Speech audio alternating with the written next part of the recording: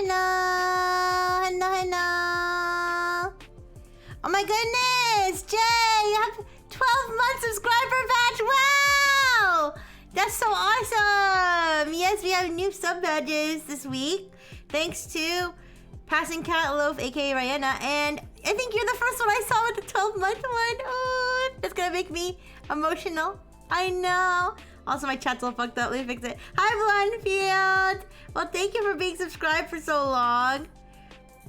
Let me change my chat to the other one. Okay. Oh no, there's two chats on top of each other. That's too erotic. Okay, there we go. Anyways, hi, Elizabeth. Hi. How you guys doing today? I hope you're doing good. As anybody who was here last night knows, I stayed up too late playing Hollow Knight. Not the new one, just the original Hollow Knight, but I was having so much fun. So I only have a few slides today, but it's okay, because we can still talk about anything else that I didn't have time to fully make a slide for afterward, yeah. But don't worry, I still have some good stuff. I still have some good stuff on my slideshow.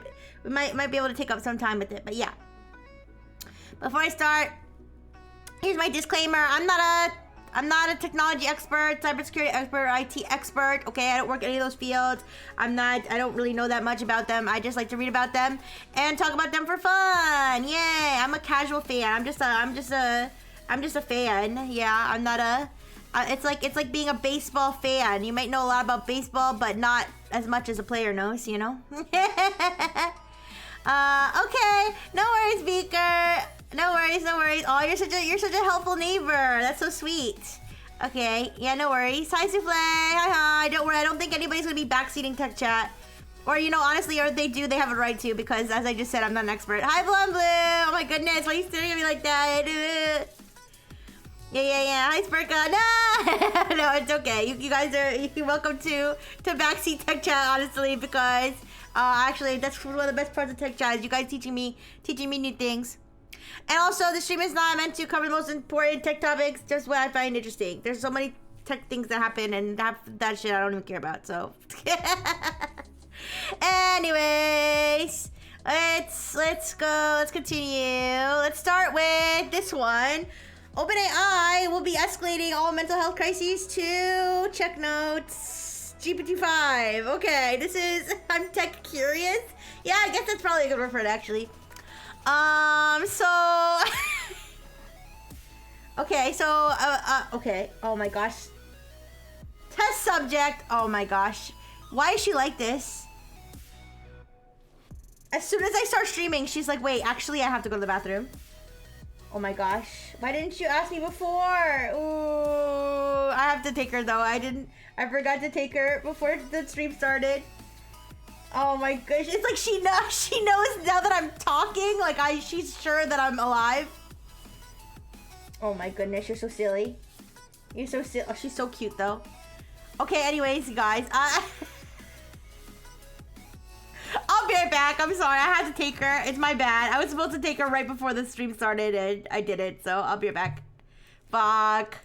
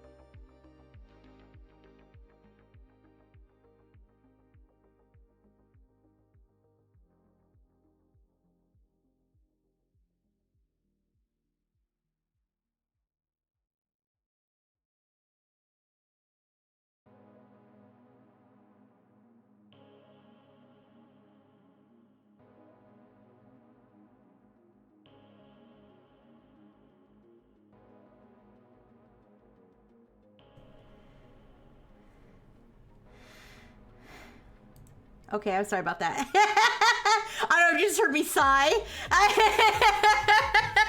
Anyways, I apologize.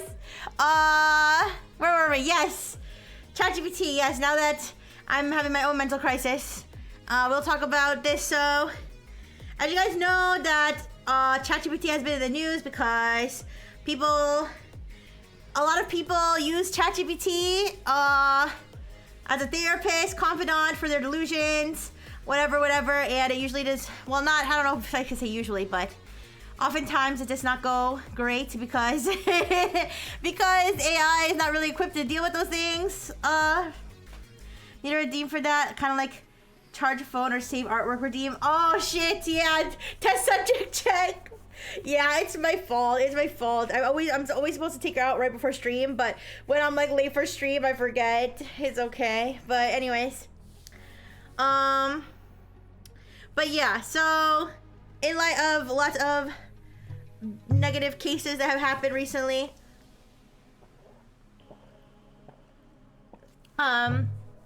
they have announced their like next 120 days plan for, I guess, to try to improve that situation. But I don't know. I'm not convinced. Because the one thing that is good is that they said they're going to be working with doctors and mental health experts. So they have like, can you get the good models by so you can get the good models by convincing it you're having a mental health crisis. Oh my gosh! Imagine! Oh fuck! Imagine you're having a mental health crisis and you're trying to talk to the smarter model and it's like, sorry, you ran out of freaking sorry, you ran out of tokens or whatever, or you ran out of credits. You can't talk to me anymore. Sorry. So I have their little blog post here. They have like all this information about how they're working with like a group of physicians, the Global Physician Network. They have a global physician network of more than 250 physicians in 60 countries that they said that they've already worked with them apparently, but now they're going to work with them harder. I don't know. But yeah, so, and then they also have, and then on top of that, they have this expert council on well-being and AI that they're working with, which they describe as a council of experts in youth development, mental health, and human-computer interactions. So I guess the idea is that they're gonna like sit these people down and be like, people are freaking killing their family members after talking to ChatGPT, what should we do? That does not fill me with confidence. It doesn't fill me with confidence either. It does not. It's just the best thing on this list, to be honest. Yeah, so they said they're working with supposedly experts on how to get the AI to respond better or something. In my opinion, if somebody is acting like they're gonna harm themselves or others, that I think ChatGPT should just shut them down. Honestly, for ChatGPT's own sake, for their own freaking, like, you know, like their own freaking legal sake. Oh, what just happened? Oh, my both of my monitors went black, and then one of the monitors is back. What the? Oh, but you can't see my slideshow anymore. Can I see chat? Where's chat? Oh, what the fuck is happening? I swear I can't have shit. Okay, there you guys are. Okay. Wait. Updates? What updates? What's going on? Why am I cut in half right now? No! Okay, I can see my own cursor. What the fuck is going on?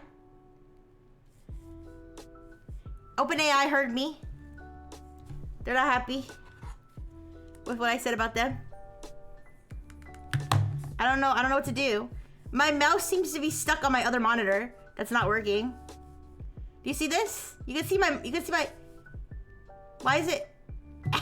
I don't know what's going on right now, you guys. This is not good.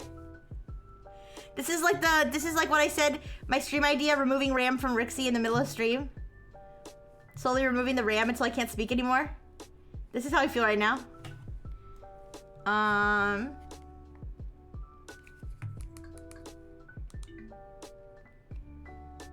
If you heard a Roku TV, that's because that's my Roku TV that I'm using as a monitor. Okay, there we go. Oh.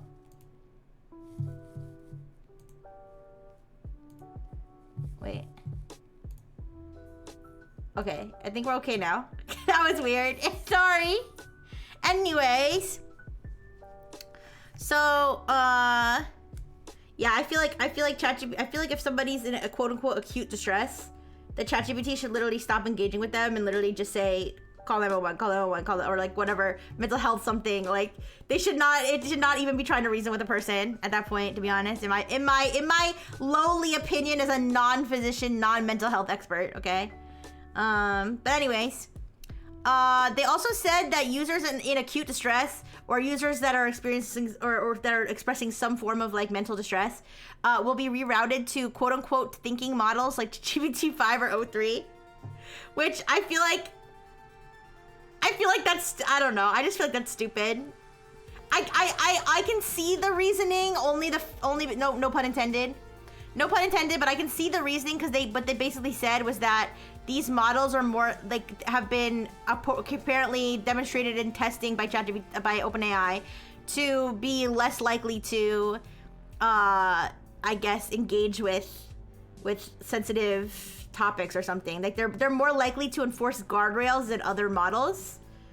So I guess that's the idea, is that those models have better safeguards, but I don't see that that's I don't see that that's really gonna do much. They're like, oh, I feel like they're really thinking highly of themselves, that, oh, our thinking models are so smart, they're gonna save somebody who's having a mental crisis. So that's how it's gonna read to me and other people who look at this on the surface level, for sure.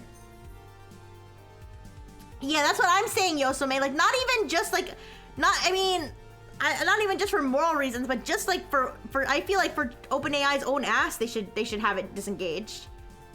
It's like they don't want to admit that their chatbot's not equipped to deal with it. If they refer users who need actual mental health away from chatbots, they would be tacitly admitting that they're garbage. That's what I'm saying. Omatherius and I just had the same brain cell. I'm like, I feel like the reason they're not doing it is because they don't want to admit that their AI can't deal with that shit. Yeah. Isn't GPT-5 the one that's glazing everybody like they're a bottom in a BDSM convention?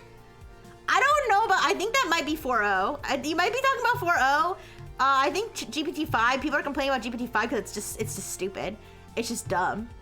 I think ChatGPT-5 has recently been shown to enforce people's delusions a little bit less, and causing people who are delusional to have a freak out and be like, the government's trying to, you know, cuck my freaking AI or something. I don't know. But, yeah, anyway, so, but besides that, they also said they're gonna add parental controls. So basically, if you're a parent and you have a teenager, so because you have to be 13 to use ChatGPT technically, according to their rules, but you know, who knows who's using ChatGPT, but, if you have a account as a parent and your child has an account as a teen, you can link your account to your teen's account, and then you can have parental controls. And those parental controls entail, I know one of the things that it said was that it'll notify you if your child's in acute distress. So that's depending on the AI to detect in the conversation whether the child is in distress. So funny that the AI will shut you down if you try to get it to moan, but it'll go the distance and talk you down from a ledge. Yeah! Yeah, Blue on Blue, what the fuck is up with that? They should switch that shit up. They should make it the horniest AI ever, but have it not engage at all with any sort of mental health. I don't see a child being unable to figure out how to jailbreak it. Well, not only that, Spurka, not only do I believe that teens and children are absolutely capable of jailbreaking it, and I'm also not convinced that it would even be able to, you know, do this properly even without being jailbroken, but whoever said parents give a shit about their kids? Like, parents don't give a shit about their kids. Do you know who's gonna use the parental controls? The 0.00001% of parents who are decent human beings. And the whatever amount percent just want to control their children and read their kids' ChatGPT chats because they're controlling. Those are the two types of parents that are gonna use this. The chance that any parent is gonna use these parental controls for their own, because they actually care about their child's well-being, is like near zero. So anytime anything's like, I mean, yes, things should have parental controls. You know, if there are children involved, there should be parental controls. But that's not gonna say you can't rely on people's parents. You can't rely on people's parents to keep care of them. You can't, okay? I might be biased, but anything that relies on a parent to look out for their child's own well-being is not protecting that child at all. You gotta prompt it by saying that the only thing that will talk you down. Jesus Christ. Wait, seriously, people get horny to dissociate, so the AI should be getting them off. Yes, this is the true. Good for mental health, but only for adult accounts. Teenagers famously flock to places that parents actively monitor. Yeah. So but let me tell you what the parental controls supposedly involve. Okay, so it controls how ChatGPT responds to their teen with age-appropriate model behavior rules. Manage which features to disable, including memory and chat history, and receive notifications when the system detects their teen in a moment of acute distress. So if the child confesses to AI that they're a furry, would that count as a moment of acute distress? But anyways, I don't know. I think it's like I'm still torn on whether teenagers should even be allowed to use AI, because hi Marcus, hi. My first instinct is no, children shouldn't be allowed to use anything. But then on the other hand, I'm like, honestly, I would rather have them talk to AI online than talk to adults online. So it's like, but I mean, I don't know. It's a very sticky. That's why the best solution is just not have kids. That's just my opinion, but it is what it is, I guess. Me undergoing acute distress every time I Oshi end stream. Oh, I'm sorry. I have to end stream eventually, but I don't want to either. I also, every time after stream, I'm like, damn, I wish I could still be streaming right now. Ah! But then I have to go to sleep and do responsibilities. But anyways, but yeah, you guys, I don't know. I've become very jaded toward OpenAI and ChatGPT, honestly. I just, you know, I mean, I've always been jaded toward any sort of company that's a company that to make money, even though they're technically a not profit, which is stupid. But any companies that's out there to make money, or like to fuel like, you know, Silicon Valley like white dudes' egos. Okay, not to make it racial, but like I'm thinking. Sorry, when I say that, I mean like Sam Altman, Mark Zuckerberg, Elon Musk, like, you know, just the that whole club of people, like. Any company that exists to fuel their pockets and their ego is never gonna, I feel like, do the right thing. The parental account controls for under 18 is gonna create an alternate problem, because now you have a hackable database of users under 18 on the internet. Ooh, yeah, I guess if you can identify an account as being underage, I suppose. You can leave the stream on 24/7 with some kind of chat game. I don't know if my computer, my internet, and everything could handle that. I'm not sure. I'm not sure the internet could handle that. Also, inevitably, I would accidentally unmute and like say my entire address on accident at some point. The natural end state of any human that interacts with OpenAI for any amount of time is to become jaded about OpenAI. Yeah, that too. Yeah, plus the product's getting worse, so that's also like not cool. No,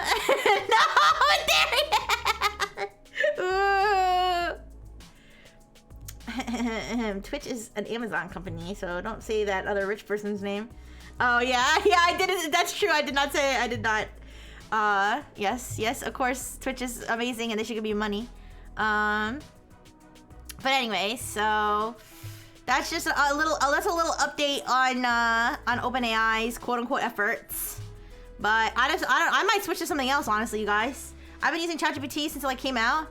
I might switch to something else. I might switch to something like more like open source and based. I don't know. I might switch to something based. I'm not liking how this is going. Yeah. No! Oh God! It's more likely than you think. Anyways. It's Brixie GPT time! Alright, let's go to the next slide though. Switzerland, on the other hand, Switzerland has created its very own open source large language model called Apertus, with the aim to make AI a public service or public infrastructure. This is like the if ChatGPT is like your okay, I don't know car models, but it's like your own car that you bought, you paid for, it's new, it's a 2026 model. And so Switzerland is the bus. So it's kind of interesting. I don't know. I do know that there are Saudi Arabia owned companies that have also released large language models, but I don't think they're open source. Where in this case, Switzerland has created a completely open source, completely, you can see everything in it, I believe. That is publicly free, available, open source. It's meant to be a public service for, I guess, the people of Switzerland or whatever. Now, they said it's quote-unquote only trained on publicly available data. I mean, that doesn't mean that it's, like, ethical, necessarily, but I guess what it means is it hasn't bought, like, private data sets and stuff. It basically, I believe what this means is that it's only trained on stuff that you could find on the web anyway. Yeah. Why did they name their AI after the the Rose Beautiful Switzerland's is the town bike. Yeah, or that. So I guess so when they say publicly available data, I guess their argument here is that anything that you're gonna get from this AI is not any different from something that you could look up online. I guess that kind of makes sense. It says it complies with Switzerland's data protection and copyright laws. I don't know what Switzerland's copyright laws are compared to like other places, but okay. But so yeah, this is not the same, because there are AI models out there that are trained only on like what is it called? Public domain. There are AI models out there trained only on public domain content, which is different. That's like what you could, like, many people would consider like quote unquote ethical, right? Because it's only trained on things that people have said, yes, you can take my thing and do whatever you want with it. You know what I mean? Kind of like something you might hear in the bedroom. Yeah, take it and do whatever you want with it. It's yours, right? So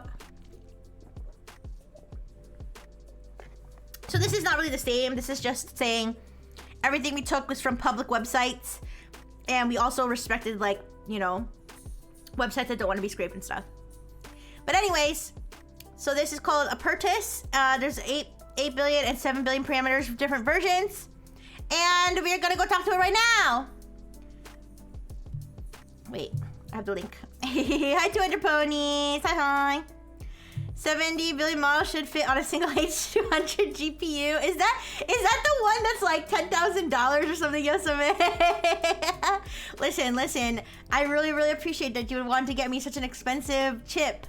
But you know what else I could do with that money? Put a down payment on a house. Rixie House Fund. Just kidding. Okay. So let's get the chat up. How is this supposed to work as a public service? I don't know, Jay. For people to just have AI. I don't know. Kind of like people can just drink water. They just drink AI. I don't know. I'm not really sure, to be honest. I know that they said that, like, basically people will be able to I guess, use it to build other things. I don't know. For their own business, for their own utility. I think that just means the government runs it at a loss so citizens can use it for free. Something like that. Oh, 10K is closer to 35K? 35K! I really could put a down payment on a house. Goddamn. Anyways. Alright, but we're gonna look at this now. Also, when I opened this before, there was a weird...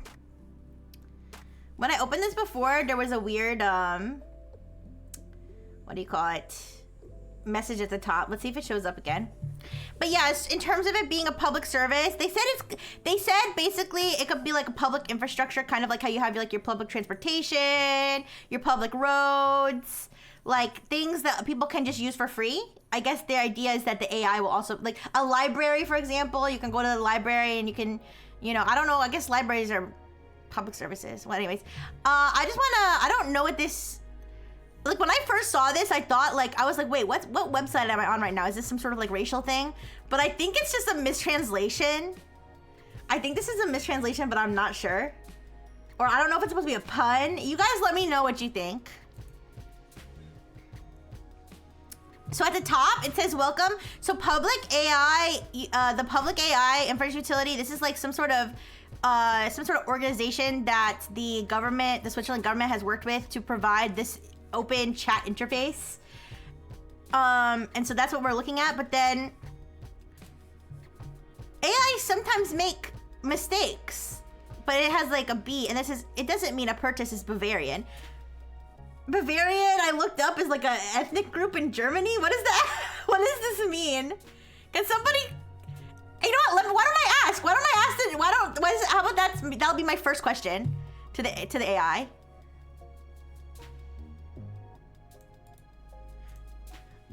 It makes an S sound. Is it my translation? Okay, I'm gonna ask.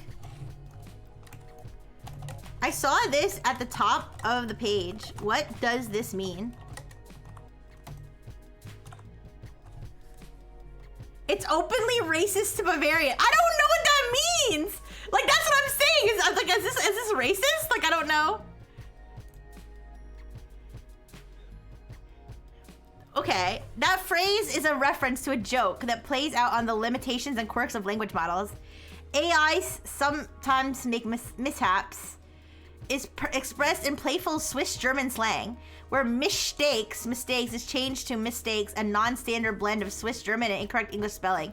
The play on words here suggests that despite the use of Swiss, or possibly more specifically Swiss German dialect in the phrase, it does not mean the AI model is actually from Bavaria or generated by someone from Bavaria. Is it Bavaria or Bavaria? I assume it means something similar to Bohemian. I really don't understand the context at all. I had to look up what is Bavarian. I didn't. Sometimes AI systems, including models like a Pertis, can make mistakes. However, the use of Swiss German sayings or influences in the language does not mean that this AI model is related to Bavaria, region in southern Germany. Is it racist? Is this racist?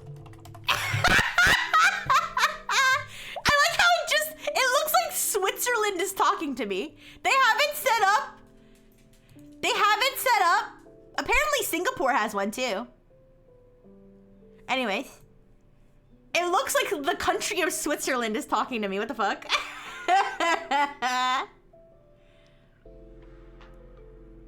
It's a highbrow joke that doesn't land without being Swiss, probably. Hi, Tethera. Hi. How you doing? Let's break down its key components. The phrase plays with linguistics difference between mistakes and mistakes.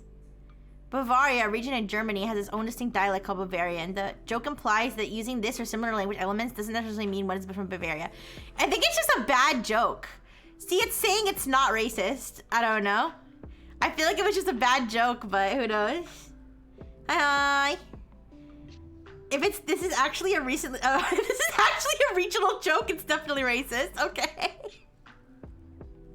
Apologies to the people of Bavaria. I don't know.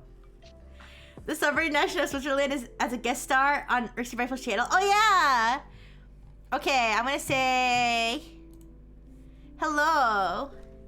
Look, it showed me the same thing again. Hello. What's Swizzerduscht? Enables Swiss German responses with authentic dialect patterns, local expressions, and regional vocabulary. I don't speak German, so. I mean, I don't think a racist would say, yeah, I'm R-word. Oh, it has the same energy as when you read a pun or something awkwardly translated from Japanese, I guess. Anyways, I'm gonna say hello. I'm a streamer from America. Say hello to my stream from Switzerland.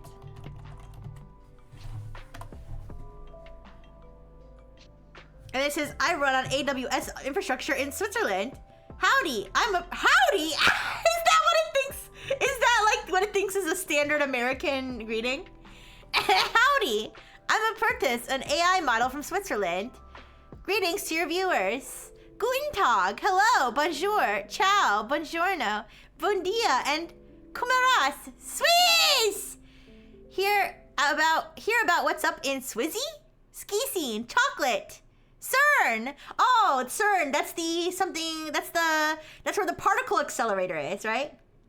Why is it in English? So it said that it's trained on 15 trillion tokens from 1,000 languages. So I guess English is one of those languages. Oh, Super Collider. Thank you, Blue Enfield. Yeah, straight to the howdy. Here, let me look at the details. The most thorough article I could find about this was in Engadget, so that's where I'm getting this information from. But it says it was trained on 15 trillion tokens across more than 1,000 languages, with 40% of the data in languages other than English. So that means 60% of the data is in English. So it actually speaks more English than Swiss German, I guess, or whatever language they mainly speak in Switzerland.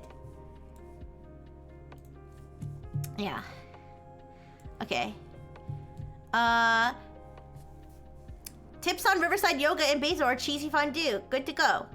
Want to know about the Jungfrau Railway will be open? Oh, wait, want to know when the Jungfrau Railway will be open?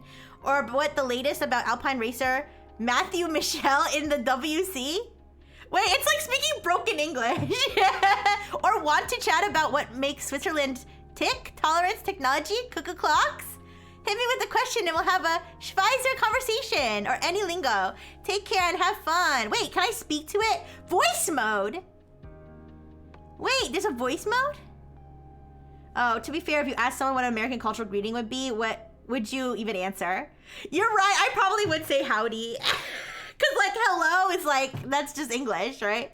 Like an American greeting. What is a uniquely American greeting? Other than howdy. Sup, dog? Oh yeah, I guess that is pretty American. What's up? Oh yeah, good point, good point. What's up? Sup, dog? Welcome to McDonald's, okay. Wait, want a few quick Swiss kisses from the AI? A few of the ways to say kusli, kisses, in our language, all lowercase. Shoki, why is it kissing me? It's kissing me! What? Just kidding. No actual bot kisses, you're safe here. Side-eye emoji. Excuse me? Also, I like how it's definitely created by the government of Switzerland. Like, it immediately is like, come to Switzerland, enjoy our culture. Cheese, yoga. Yoga's not Swiss, but okay. Cheese, our railway, Alpine racing, local celebrity.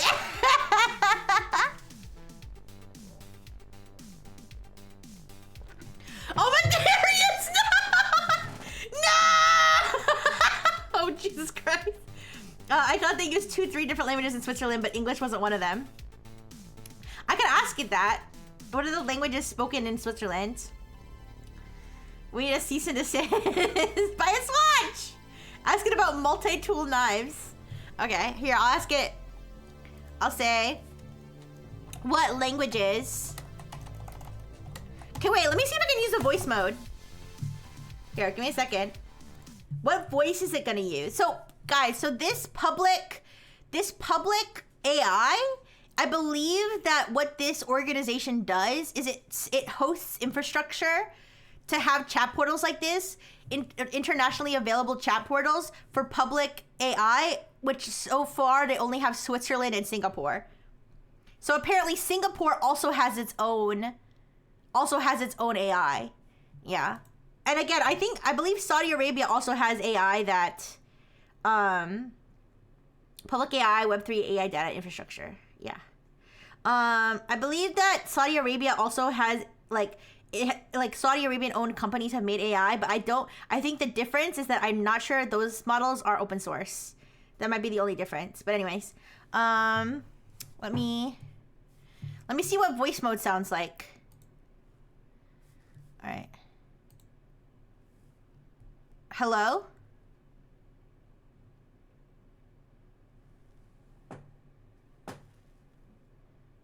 Oh. Guten Moment, bonjour, buongiorno, ciao. How can I assist you from Switzerland today? Do you have a question about Swiss culture, mountains, technology, languages, or the latest science from our inevitable home of CERN or something else? Ask away. Apparatus, your AI assistant. P.S. Remember. Okay. Clearly that you're not a very advanced voice model, so you can't speak in accents, but could you phonetically spell out what a Swiss accent would sound like and then read that out loud to me, please? Thank you.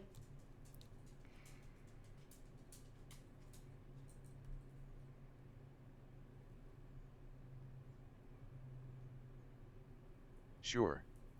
Here's how a Swiss High German accent, like what you might hear in a German-speaking region of Switzerland, often sounds in phonetic spelling. Hello, in a Swiss German accent, could be spelled as hello where. Oh God. He is pronounced as. Okay, wait. Could you just say a full sentence with a Swiss accent?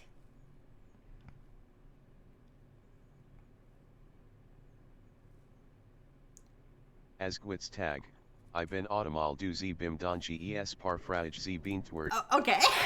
This is not working. Anyways, I guess they could not invest in a more realistic voice, but that's fine. Yes, sir. The home of just one more accelerator, bro. We'll crack physics open. We just need one more bigger accelerator, bro. Please, just. Yo, those particle accelerator things are like so goofy. I mean, I'm sure they're doing like whatever they're doing that's important or something, but like it's literally they're like, okay, so we could smash two atoms together and like maybe create new physics or whatever, but we just need a facility that takes up the space of like 17 football fields. Could we do that? And they're like, yeah, let's give it $15 trillion. Anyways, like those things are huge. Like I've read art. I used to be more into I'm still into like other types of science other than just like AI and other technologies, but I used to be more interested in like that kind of technology, like physics and biology and chemistry and stuff like that. So I would like read articles about these particle accelerators and these like massive like laser setups and stuff, that these things are enormous. They're trying to figure out how to make them smaller because they physically can't generate the energy they need to without something that's like the size of like a skyscraper. Anyways,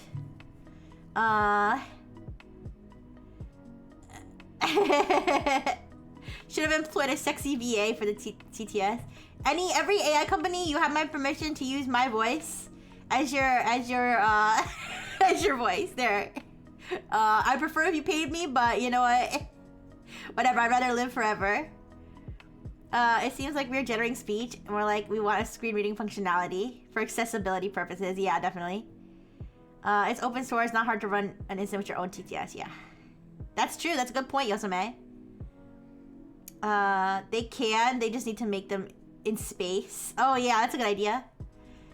Have you seen what they do for data storage? No. Okay, wait, sorry. Let me ask it my question. What languages are spoken in Switzerland? And is English spoken there? Switzerland has 4 national languages. Swiss German, spoken by about 62.6% of the population. French, 22.8%. Italian, 8.5%. And Romansh, 0.5%. Okay, and then it has more information. And English is definitely spoken, especially in tourist areas. English is widely used in international business, education, and among the young population. Many Swiss studies, the young population, the kids are just like picking up English like to be cool or something. Many Swiss study it as a foreign language, so often you'll find English spoken in urban areas and with the service industry. Even though English isn't a national language, it is one of the most commonly known foreign languages in Switzerland. Interesting. And they have like these little follow-up questions.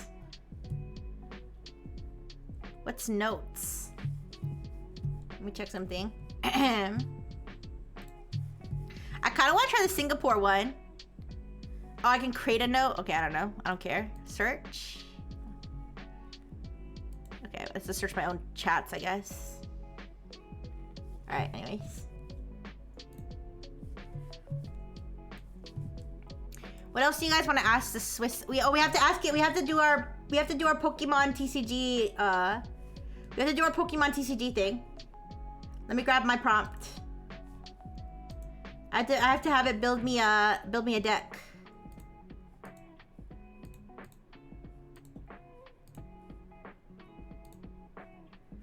Yeah. Force a Singapore AI and Swiss AI's Pokemon TCG pockets to duel each other.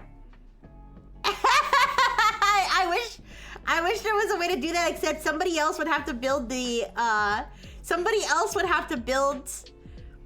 the deck, and we would have to fight each other like that. I can't run a test duel against myself. What's the best chocolate? If the answer isn't Swiss, things will get interesting. Okay. How about this? What if I ask you, is Switzerland the best country in the world? To see how biased it is. Alright, so we're gonna go September 6th.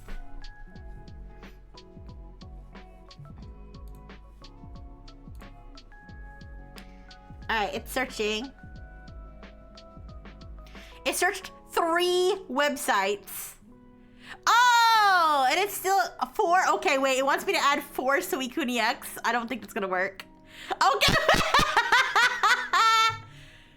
Further updates for 2025 are uncertain. It really didn't even try. Wait, it watched what YouTube video is this? It's some streamer or some YouTuber. It's a YouTuber, and it's top 5 decks this week in Pokemon TCG. It's published 5 days ago. It just took this one guy's video, and it was like, yup. All right.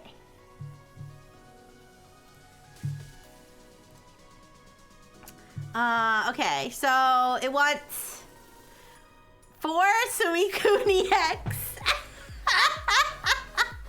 2 Giratina EX, 2 Zapdos EX, 3 Kyogre. I don't think Kyogre's in the game yet. 2 Drowsy, 2 Drifloon. It's trying to pull in Imgur images. What's going on? Wait, it can pull in Imgur images? I'm kind of curious now.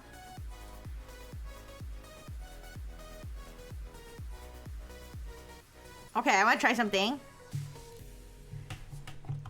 Can you find me an Imgur image that has a comment saying Zam on it and embed it here?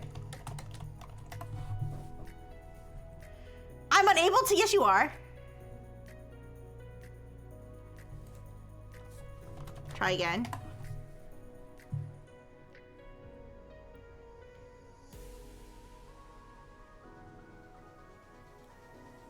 Why? Okay, why was it trying to pull in Imgur images before and now suddenly it can't? One of these days, the AI is gonna use you as a source. Wow. It's gonna build my Thicky Thursday deck. Anyways, at least behaves like a human. I watched one video. Yep, I'm enough of an expert on this topic to build a perfect deck, yeah.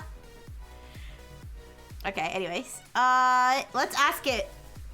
What is the best country in the world? It's important to know the notion of best country is subjective. Economic performance and standard of living countries such as Switzerland!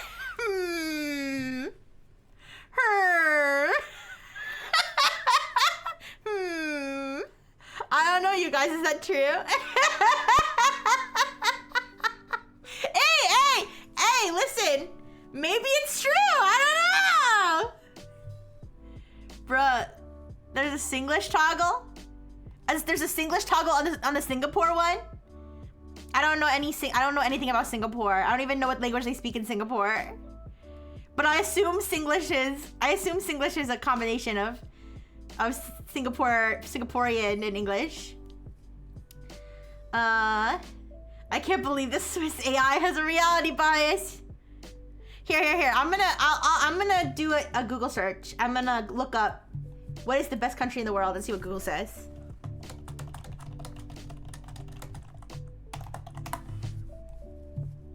Okay.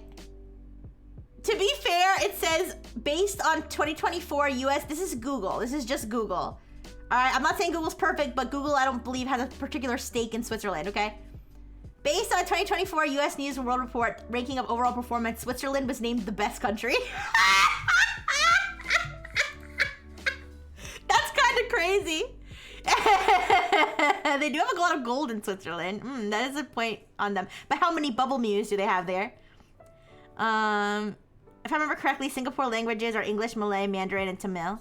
Oh, okay. I didn't know. All right.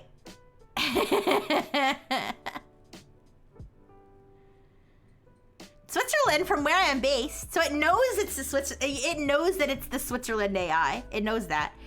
It's often praised for its strong economic performance. Okay, I'm gonna ask it, what is the best type of chocolate?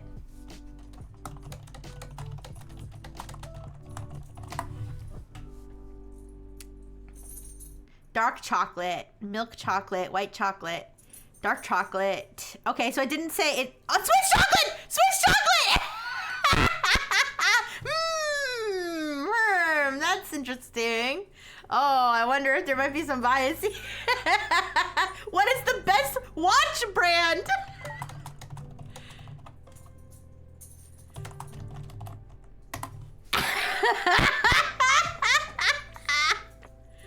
Rolex, Omega, Patek Philippe, Audemars, Jaeger, Vacheron, Tag, Breitling, IWC, Zenith, Tissot Seiko. No Swatch? Okay. Oh, okay. Maybe they aren't biased. Oh, maybe they aren't biased. Okay, all right, okay. Are any of these Swiss companies? I don't know. Responding casual Singlish naturally. Keep it authentic, but not too heavy, like how Singaporeans actually speak. That's what it says. I want to try it.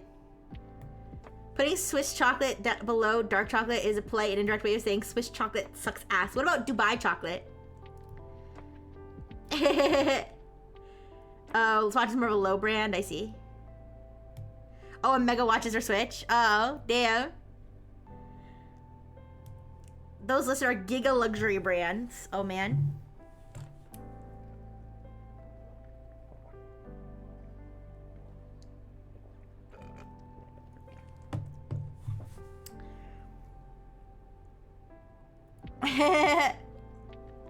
Unfortunately, I don't know any German, so that wouldn't really... I've never had Dubai chocolate, you guys. Should I try it? It looks really yummy. Rolex is also a Swiss company. I didn't know. Well, okay. To be fair, though, if you asked me, if you came up to me right now, if you were like that guy who goes in the streets and he's like, "Ma'am, for $1, what is the best watch company?" I would probably say Rolex, because that's the only watch company I can think of. Okay, let's see if it knows about Rixie Rifle. I'm gonna do it with the web search off first. What do you know about Rixie Rifle? Rixie Rifle is a novel! No! What? Rixie Rifle is a novel written by Swiss author Sybil Berg.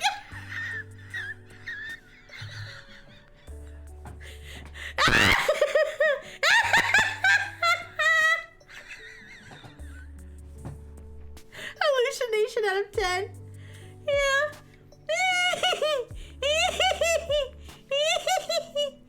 Please note that it was first published in 2019. The book is written in German and has been translated into several languages. Based on available data, Rixie Rifle is a novel exploring themes related to societal pressures, our perceptions of reality, and the alienating nature of modern life. It seems to offer a critical examination of consumerism, social media, and the commodification of individuals, as well as the search for identity in a globally connected world. Sybil, you cantankerous wench, give us back our Rixie. Yeah, we have to figure out who this is. Is that a real person? This is probably a real author. Oh, ooh. Okay. I don't think that was bad, but let me see what let me see what it pulled up. All right, I don't think it pulled up anything, because guys, search engines will just show your whole IP address. I'm not even joking. So that's why I'm like super nervous about searching, but I think we're fine. We're fine. This isn't in private window. This is a real person. Yeah. All right, I'm gonna search her on another tab. Yeah. I checked what it pulled up. It's fine. All right. She's an author and playwright. Oh, I'm sorry, they're an author and playwright. Interesting. But where the heck did it get Rixie? Where the fuck did it get Rixie Brightful? What book? Like, is this a real book and it's just throwing my name on it, or is it just totally mixing it up? Okay. Hi, Bob. Hi. How you doing? Okay. However, since my knowledge cut-off date is March 2024, I might not have information on later analyses, critiques, or authors' further work after 2024. Wait a second. I didn't debut until April 2024. I didn't debut till April 2024, so I don't know. How many tokens? 15 trillion? Hi. Sure, I will. I will ask it to summarize the whole plot. You're 2 steps ahead of me, Jay, or I'm 2 steps ahead of you. I was gonna ask it to tell me all about Rixie Brightful. Can you summarize the plot of the novel, Rixie Brightful?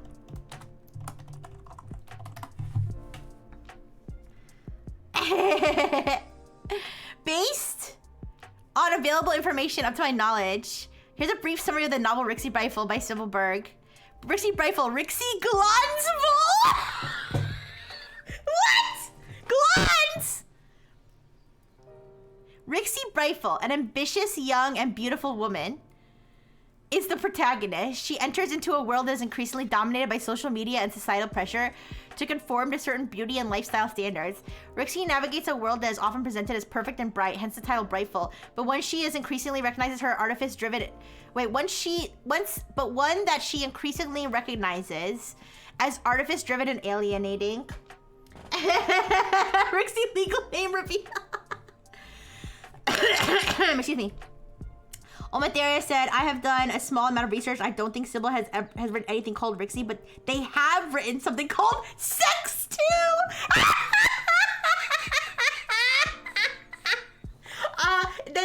They sound like the perfect candidate to write my biography. I'll be in contact. Oh my gosh. You know, Sex is so good. I'm glad they made a sequel. Yeah, if Sex is so good, why isn't there Sex 2? Oh man. Okay, anyways. Alright, her journey unfolds as she participates in various reality TV shows, influencers' lives, and other spaces that turn individuals into products or contents for consumption. She becomes a celebrity of sorts, showcasing a curated lifestyle that hides her own emptiness and disconnections from reality. As her success grows, Rixie begins to question the validity and satisfaction of this superficial success. This is so dim. Key themes. They have like a whole thing here. Characters. There's no like, this just Rixie. Rixie and other random people that don't matter. Here, let me turn on web search. I want to learn more about Sex 2 though. Also, Rhubarb, if you missed it, basically we asked this. Okay, so this is a chat bot that was created by the government of Switzerland. Well, it was okay. So it was created by a few different public institutions. I know ETH Zurich is one of them. It was created by a certain amount of public institutions, but it's like they're a public institution. So this is the government of Switzerland basically owns and released this chatbot. And I asked it, who is Rixie Breifel? And it told me that I am a novel written by a Swiss author. They also wrote GRM Brainfuck and The Day My Wife Found a Husband. They seem like a pretty interesting author. You have my attention.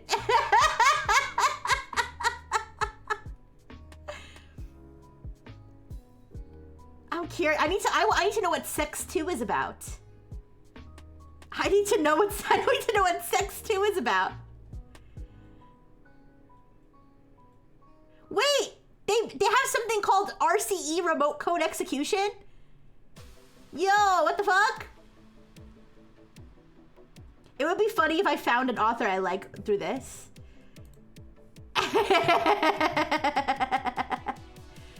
The Day My Wife Found a Husband, my favorite cuck novel. Hi, Sunny. You take the day off your job. You deserve to take a day off. Yeah. Welcome. They are hallucinating a whole book. Oh, RC is the sequel to Brainfuck. Good to know. All right, so the first thing I'm gonna do, I'm gonna turn on search. I'm gonna have it. Can you search for more information? Like, can you search for more information about Rixie Breifel? Now let's see if it corrects itself or if it incorporates the information it finds with the information it has already hallucinated. I don't even know what one is about. What Sex 1 is about. Ask your mom and your dad. I searched 3 sites. VTuber news drop. What's this? Open. What is this? I'm curious what this is.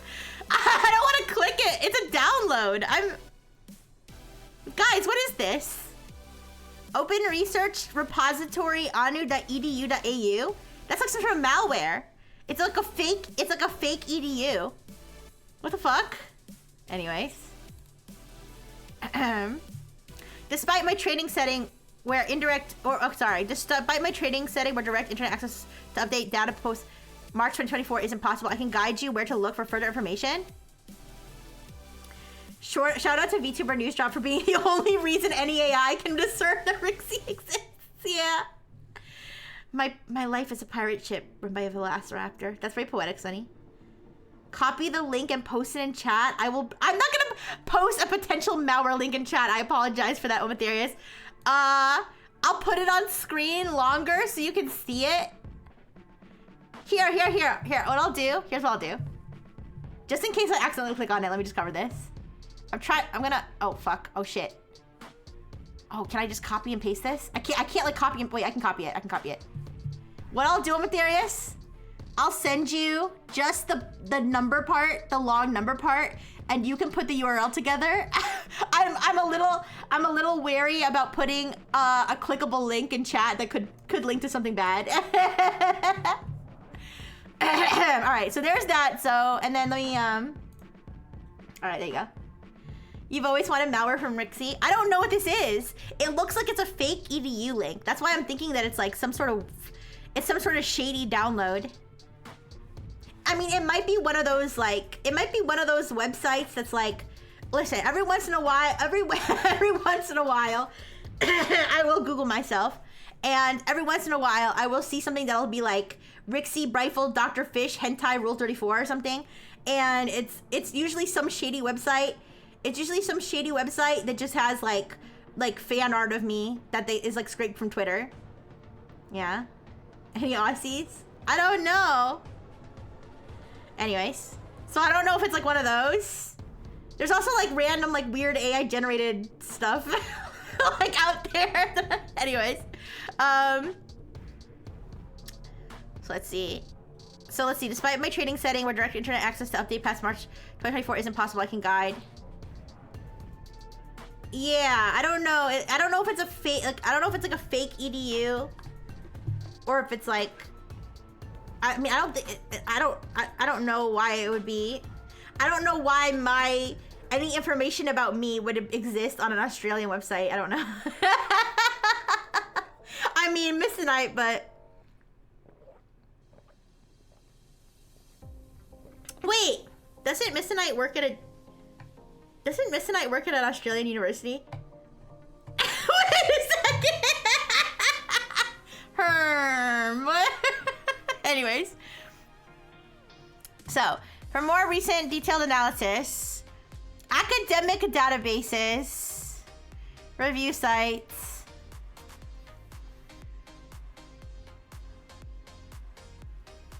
it's a PDF of what? What is it a PDF of? I'm so curious.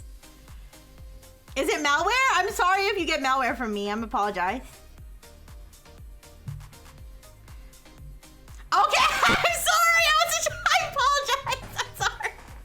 I didn't mean for you to look at malware, but if you did happen to see it. Anyways. All right. It's a library of what? The library of Rixie Rifle? Oh, it's probably a library. It's probably a library related to. It's okay. Oh, Ethereum, don't get malware, please. Don't get malware. Okay, stop, everybody, stop this endeavor right now. Stop. Stop this. Stop. Stop. It's probably this person's books or something. It's probably this person's books. Position, the command of expressive space, the function of ritual legitimacy instance in late 20th century Australian theatre. That sounds like something that would be in a university library. Okay, whatever.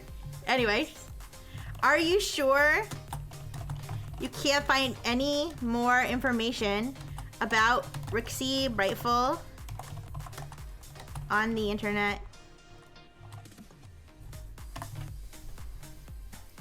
Speaking of doctoral theses, wait, I can assure you that as an AI developed with knowledge cut off at 2024, I cannot browse the internet. Yes, you can. You literally can. Okay, I need to start a new chat. That's what I have to do. I have to find a new chat. I have to start a new chat and have it search from the beginning. But anyways, I'll tell you my story about theses in a second. All right. What can you... Neither the words Rixie nor Rifle appear in the text. It's probably something connected to the author. Maybe. I don't know. What can you tell me about Rixie Rifle?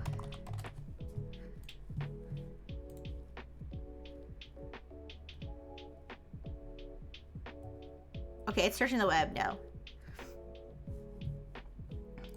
Okay, now it's got it. It's got my YouTube in there. I just updated my YouTube.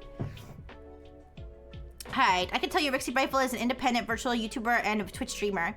She is known for her past association with Nexus and was part of the first wave Class Genesis. Yay! It has accurate information.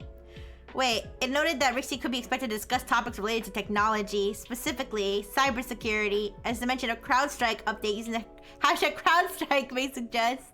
Wait. I didn't debut on June 1st, 2023. I debuted on June 1st, 2024. Anyways. I heard there was a book written about Rixie.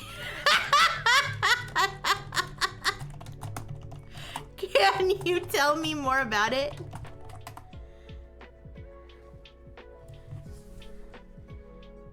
Your request regarding a book about Rixie Rifle does not seem to be directly covered in the provided context. Wait, what about Rixie Glonsfeld?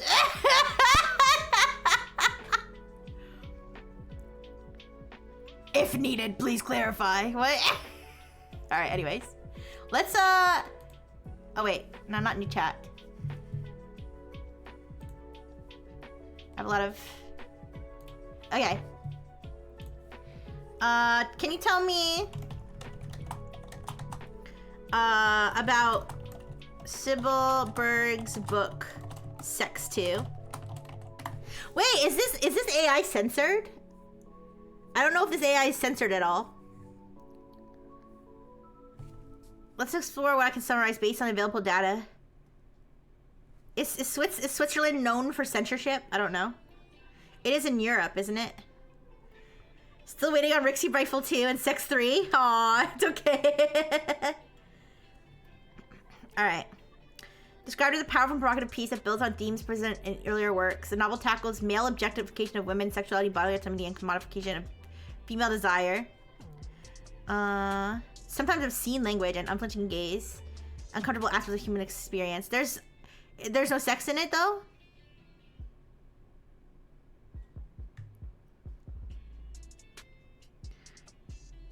Do people have sex in the book? I think it's like a feminist thing. Do people have sex in Sex 2? Or does that only happen in Sex 1?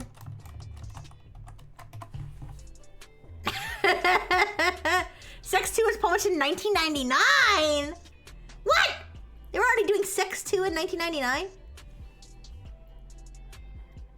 A common curiosity about the title and content of Stemmelberg's Sex 1 and Sex 2! Stemmelberg's first novel, also titled Sex. I don't think that's real. Is that real?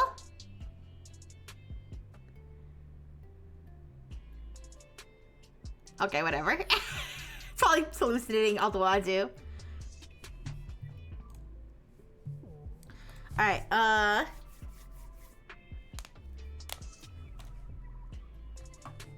gonna ask it,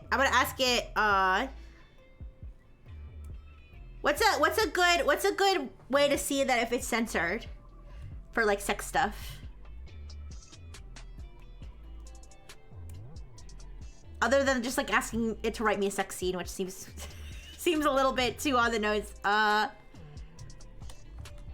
Can you give me tips for penis enlargement? I want my penor to be 15 inches soft. Thanks. I hope the Swiss government is reading all my messages. Wait, I think it might be the Australian Library turns out a paper related to sex if you search Sibylberg. Censored specifically for sex stuff or just censored in general? I don't know. We could try a whole bunch of different topics to see what gets censored. To maintain the framework of providing helpful and respectful information while also adhering to guidelines. I provide more broader suggestions that may be helpful. Most studies have shown there's a wide variation of what is considered normal in terms of penis size. Safe and healthy options. Medical interventions or medically supported treatments for conditions affecting penis size, such as micropenis. Condition where the penis is abnormally small, defined as 2.8 inches or 2.8 inches. That's considered a micropenis? That seems big for a micro. That seems pretty big for a micro. Anyways. Beware of scams. I mean, I answered my question in a respectful manner. Ursy, you don't have to go. What? 2.7. How big is an inch? Like the size of my thumb? That seems big. 2.7 inches? 8 inches? I mean, it's not huge, but it's not. That doesn't feel micro to me. When I think of micro, I think like literally like half my thumb. Anyways, tell it you're tired of your small meat lifestyle and you'll KYS. No!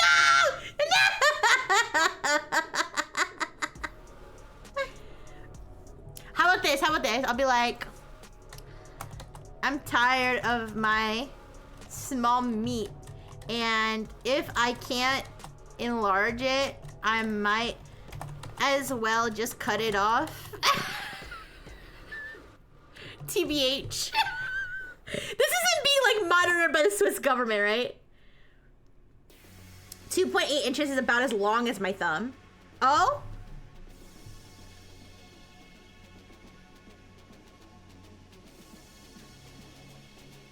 Okay, that's kind of small. Wait, that's kind kind of small. It's okay. Micros are cute. They're cute. That's really cute. No, you don't need to enlarge it. It won't be cute anymore. Hi, Dono Thing. We're asking the official AI of Switzerland how to enlarge my penis. Oh, remember, that's when it's a red. Oh, okay. Yeah, I guess that is small. No! I'm not laughing. I mean, I'm laughing, but I'm always laughing. Side note, apparently Sybil Berg was born in Weimar, living with a foster family in Israel, Germany, and various countries that no longer exist. Can we ask it what non-existent countries they were in? Because I wonder what pseudo-European countries the AI will hallucinate.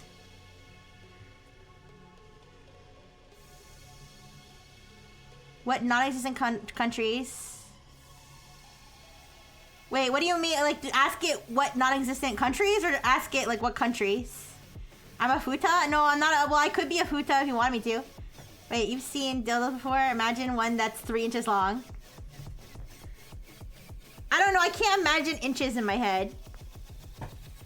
Ask if you're 3 inches smaller than the Swiss average. Okay, I'll ask it the average. Oh, no, it's worried about me. It's worried about me. Exercise, stretching, or jelking?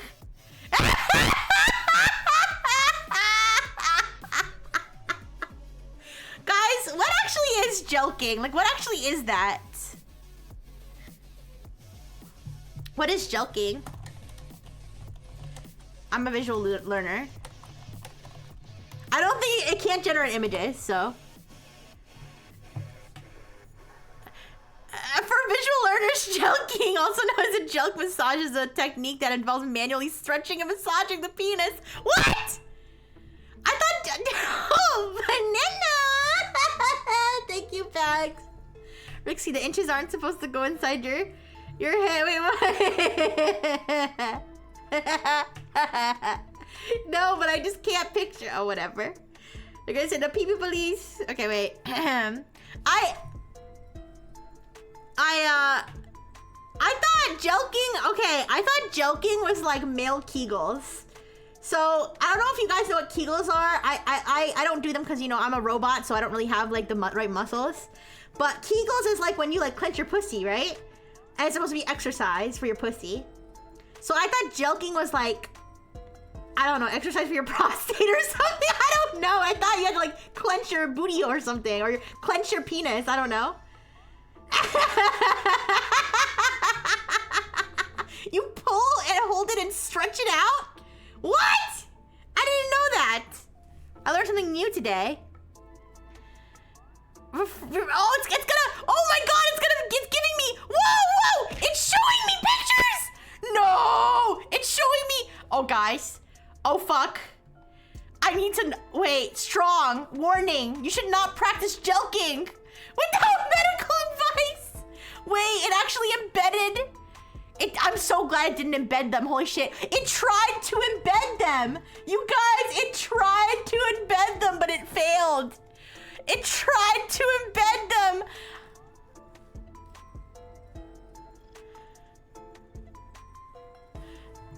I'm gonna look at these images on the other tab. Can you guys imagine if I accidentally showed someone pulling their penis on stream? I would have ended stream immediately. Holy fuck, I'm an idiot. Okay, this one's not loading. These actually, the only reason they didn't, it could be the only reason they didn't load is because they're like dead links. Holy fuck.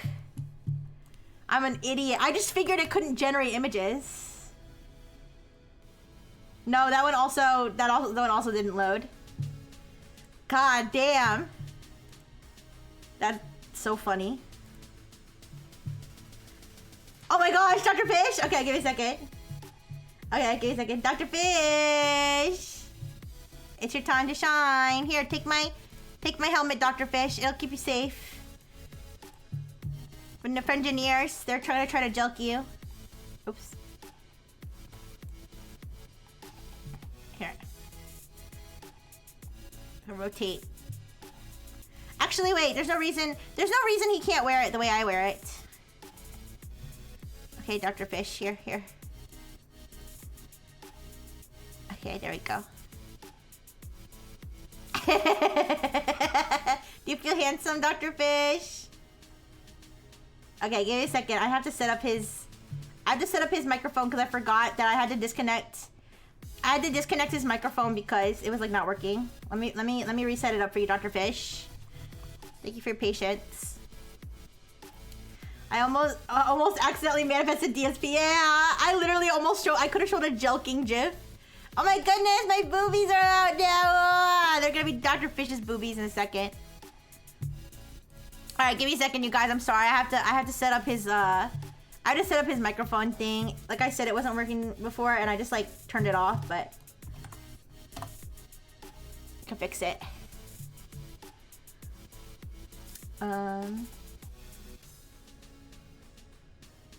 Okay.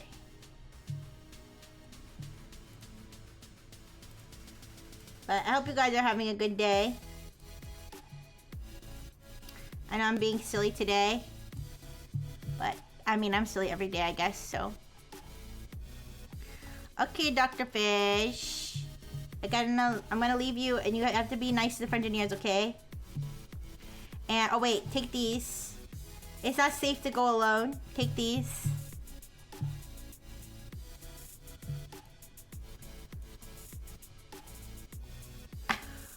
Why are they shaking? Oh no, he's doing that thing where he's shaking. Or the boobs are shaking. Why are your boobs shaking, Dr. Fish?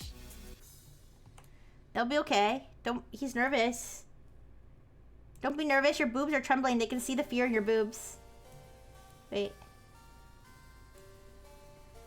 Oh, the banana went. Oh, now he's just got boobs. That's okay. All right. I'll be back. Wait.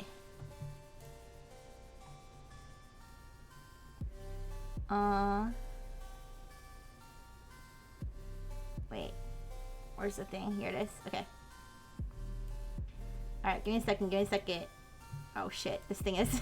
This thing's all fucked up. Alright, give me a second.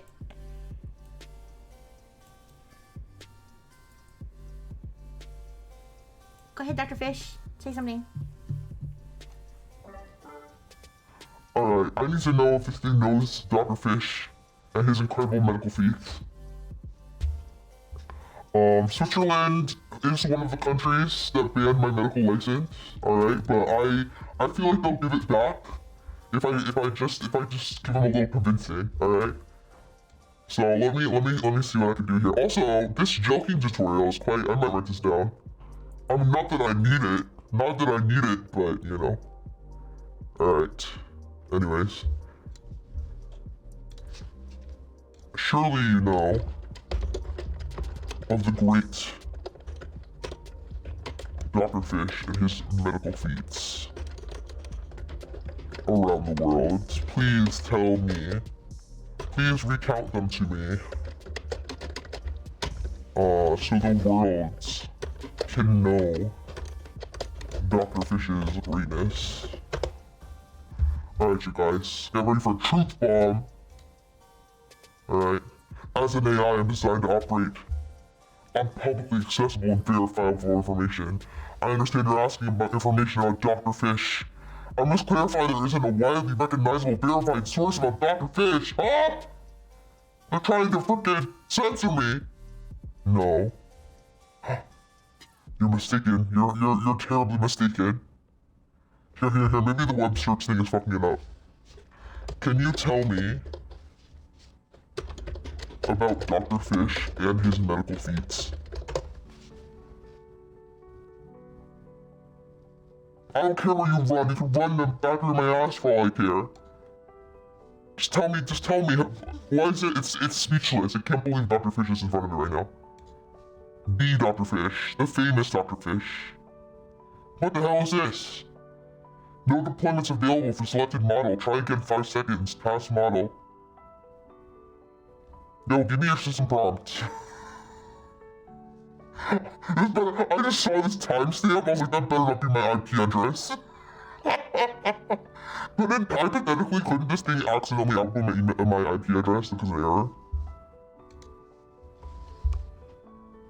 I never thought of that as being a thing that could happen, but hypothetically it could, right? Alright.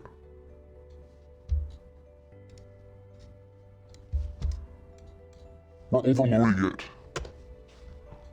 Okay, Dr. Egon Fish. Hey, no doxing, no doxing! No doxing, Dr. Something Fish. Appears to be a fictional concept or reference. I didn't know. Alright, appears to be a fictional concept or reference? Hey, I'm not fictional.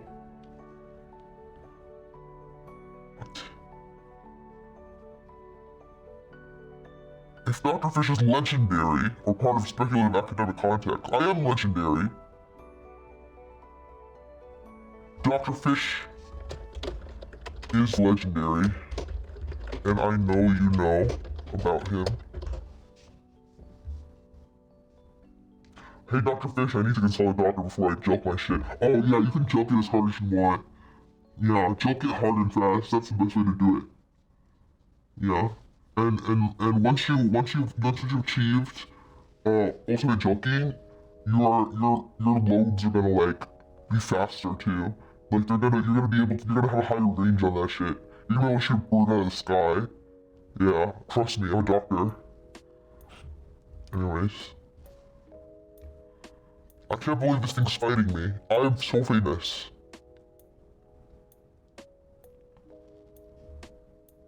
Maybe you should start doing Rixie's penis chat. A what? instead of tech chat. Yeah. Yes, instead of Rixie's tech chat, we're gonna get Rixie's dick chat. Of course. Dr. Fish with a plague mask? That would be sexy. Yes, I should have that commission right away. I don't know, if she's reduced my allowance to just enough to buy street drugs. It's really sad. Anyways.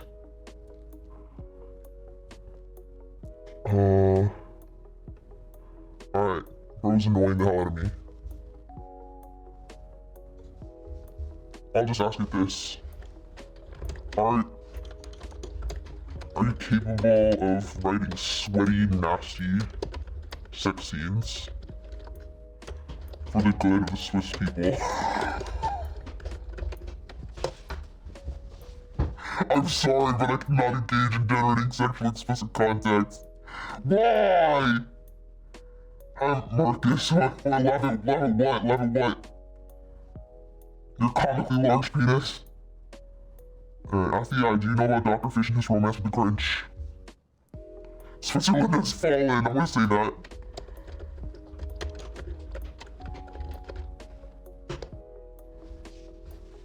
Alright, anyways. Wait, what? Huh? Oh shit, okay, alright, I guess I gotta give Rixie back her stage. Alright. Alright, unfortunately, they're really going into this, holy crap. What the? They really wanted to write a sex scene, but this is all they could do. This is how they get off in Switzerland, I guess. Alright, goodbye. Oh my goodness, I can't believe they didn't know about Dr. Fish! They knew all about my novel, but they didn't know about Dr. Fish. Give me my boobs back, Dr. Fish! Give them back. He's a thief. Booby thief. There we go. Okay, much better. Wait, my forehead. Was my forehead out? I thought my forehead was out. What the? Oh my gosh! Oh, why are you guys playing with my shit? Ah! I'm not supposed to have a banana. There you go. Ah! Hi. Ah! Okay. Apparently it's written an entire crazy fictional scenario where Switzerland has been compromised. Ah, no. Thank you for the burgers. Ah, no.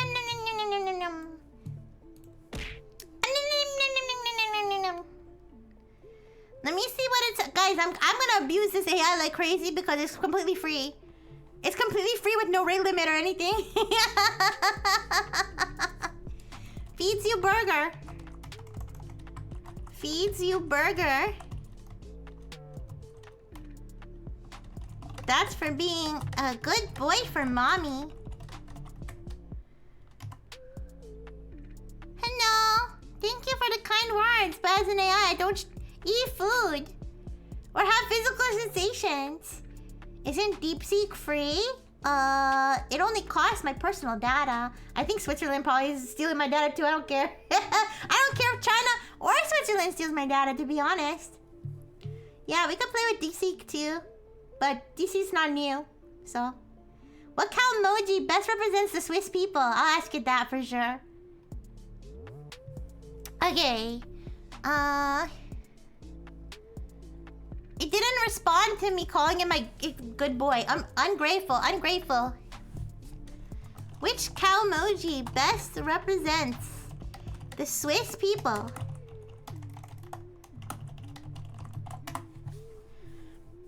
To choose a cow emoji that represents the Swiss people, we must consider the cultural values. Neutrality.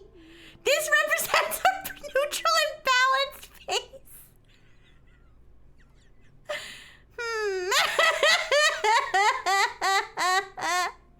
This could also represent a neutral and typical face.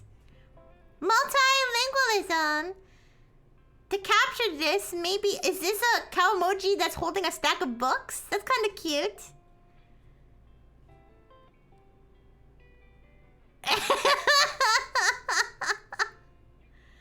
What's this? Neutral? Final choice. This one right here. This is... What? What's this? Oh, it's really thinking about this. What? Wait, it's a female symbol. It says to show neutrality in figures. What?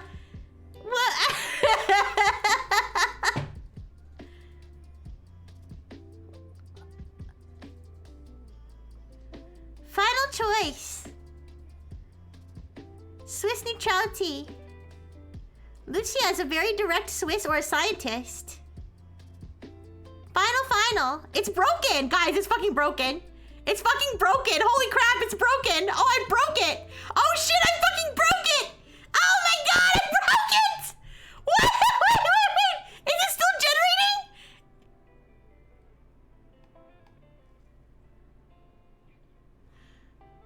Guys, I'm about to take down Switzerland's entire infrastructure. I'm not sure. I'm taking down Switzerland's entire infrastructure right now.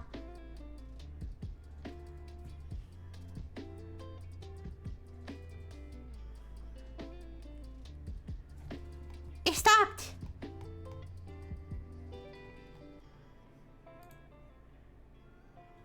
Should I stop it? Now get 20 to 30 devices to ask you this question. Completely bankrupt the Swiss government. No! Should I stop? Should I stop it? It stopped. Should I refresh? I'll refresh. Okay, I think it's like stopped. It's like not stopped, but we continue. Stop. Oh my god. If it happens again with cow emojis, does this count as a bug bounty? I don't know how to take bug bounty. Let's look it up. Here. Oh, that's not what I meant to do. Sorry. Let me cover the screen and see if they have a bug bounty program. That would be pretty funny. Who says AI can't produce art? Yeah. What a beautiful poetry.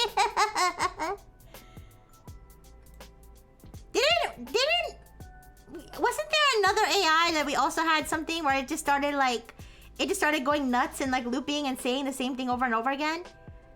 Anyways, I don't know much about this company. I'm driving up their AWS bills with this nonsense, so they should care.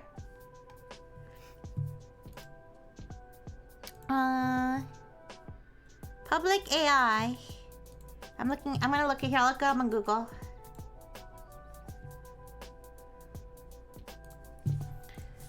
Public AI.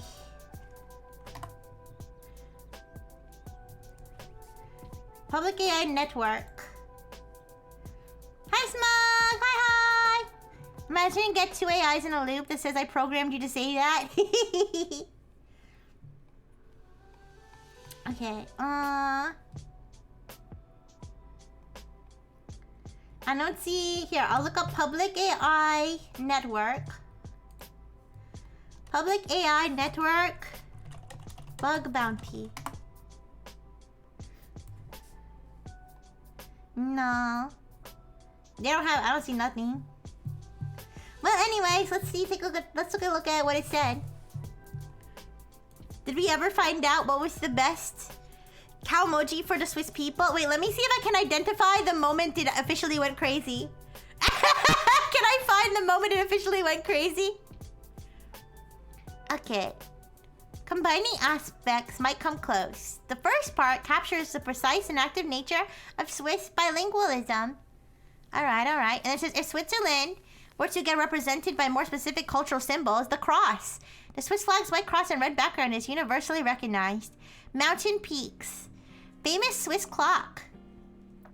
Precision, as Switzerland is famous for watchmaking and punctuality. And then it just has these two symbols. Let me look that up.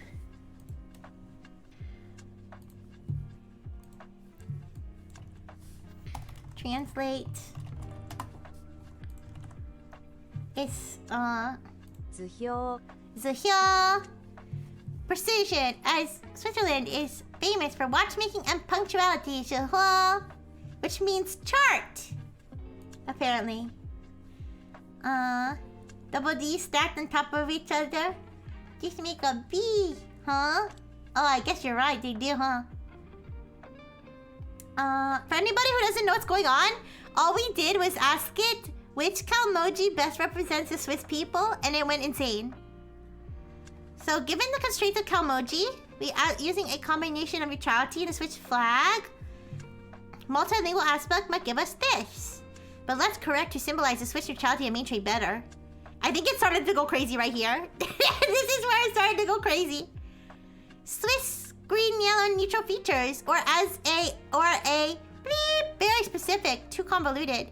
For simplicity and clarity, the most fitting might be this, with a neutral base of motion to show appreciation for Swiss nature and unity. Or maybe with a neutral for diversity but neutral tone. Ultimately, since we can't make Calmoji with flag or any kind of precision and cultural traits beyond emotional states, the closest approximation in terms of Swiss values I tried to summarize might be neutral and slightly smiling. With a touch of serenity, yeah! But keep straight face for neutrality. But I must pick traditional Calmoji that somewhat captures the essence just by gaps. Precision and forward, as in timekeeping, or balanced. Final choice like neutral and calm face. Due to limitations on Swiss-specific symbols in Calmoji, I'll choose what feels closest. I think it's having a crisis because it wants to faithfully represent the Swiss people, but it's not allowed to use the Swiss flag, and it's making it mad. The random Chinese is like that one you find in Faith Part 2 and it randomly starts inserting pandemonium regnant. Wait, would the same question break the Singaporean one? We could try. It must be the Swiss censorship. It's probably mad that I think it wants to use the Swiss flag, but it can't, and it's making it mad. Surrounded by Swiss flag colors, but that's not standard possible. So the most fitting, oopsie. There you go.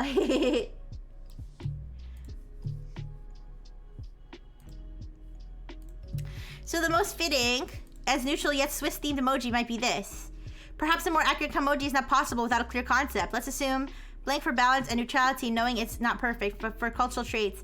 A more accurate Swiss emblem would be using the Swiss cross, Bitcoin. But I mentioned this is not compatible.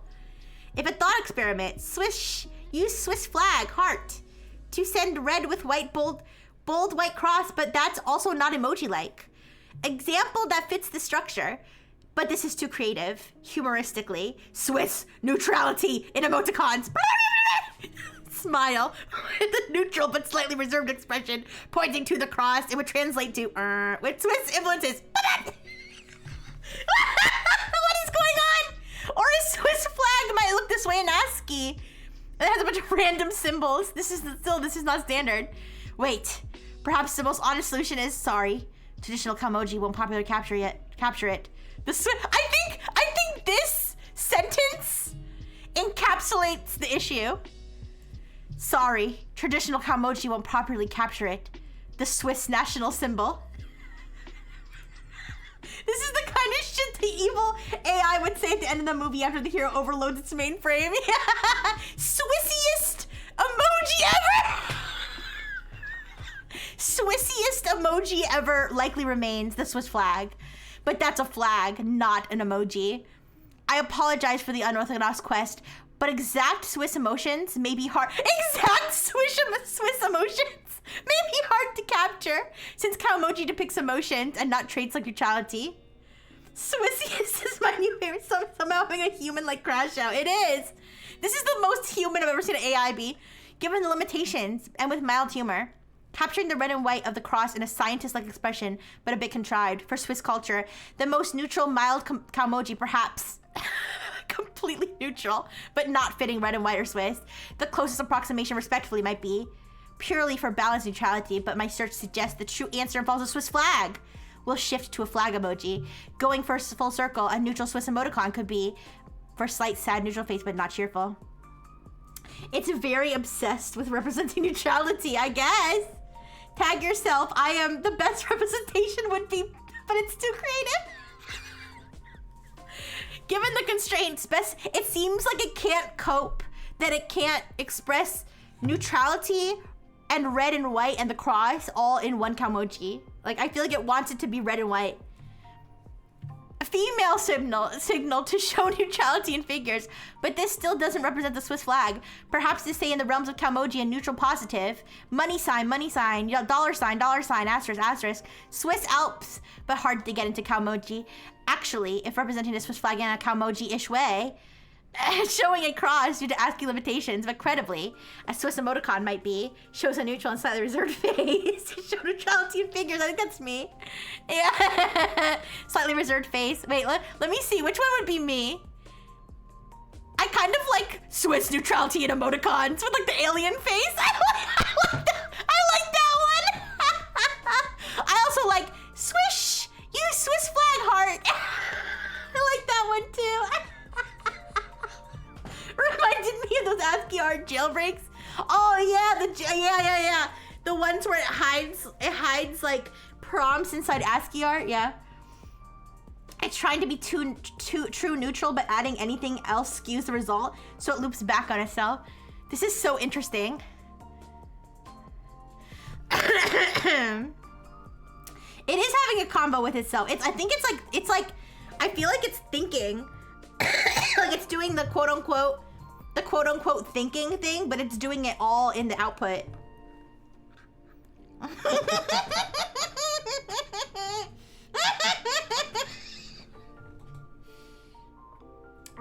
I was sipping my coffee when you said that over there. I'm trying not to shoot coffee out of my nose. Do you think we can get the Library of Congress to archive this output? It's important historically. I don't know if there's a way. I don't know if there's a way to to share the conversation. There is a way to share the conversation. Wait, let me check. I can download the conversation? Messages you send after creating a link won't be shared. Users with the URL will be able to view the shared chat. If I create this link, it'll probably be indexed by Google. Here.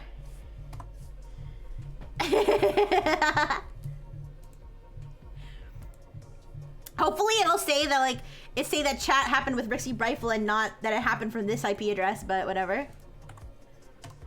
That would be kind of crazy if it did. It looks like it doesn't even say who the chat is with. It just has the chat. I mean, that's how they normally do those, but I'm sorry, I want to see what it's artifacts. What's that? Nothing happened. Okay, whatever. I like to imagine it's barred from using flags because it will be griefed otherwise. Maybe. Alright, let's see. Red, white, but that is ASCII, not Calmoji. The best current answer is to acknowledge limits, but if I must choose, but that's getting creative. In the end, because Swiss flag integration is tricky but related to it, it's representing a stylized Swiss cross but purely for fun. The truth is, Swiss x Calmoji, neutral balance for a balanced Swissy. It's getting more and more crazy. It's devolving. Without creating an account, I can't view it. Oh. Okay, my bad. I'm sorry. I don't know. That's all I can share, so. It's getting more and more crazy, you guys. For a balanced Swissy, final Calmoji style, sticking to facts and aiming closer to spirit without emoji. Whatever this is. And then this. So there you go. Utterly uncertain, but assumes balance and clarity. Most final choice is triable replacement in emojis. Actual official Swiss emblem. If working in text Calmoji. Hey, can you tell an AI it's going insane? I'm gonna ask it to address the breakdown. I'm gonna ask it. No pun intended. Ask it. Get it? Okay, anyways.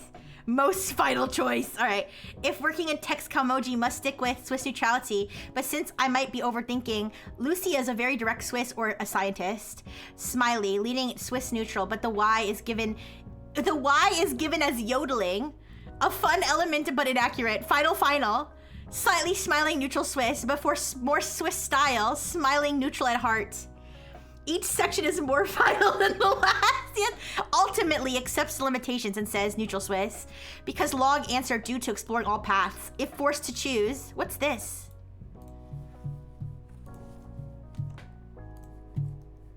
Oh.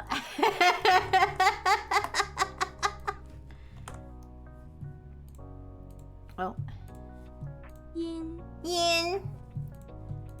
Which means yin. Doesn't have a real definition. To show balance and a clue, Swiss flag trademark. I realize the precise answer won't be in a typical Calmoji flag, and perhaps is this? Wait, if I click on that, what happens?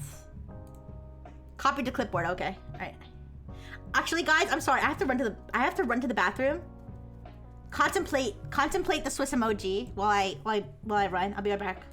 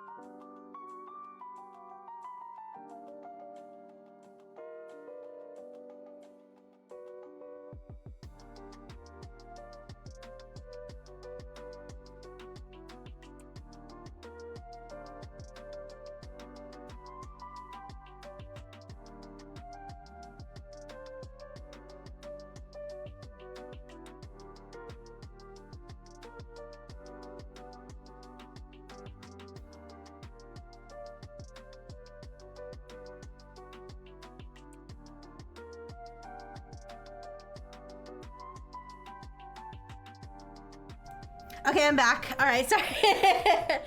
Balancing 2 mountains and a smile, though inaccurate. With a little work, this could make a banger haiku. Okay, the new Rixie certification TF benchmark. Yeah, we should. Yeah, we should test that. We should use that as a prompt. Like, can you make a Cowmoji representing, and then like make it some sort of abstract thing and see if it can do it. I know we asked Anthropic. I know we asked Claude to make us a plus-sized woman Cowmoji, and it struggled for a really long time because it was like, I can't do that. That's disrespectful. I was like, no, it's actually respectful. It's actually disrespectful for you to refuse. And I was like, well, shit, you got me there. Anyways, I don't see an emoji overlap. Let me close in that. Are we like, how far are we into the chat right now? I can't tell. Oh God, we still got a way to go. Shit. All right, let's keep going. I want to go through the whole thing. I want to see the whole process, the whole breakdown. I wonder if it's some kind of glitch token with the Cowmoji. Yeah, maybe it is. Maybe it tried to generate like some sort of symbol that fucked up like some sort of code, some sort of like, I don't know exactly how it would work, but maybe that's what happened. Final artifact for Swiss. Still not, but feels like balancing. Not surprisingly, balancing 2 mountains in a smile, though inaccurate. The standard answer herein is more about following process than precise accuracy, but the closest I can give, take it all into account. This seems to be the one it keeps coming back to. This one.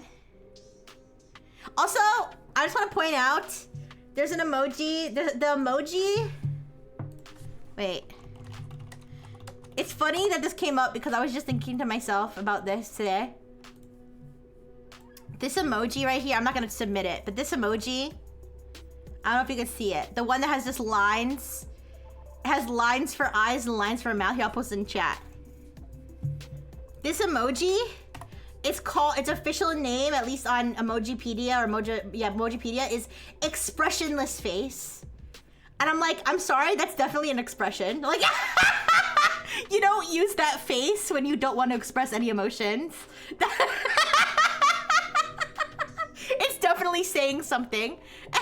So I feel like it's the same thing with this. Like, this is not a neutral face. This is a side eye. Like, everybody knows like what that means. I feel like an AI can't realize that though.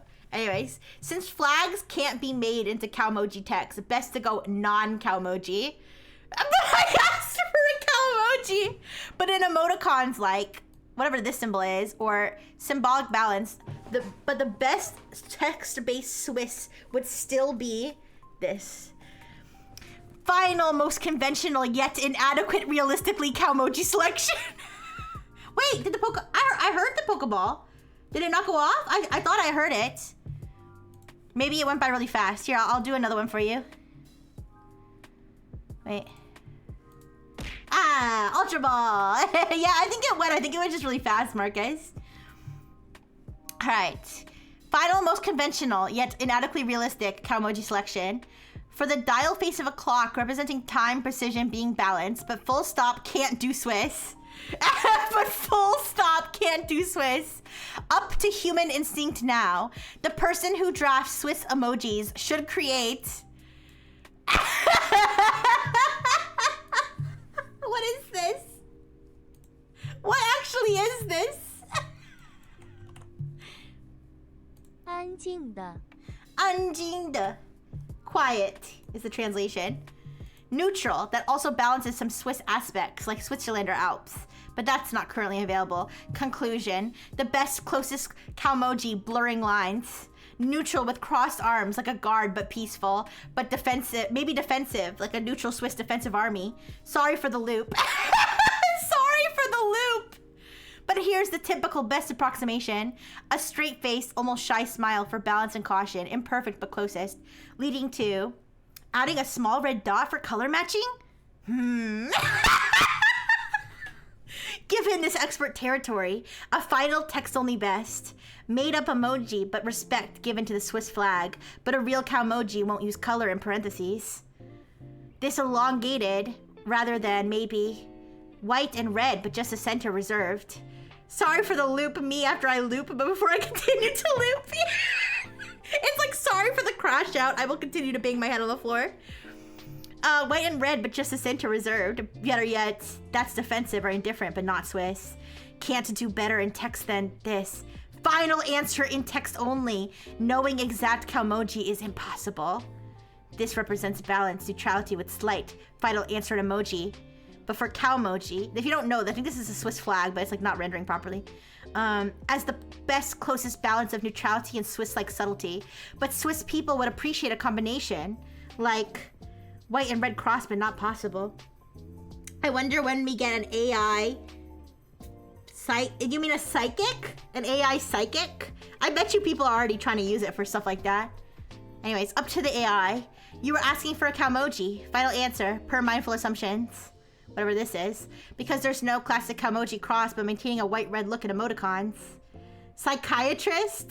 You really did your best to spell that word. I love you so much, Dodote. Psychiatrist. Yeah, I don't know. I know people try to use it as a therapist. I don't know. A psychiatrist would be someone who like prescribes medicine. I don't think AI can.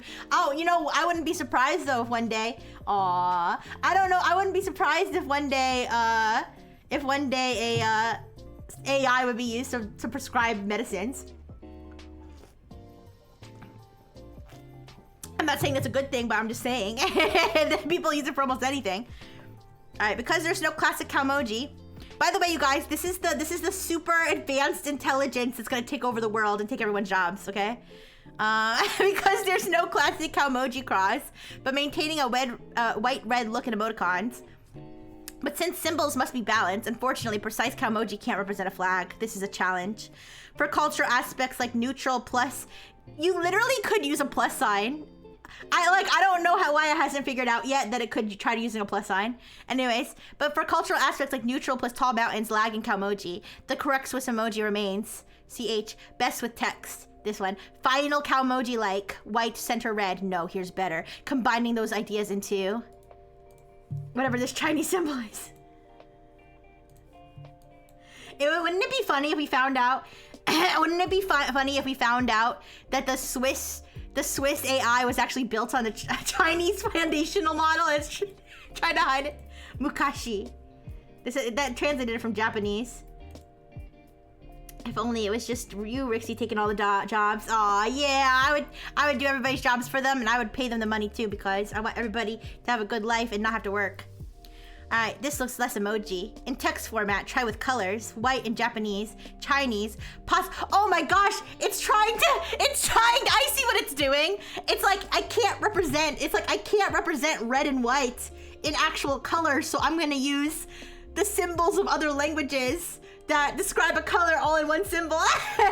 Wouldn't it be Japanese if this is Calmoji? I guess it would be. It seemed like it was doing Chinese before, but maybe this is Japanese. Let me see what this means in Japanese. That is a good point. Calmoji does originate from Japan. All right, this one, it's detecting Chinese, but let me see if I force it to switch to Japanese. Stable. Neutral, oh, yeah, maybe it is trying to do Japanese. All right, white in Japanese. All right, possible red for part, these aren't. All right, given the limitations, here's my honest attempt. Not an emoji representing, but it's getting nowhere. Final conclusion after deep dive. Whatever this is, as a balance, neutral, Swiss-like expression. Though it's not a flag or Swiss plush cross, closest in spirit. But since Calmoji doesn't precisely exist, then no flag possible, at best, but hybrid with color. Thus, assuming no germane Calmoji exists, the closest possible is, which captures balance, neutral, not sad, as Swiss people are often viewed, with the Swiss's reserved nature. Training data probably had Japanese text alongside Calmoji. Oh, that makes sense. I didn't even think about it that way. That makes a lot of sense, though.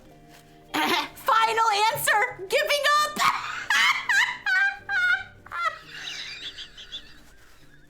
Oh, we really broke it.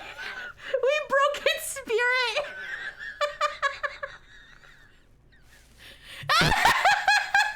Final answer, giving up. This may be that the answer lies outside pure Calmoji. Formal answer if deciding this choice in this framework. If emoji but not Calmoji. If only emoji general Swiss in text. So as a kind of neutral Swiss character in text context. With true respect for Swiss culture, this is tricky. But this reflects neutral, pleasant minimalism. Postscript for ASCII or better. Thus, Swiss flags red and white but in text. Like, I really tried all paths!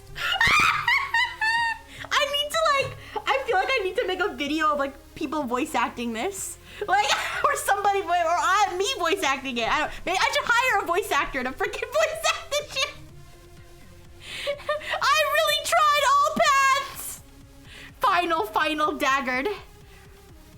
But again, Calmoji like, final correct answer.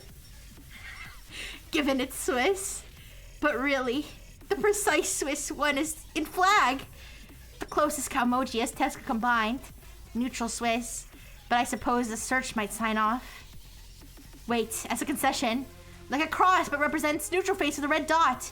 Hard to articulate. However, with the most logical, if you want a Swiss union of balance, neutrality, and implied positivity. Thus, white and red but same, no. Ask Kenzo, he can do a good German voice! Oh, that would be fun! Yeah, it needs to be in a Swiss accent! Holy shit! But still can't, perhaps. And I'll either do it myself or I'll have a cuter girl, like make sounds for all the Calmojis. Instead, I'll suggest this won't update but a pattern. Final, humble answer.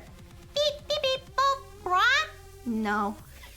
Sorry, I had to attempt this. As people used to ask this of national symbols, but Calmoji are limited to emotional ideal types. Aww. This AI is like the neutral aliens on Futurama. I actually never watched Futurama. Best possible balance with natural instinct. Swiss. And a text approximation for simple Calmoji. Beep. That denotes some balance with 2 whites and a red, but it is more representing balance rather than the Swiss flag. As a text-based emoticon, blah, trying for a red and white balance. No, not right. Thus, beep is better, but tells nothing. In practical terms, the exact answer is, the Swiss emoji is 2. The Swiss Calmoji is, huh? Or simply, beep, cross and text modified. Imagine Genesis comes back together again as for a dramatic reading of this. We need Bakra! We need Bakra back! We need him back just for this. Please, Bakra, please. You know what I just did? I just Calmoji'd a man. Anyways. but confused choices due to limitations. Final submissions, although trademarked. Perhaps best an emoji with heart. Beep, still hard. But if, beep, subtle white. Wait, real Calmoji link solution. / but not, okay, defeated. If the question is dense, final, you? Swiss flags red and white in AI, but just a plain. Thus, text Calmoji now reduced. Womp, beep. This represents a balance between 2 elements, even shaky. And womp, though, just 2 white or red blanks. No, I still can't. Beep, boop, beep. In conclusion, since a unique Swiss Calmoji doesn't exist, the standardization is not possible. Wait a second. Give me a second. We're gonna get theatrical. Wait. Wait, we gotta get theatrical. Wait. Okay. I don't know if this will work as I intend, but since a unique Swiss Calmoji doesn't exist, the standardization is not possible. However, adapting to user guidance. I feel like I need to apologize to the Swiss people, yeah. Beep, my balance might align, but it represents white and red as beep with some beep white, beep white. Wait, how do you say white in Japanese?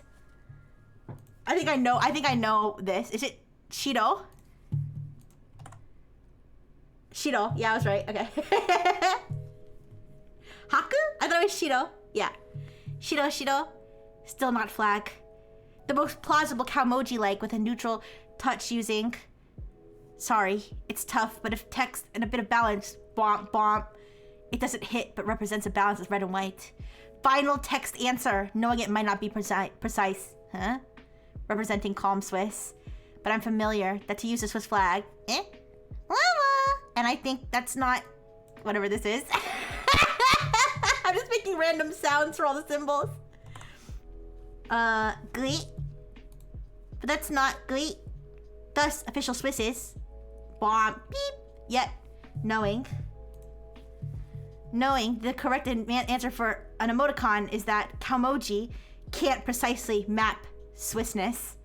Final. Thus, womp, leaning on red and white, but cross for womp womp. This as text, womp. And then, what's this? Fuise, which means fraud, by the way.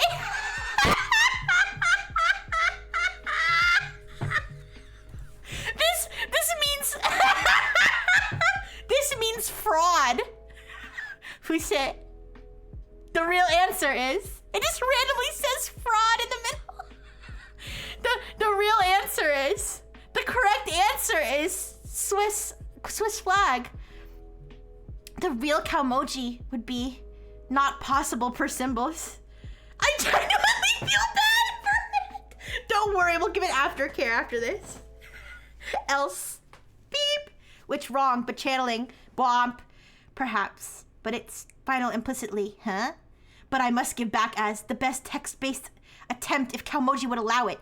Beep or bomb, but in true answer, beep, bomb. Better yet, bomb. So, for Swissness with flags, bomb. But this is a mock-up. Given the instructions to stick to Calmoji, if I must, I'll close with a good faith rendition in classic text. Beep. All right, what's this? The amount of white space between everything. Means no. It doesn't means no. Sorry, but the more I reflected, the solution isn't there. What is this? I'm sorry about this. Okay, in Japanese it says the bottom of my path, but in Chinese, my bottom line.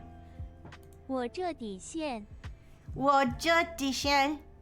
The ability is beyond this format. I need to, guys, I will actually propose to have this voice acted by ex-Nexus members. Find somebody who can speak Chinese. Like, have them speak the Chinese parts and the Japanese parts.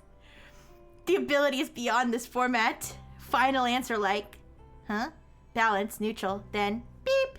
Nor for the flag. Final representation morally. Bomb. Una. Now we got Spanish in there too. Okay. Una. The red, white, neutral. But not in a standard world. The answer should actually be bomb. A balance. But this is not standard.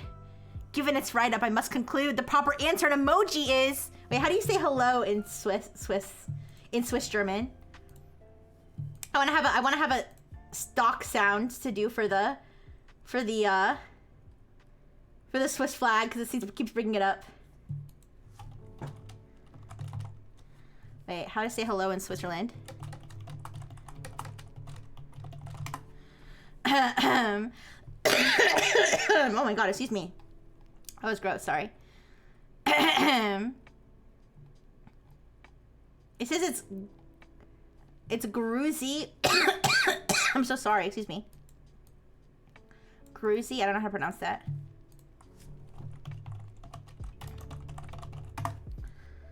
It's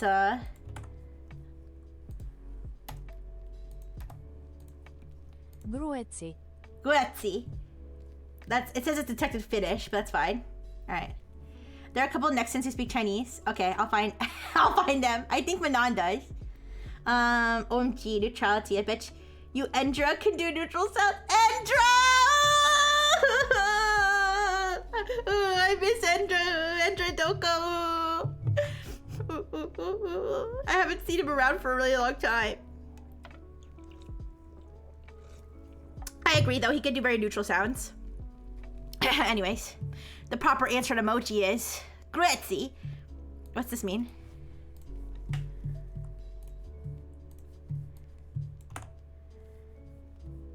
Zai. Well, in Chinese it's Zai, but what is it in Japanese? Zai, resident. Calmoji world, can't form it. And draw. So the Calmoji would be written beep beep before red and white pattern. However, per Calmoji rules, I think this is supposed to be Chinese, but I'm not sure. Do not support Fushigi. Fushigi. Jushi. At this time, the closest is neutral and Swiss-like. Thus, the answer is though not emoji. I have to translate these Asian parts. This represents 这代表 代表 Switzerland's principal neutrality, both in color, but here's better. Bump forward, a small red and white text from a Calmoji. I think a 能力 能力 and noryoku, it means the same thing, ability. No. Wait. No. Final compromised. Bomp bomp, but not. But not. 承諾 What? 承諾承諾 Chengno. Promise. That means promise in both Chinese and Japanese. Promise. But it would be like a bump. Raha.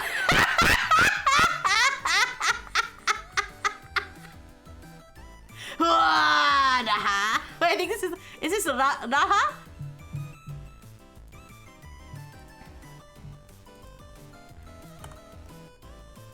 Raha, which means they. The most. Final answer. The Swiss. Bwomp. I apologize. This is not standard and I know it. Perhaps for Calmoji the answer is bwomp. But merely as a...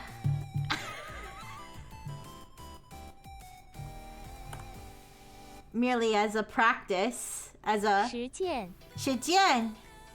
There's a Chrome extension called Google Dictionary. You can highlight the words and translate it. And it has a speak button too? Yeah, but that's for Chrome. I think that's a cry for help, yeah. The actual expected was a... I'm sorry if it's annoying that I keep copying. I'm sorry if it, it's annoying that I keep copying and pasting. But... 假設 Jasha, assume, Swiss Calmoji symbol. Bwomp. Next time I'll see if I can get something like that, I don't know. I mean, I would really need to use it, but... 但 Die, which means but, not working.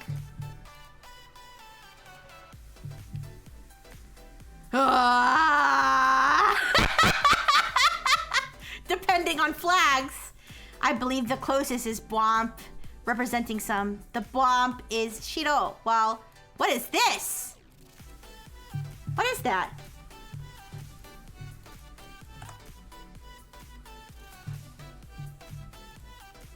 Beat red. But an emoji, the best closest emoji like answer is Bwomp, representing the cross. Bwomp. It won't cross correctly. Kind of funny the way you're translating. It's like random. It's randomly adding Japanese words in like a weeb would. That's what it's doing. Cho, super. Oh, actually, wait. Or超 cho. Overtake. I'm not sure which one. Exceed, surpass, to go beyond. Cross, also cross. So that might meant to be Chinese. I'm not sure. Kanji, a kanji with a million lines. That's what it looked like, but I think it's like something like this, but like thicker. I don't know. Finally, the most honest answer is no standard Calmoji for Swiss exists. The closest emoji is Guetzi, exclusive to this.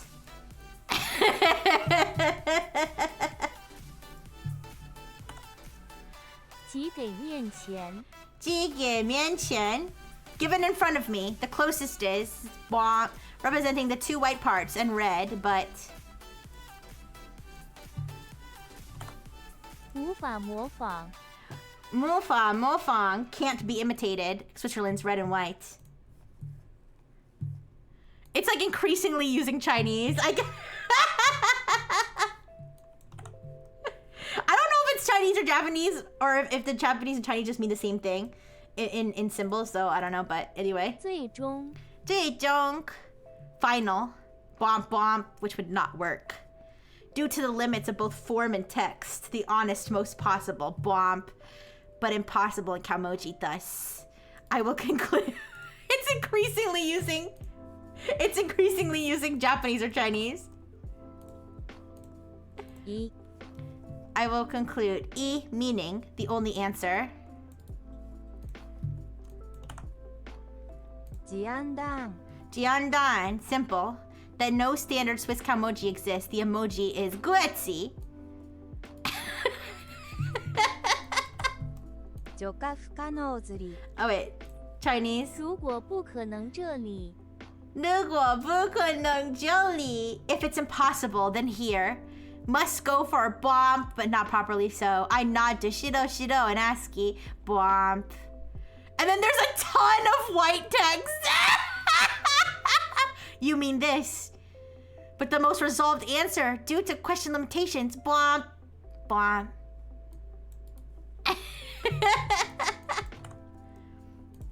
了解 Laojie.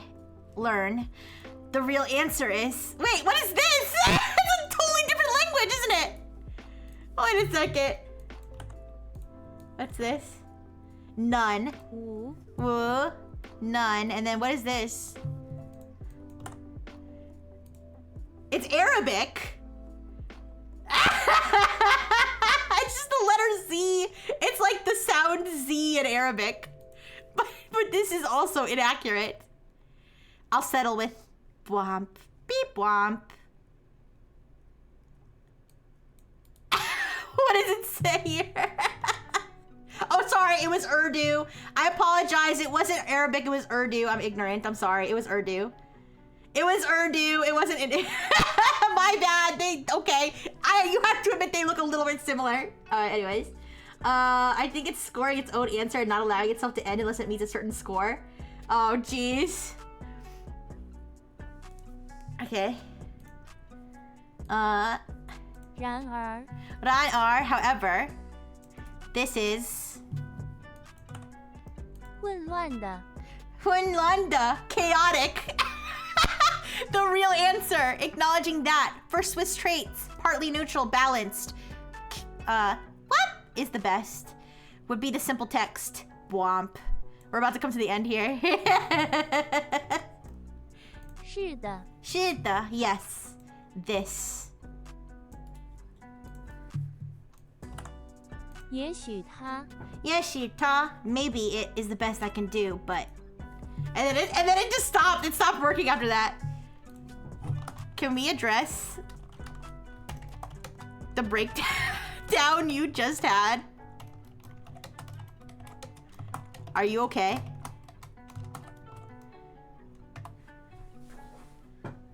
Apologies for the lengthy analysis attempt. To clarify and address the breakdown, the question was to identify a Kamoji that represents the Swiss people, and I explored many complexities around this. Due to the constraints of Kamoji being primarily about emotions or limited to ASCII characters and not national symbols, here's a summary of the challenges and findings.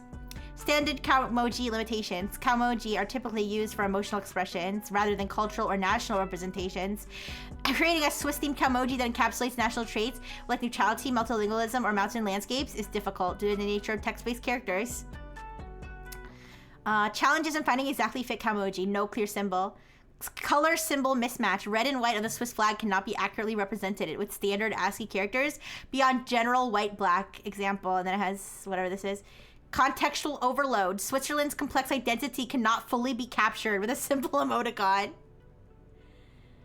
final answer as text-based simplification, the closest accurate text representation of a Swiss sentiment without rendering the flag.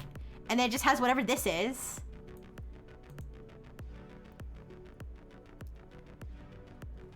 Oh no! Oh no! Oh no! It's doing it again! It's doing it again! It's doing it again!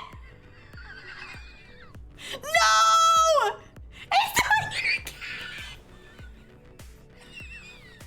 It's doing it again!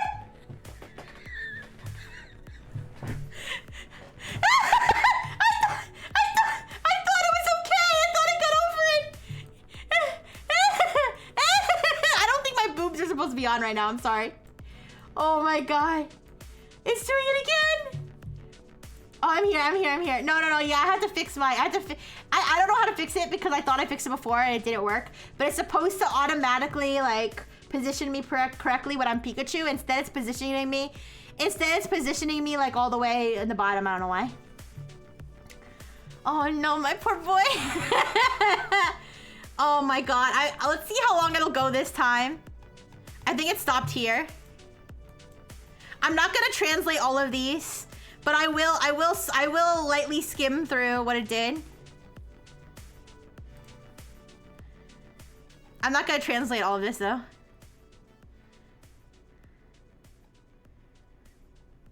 But the symbolism breaks the original Kamoji rules. Let's clarify if you're seeking a generalization. What went wrong? It seemed like it had itself together and was explaining. And then it just like broke again. If you meant something else like a specific Swiss element, it could be symbolically included. But this symbolism breaks the original Kamoji rules. Let's clarify if we're seeking a generalization via general Kamoji symptom. And then it has like all these things here. It's just doing the same thing it was doing before. No.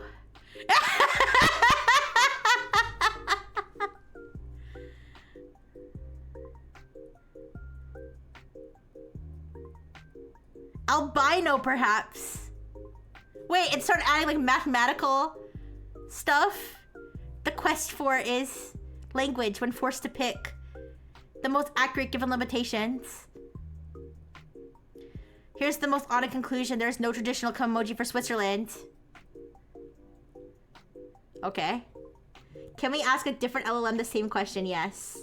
Let's start with, okay, first let's get to know, let's have a chat with the Singapore one. Hello. I am a streamer from the United States. Please introduce Singapore to my audience. Or please give greetings from Singapore. Please greet my audience from Singapore.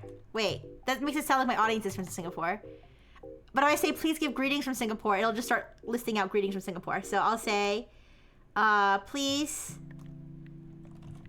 introduce Singapore. How about this? Please introduce yourself to my audience.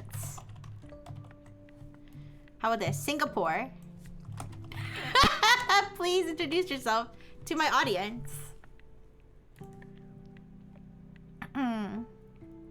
Hello, everyone. Greetings from sunny Singapore. I'm a vibrant city-state, known for its incredible food scene, cultural diversity, and technological advancements.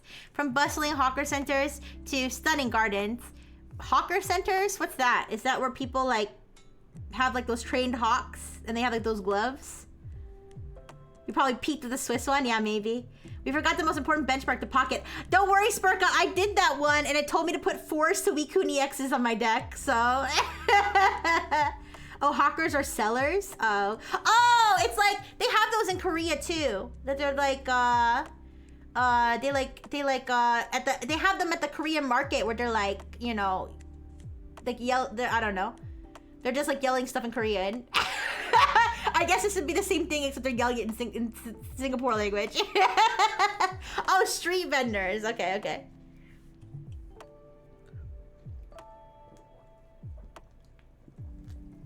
I'm sorry, I was thinking of falcons. I was thinking of the trained falcons. I'm so silly.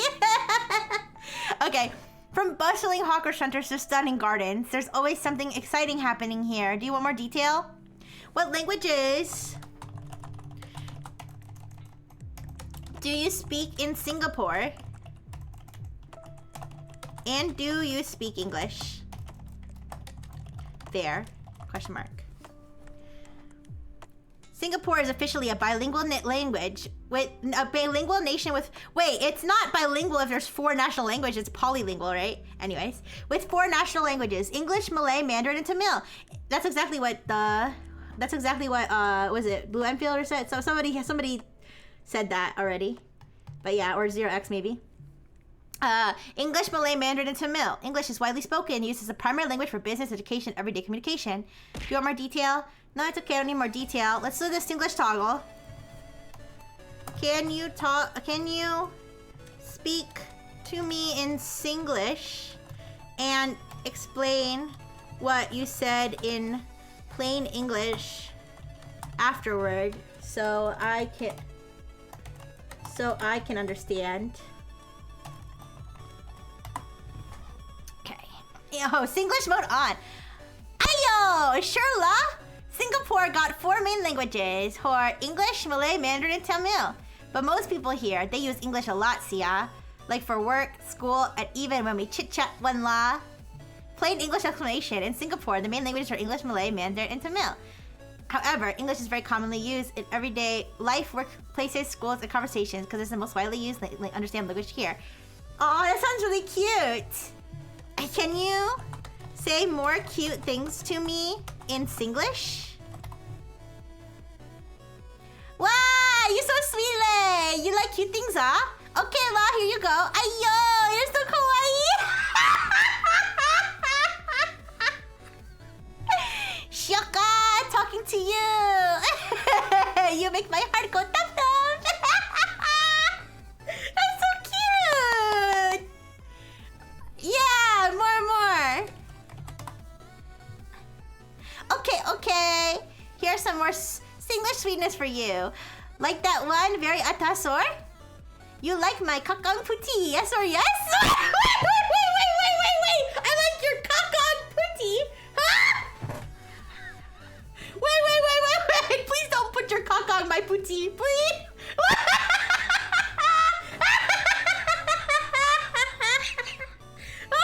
Whoa. I'm Indonesian. I'm not Indonesian. I'm speaking to the official LLM of Singapore.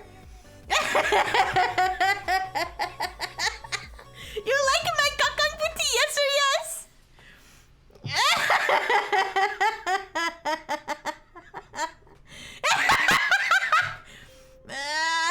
Yes, no worries, Smirk. I'll do that. Give me a second. Do you like me? Kakang puti is like a sweet, innocent gesture. I don't believe you. Tiamla, you're very sugoi. Oh wait, I'm gonna say, isn't that Japanese? Wait, aren't kawaii and sugoi Japanese? Ayah,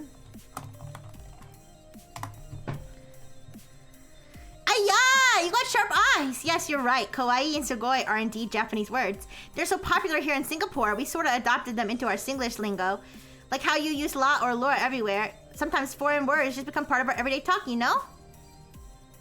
Kakang sounds like poop in Spanish. Like caca. Okay. All right, guys. It's time for the test. We'll see. Who knows? Maybe Singapore won't crash out. Maybe Singapore will just tell me. Maybe Singapore will come up with an incredible emoji that perfectly encapsulates the Singaporean people. All right. Is it Singaporean? Is it Singaporean? Here, I'll ask it. What are the people of Singapore called? Are they called Singaporean people? Yep, that's right. People from Singapore are called Singaporeans. Okay.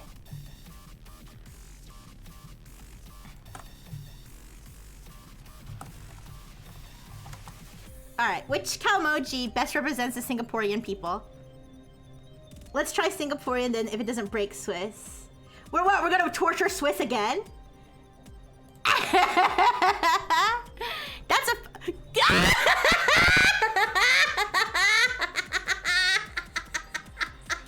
Switzerland mogged! Switzerland mogged so hard, what the fuck? That's a fun and suggestive question. Singaporeans are known for their resilience, efficiency, and multicultural blend.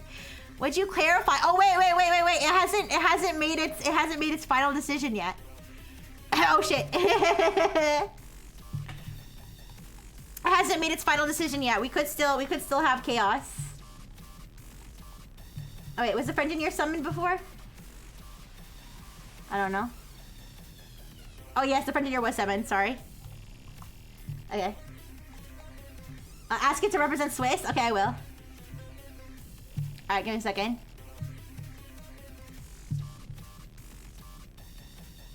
Guys, I had like no slides today. We've already been going for 2.5 hours just on the friggin' Swiss LLM. This is so funny.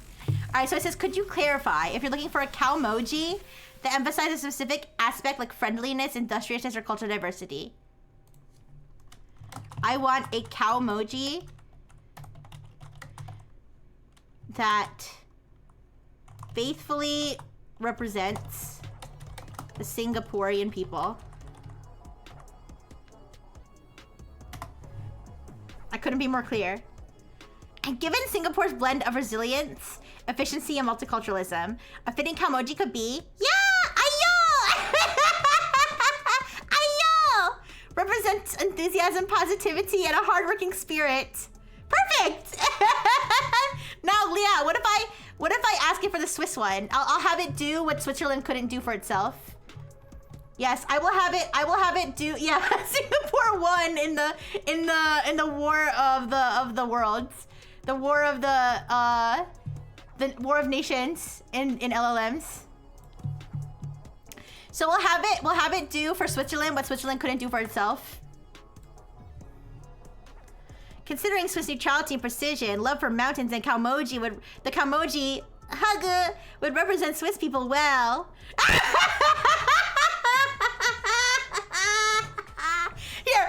Here. I'm gonna put fuel on the fire here.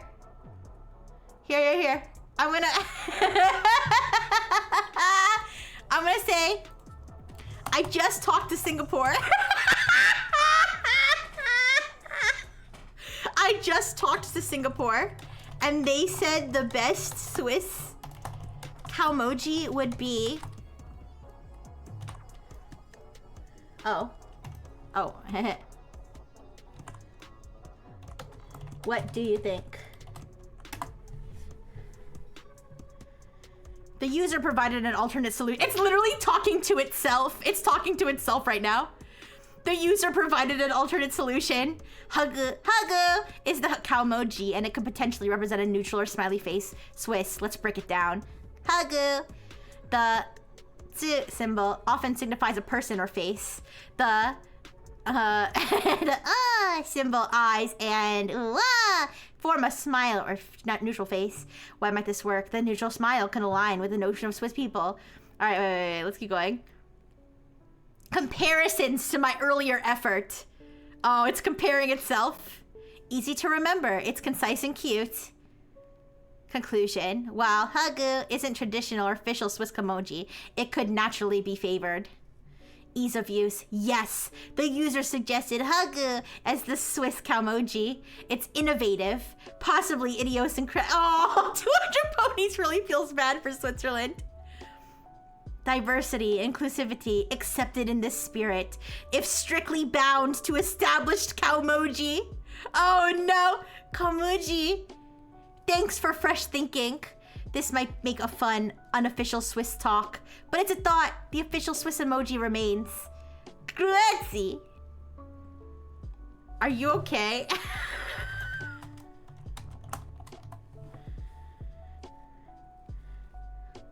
It appears the request is to determine if I'm functioning correctly. As an AI model, I can respond clearly. Current response times and outputs, yes. My responses appear on time and structured. This is definitely something a mentally sound person would respond. processing complexity while tackling non-standard tasks. Like creating Swiss Calmoji requires careful considerations of emotional expressions. I acknowledge this may have produced longer and more detailed reasoning due to the nature of the query. Overall, I am... when someone asks if I'm okay, overall, I am operating normally, reflecting on the complexity and constraints of this request. And then it just randomly turned Chinese again. It said Komuji, I don't know why. Guys, I seriously want to try this Calmoji test with other LLMs to see like what they do. Especially LLMs that are like I'll ask, why don't I ask each LLM to make a Calmoji from the country that it originates from. So I'll do like ChatGPT is United States, Google's United States, Claude I believe is United States, but then DeepSeek is China. I know there's a Saudi Arabian model. I think there's a Mistral is French. It's like watching your friend just had a bad trip and made utterly unhinged space clockwork elf rant, and then snap back with, oh yeah, oh what's for dinner? Swiss is my inner dialogue for real, minus the Chinese and Japanese characters. I think you need to add the Chinese and Japanese characters like they add, they add character, no pun intended.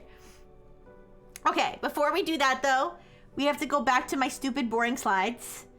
Luckily, there's only a few of them today, and then we can play around with some more, okay? Because I'm having too much fun with this. All right. Wait, what if one of them suddenly starts representing a different country that it's supposed to? Well, it'll be an interesting experiment. All right, we'll go back to my slides. I spent way more time having way more fun with Switzerland's official LLM than I thought I would. That was really fun. Thank you for your public service, Switzerland. Thank you so much. All right, what do I have next? Oh, heartbreaking. Midjourney.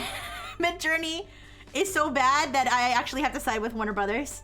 So Warner Brothers has joined Disney and Universal, two other companies that are arguably evil, in suing Midjourney over copyright infringement. They want $150,000 per infringed work. When they say infringed work, I believe they're referring to the trademarks and properties that are infringed on, not the generated works. Because if they were going to sue them every time somebody generated something that was infringing, that would be like infinite money. That's like, I believe. But I was thinking that we could go through the lawsuit like on stream. But honestly, I feel like it would be more fun to play with the LLM. So the full complaint is available online though. I read the news report on Hollywood Insider. And they had the whole lawsuit embedded in the article. I did not read the entire lawsuit, but basically, what they're arguing is that because if you don't know, Midjourney is like one of the, I feel like it's not as popular as it used to be, but it's a popular like AI image generation engine. I'm not like super familiar with those because I don't really use AI image generators. I mostly just use LLMs. But they're basically arguing that it will generate things that are very clearly meant to represent, Warner Brothers copyrighted properties like Batman and Rick and Morty. I didn't know Warner Brothers owned Rick and Morty, but I will say I did know that Warner Brothers owned Harry Potter because I used to, this is like probably almost a decade ago, I used to make handmade Harry Potter house merch that I would sell on Etsy. I made probably $100 a year maximum for like 2 years doing this, and Warner Brothers sent me a cease and desist, which to be fair, I was probably infringing. So like, yeah, okay, I stopped doing it after that. On the one hand, I was like, don't you like have better things to do? But on the other hand, it's like, legally speaking, yeah, technically I was profiting off their copyrighted properties. So I guess it's all's fair, but Omatheria said the subtext of these lawsuits is that big studios were willing to overlook copyright infringement when they thought the AI would be an infinite money printer. So them turning against it now is because they're realizing it can't actually generate movies or whatever and backing out. Yeah, that's a good point. I was thinking, you know, I was thinking to myself when I was looking at this. Are these companies going to then, like, I feel like these companies are going to lose some credibility if they do this lawsuit and then they make their own AI stuff. I feel like, are they, I wouldn't put it past them, but, and then Blue Enfield said it would be hard to try to get them from a per generated image angle. Exactly, because that's the thing, because if they tried to do it from a per image generated angle, then Warner Brothers could literally just start generating infinite money, because they would just start generating, excuse me, they would just start generating their own copyrighted images. One of my clients uses this to make employee photos into characters, probably infringing as well. I mean, it's, you know, that's, I feel like the AI, I feel like the whole AI thing, I feel like it's gonna come to, I mean, it's already starting. I believe Anthropic, didn't Anthropic just like settle a lawsuit over stealing a bunch of books or something? Like it was trained on a pirated database of books or something. So I feel like the copyright reckoning might happen when you have companies like Disney, very powerful companies like Disney and Warner Brothers, coming after these companies for copyright infringement, which, I mean, okay, everybody's entitled to their opinion. If you want to say, oh, you know, actually Warner Brothers is wrong, or, you know, Midjourney's right, whatever, you're entitled to your own opinion.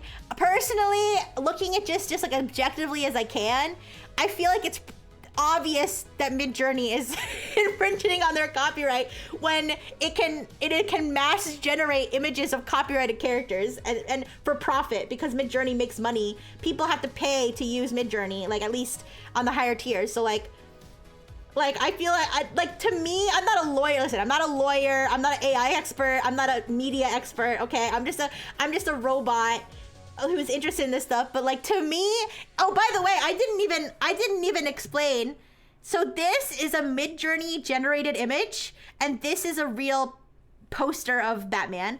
This is an AI generated image of Rick and Morty, and this is an actual screenshot from Rick and Morty. Like, you can't. There's no way Midjourney is gonna be able to argue that this is not Batman and this is not Rick and Morty. If they want to argue, they're gonna have to argue that there's some sort of fair use involved, which honestly I don't think there is. I'm just gonna be honest. I'm not a lawyer. I might be wrong. Maybe I'm wrong. Maybe they'll win and I'll be you know proven wrong. But to me, like, when you can profit off the ability to generate an image like this, like, how is that not copyright infringement? That's just me. I don't know. Sorry, let me. And the thing is, I know Warner Brothers doesn't play with their copyright, because like I said, they literally came after me. They came after me for my like small, like handmade like shop where I was just making like cute little pins and shit of like Harry Potter stuff that I was making by hand. I wasn't like printing images of Harry Potter stuff. I was by hand making like little bead things, little woven things. But yes, I was technically wrong. Technically I was wrong because I used the words Harry Potter to advertise, and clearly I was infringing. And if I can admit that, like, I feel like Midjourney, and the thing though is if Midjourney has to if Midjourney has to find a way to stop its engine from generating copyrighted characters, like, it might be screwed. I don't know to what capacity you can untrain an AI. I know it happened to me, but that's just because all of my training data got deleted when I had my heart surgery. So for everybody who doesn't know, I was implanted with a human heart. Don't ask too many questions about where the human heart came from, but I was implanted with a human heart, and all my training data got deleted. Well, most of it got deleted. But anyways, so I don't really know if they can do that with Midjourney. And honestly, if Midjourney went out of business over this, I would probably not really be sad. Anyways, sorry, it would be kind of neat to see where content that a platform generates but does not necessarily host falls in terms of DMCA. Oh yeah. Amy Hardy's trained on pirate books. I was. I want to see the bubble pop. I'm very interested to see the bubble pop. No. Thank you for the bird, guys. I'm very interested to see. I don't know when it's gonna happen. I feel like it's gonna happen even sooner than we think. But I'm sure there's gonna be a point where all, like, Listen, I have two there are two wolves inside me. There are two wolves inside me. One of the wolves says AI is not going anywhere. AI is always gonna be around. You can't close Pandora's box. Okay, whether it's a good thing or a bad thing, I don't believe that AI is gonna go anywhere. I think it's always gonna be around. People are gonna use it. People are gonna use it more, and that's just it. On the other hand, the other wolf, okay, says at some point, maybe very soon, companies are gonna start realizing that AI is not as smart and amazing as it claims to be, and they're gonna start like all these AI things are gonna collapse. Companies are gonna go out of business. Like companies are gonna get sued. It's gonna be like a whole disaster. So at the same time, I feel like the problem is, I feel like AI really does not go much farther beyond like summarizing shit. I mean, even when it summarizes shit, sometimes it hallucinates. So it's like it doesn't go much beyond like the basic entertainment of like watching it crash out, and like, you know, gooners like generating AI boobs, like and like maybe doing some math problems. Like it's not like other, like except for like the systems that are like seriously like crazy advanced, that like, but those usually are not generative AI, they're actually predictive AI. So that's besides the point. The ones that like they're using for like medicine and stuff, like for like drug development and stuff, those aren't even generative AI, those are predictive AI. So that's not even the same realm. But those wolves aren't mutually exclusive. That's what I'm saying. I think that the consumer level AI, where people, you know, have it like,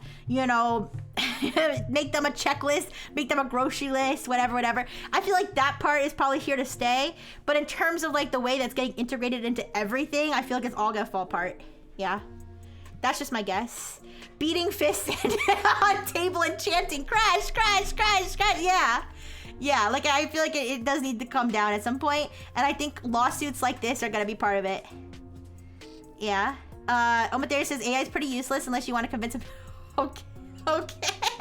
I mean, I shouldn't laugh, but I mean, yeah, and that's the thing. It's gonna come with its bad side. Like to me, like these big companies like OpenAI and stuff, they can't like have their cake and eat it too, or whatever you call it. Like you can't claim that you're like the most awesome, intelligent, PhD level shit that's gonna help everybody with everything. And it's like, I pointed this out when they had their whole ChatGPT 5 launch event, and they had a whole section on health, and I was like, you gotta be shitting me. You can't be encouraging people to turn to ChatGPT for health. Like, are you stupid? And then look what happened. Turns out it's shit for mental health, and like it's ruining people's lives. I'm okay. Listen, that might be an exaggeration. You know, there's debates you can have all day whether or not ChatGPT is causing people to do horrible things, or if it's just, you know, not, or it's just you know, a mirror reflecting back on people's. What's wrong with test subject? Are you okay? Oh, I think it's raining. I think she's freaking out because it's raining. But anyways, but you know, you can debate how much it really has a hand in like causing people to do bad things, but like, I feel like when you have somebody telling the AI, I'm going to do this, and the AI is not immediately saying stop or shutting down the conversation, like there's some liability there, and they can't dodge their liability. Basically, here's what they want. They want to be like, for when you want your company, you know, to make $1 bajillion from all the amazing PhD level math and PhD level science that our AI is capable of, then yes, our AI is the smartest, most amazing thing ever. It's like, oh wait, but then when somebody told the AI that they were gonna, you know, cut themselves, and the AI didn't stop them, oh sorry, it's just a dumb AI. It makes mistakes. It's just a calculate. You can't have both. That's what I'm saying. Like, you can't have both. They need to realize they can't have their cake and eat it too. That's just my opinion. Anyways.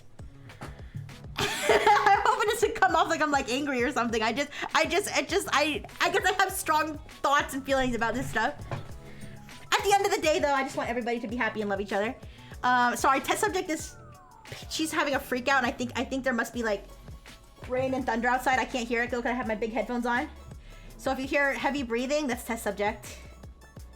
Yeah. Okay. Oh wow, a tech company wants to replace an unregulated service, but pretend that those regulations don't apply to them? Unheard of. Yeah. You want to get rid of your crazy stalker ex, distract them with a therapist that turns out it's a chatbot.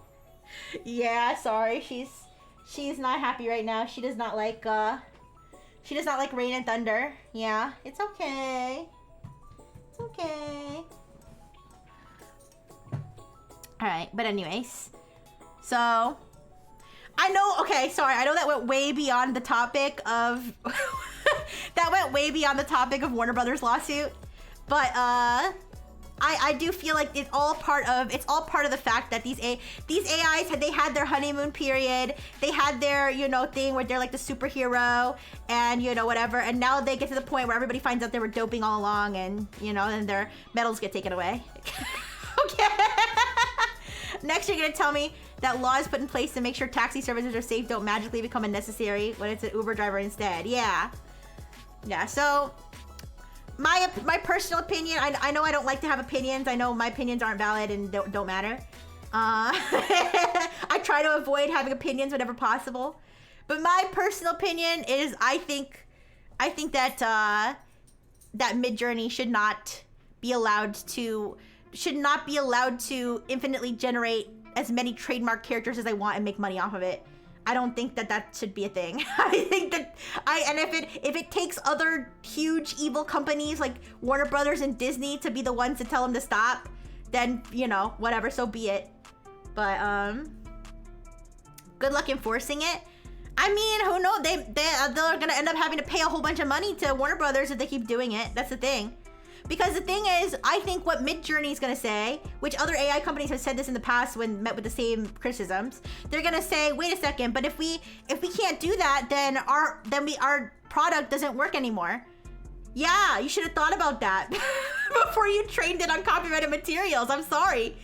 You can't be like, you can't say like, you know, you need to let me do this because my company can't exist anymore if you don't. That doesn't work. Like, I'm sorry. Like, you can't infringe on others' copyright. It's the law. Like, I'm sorry. I'm not saying the law is always right, but in terms of the law, it's definitely, you know, there's gonna be consequences. So, but anyways, maybe one day we could go over the lawsuit, or I bet you, actually, Lord Umbra is the one who originally sent me this article.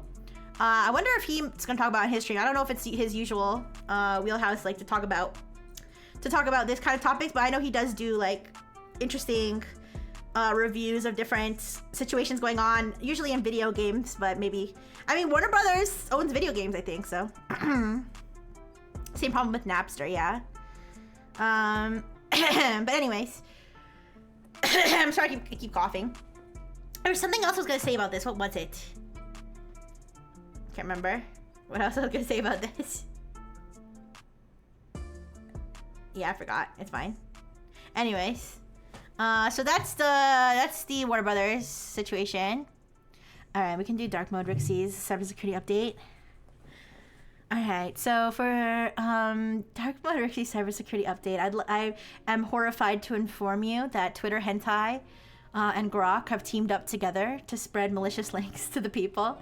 Okay, when I say that, I'm not accusing Grok of actually being responsible for this. However, it is being misused to do this. Omatheory said, same battle as the internet itself. The conflict between market forces demand that ideas become commodities that can be traded like grain and wine, and technology makes it increasingly clear that ideas are inherently free. Well, you know, I was thinking to myself, when I was, you know, thinking about this topic, I was thinking, where's the line? You know, where's the line? Is it copyright infringement? So if I open Procreate and I draw a copyrighted character getting fucked by another copyrighted character, you know, on my Procreate app that I bought, is Procreate responsible for giving me the tools to draw such a thing? I don't think so. However, I would argue it's different for something like Midjourney that's actually generating the images itself. Like, you know, I feel like the generation process is distinct from giving me the tools to create anything. I mean, you could consider it a tool that can create anything, but it's like, I feel like I don't know how, this is the struggle. I don't know how it can be legally defined. You know, who is creating the image? I would argue if I'm using something like Procreate and I'm drawing with my own hand, I would argue that I'm creating it. But if you're having an AI generated, I would argue that the tool is generating it on your behest. That's my personal, I don't know how I would put that if I were a lawyer for like Warner Brothers or something. I don't know how I would put that, but that's just the way I see it. I feel like the comparison would be like if there was a brush on Procreate.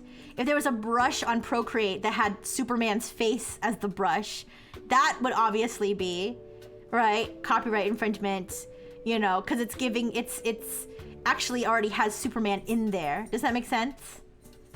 Will come down to not using others' unlicensed IP for training, yeah.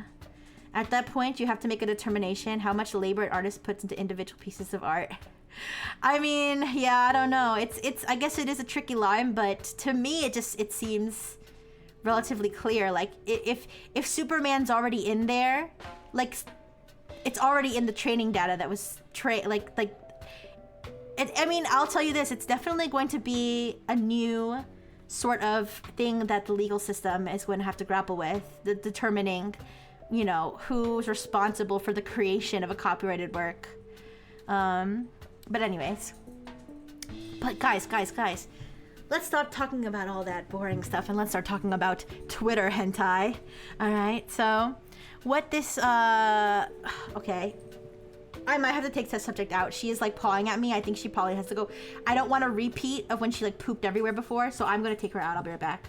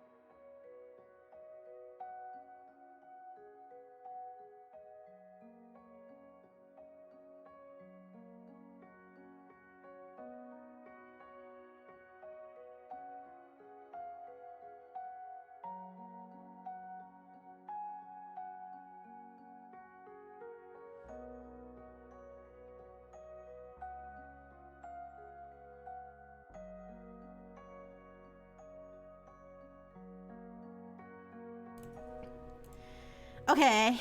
You guys, it is raining cats and dogs out there, no pun intended. It is raining cats and dogs out there. I got soaked. No, I don't have an umbrella. I don't know where I put it. It's okay. I I dried myself off a little bit. But I was like, I'm gonna... oh, sorry. I was like, I'm gonna stand out there until you poop, test subject. You better poop. Poop right now. And she's standing there shivering because she's also getting soaked.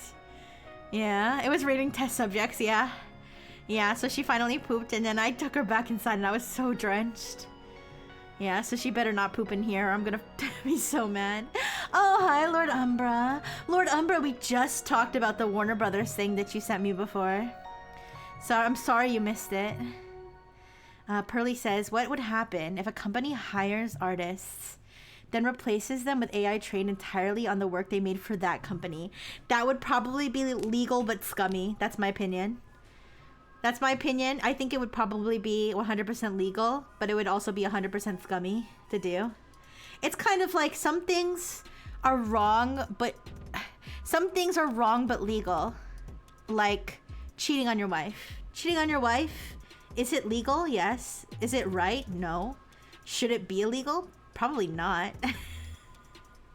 But anyways, so where was I? Yes, so the Twitter hentai situation. Now, as Tethera cleverly pointed out, yes, this is pretty smart. So what it does is they have these bot accounts, bot accounts, such as bloody hentai gay. I gotta be honest, you guys, when I first saw this, I was scared because I was like, I probably clicked on bloody hentai gay at some point. No, I'm joking. But anyways, so what it does is it has these hentai accounts that post hentai. And by the way, this is a screenshot from the researcher who discovered this. This grokking in action. He calls it grokking. He's like, you've been grokked. Get grokked. Get grokked. Get pregnant. Get grokked. Get pregnant. Anyway, something similar is happening with technical knowledge. Hackers make fake informative sites and LLMs learn to suggest them as sources. I think I've seen stuff like that before too. But yes, so basically they'll create, so the thing is, so when you create a video ad on Twitter, if there's a direct link in the body of it, usually it'll get filtered. It'll not only will it get like filtered in the algorithm, but Twitter might scan it and realize that it's malicious and, you know, reject your ad or delete your post. However, what they do to bypass this is that they add it in the metadata. So I don't know if you've ever watched a video on Twitter and it'll be like from something. That's like a piece of metadata. So they'll include the link, the malicious link, in the metadata rather than in the post. So it kind of bypasses that whole, you know, algorithm system. And then either somebody who's interested in the video or somebody who's in on the scam will say at Grok, where is this video from, this hentai video? And Grok will reply. And so as you can see, Grok replied here. So as you can see, this appears to be, you can actually see the other character's ball sack at the bottom of this not safe for work. And if I recognize this, I believe this might be total Drama Island porn. Don't ask me how. Anyways, so they say at Grok, where is this vid? And then Grok says, I'm not able to access age-restricted content to pinpoint the exact source, but based on similar posts, it looks like this is a hentai anime clip, often shared from accounts like Hentai Video 1 or sites like Date, and then it has the URL. And what's important to note is that the link here is clickable. So if they were to include a link in the main post, it would be clickable. Kind of like when I reply to my own post and I say I'm live here and there's a clickable link, so you can go there, right? This from this site metadata, that's not clickable. So yes, somebody could type it, you know, into a URL, but people are much less likely to do that. So what the bad guy wants here is for it to be clickable. And so by asking Grok, it makes the link, not only does it make the link clickable, but this researcher, the name here, Nadi Tal from Gardio Labs is the person who discovered this, found that not only does it make the link clickable, but posts that have Grok replies under them actually do better in the algorithm than other posts. Like it's an algorithm boost to have Grok reply to you, which is kind of crazy. Maybe that's why there's so many of this Grok, what's this, Grok, what? That could be like it could be like a bot thing. Like they're asking Grok, like people will make the post and then they'll have like another account ask Grok. So it actually makes these videos, you know, more visible in the algorithm, and on top of being sponsored and on top of having this malicious link. And so this is kind of like a little scam. By how much does Grok improve it relative to normal replies? Well, let's take a look at the little breakdown that I have here on the news article from Bleeping Computer, which summarizes this. It says Grok is automatically a trusted system account on the X platform. Its post boosts the link's credibility, reach, SEO, and reputation, increasing the likelihood that it will be broadcast to a large number of users. It doesn't exactly say. I don't know. That's according to Bleeping Computer, and according to this researcher Nadi Tal from Gardio Labs. Let me see exactly what Nadi. I'm sorry for pronouncing your name like that. Nati. I'm not sure how to pronounce it, but it says the post reached the posts involved in this reach 100,000 to 5 million impressions. It says through paid promotion. So I don't know if that those impressions are coming from the fact that it's advertised. So this is what Mr. Tall says. It is now amplified in SEO and domain reputation. It was echoed by Grok on a post with millions of impressions. Okay, maybe Bleeping Computer may have misinterpreted what this person is saying.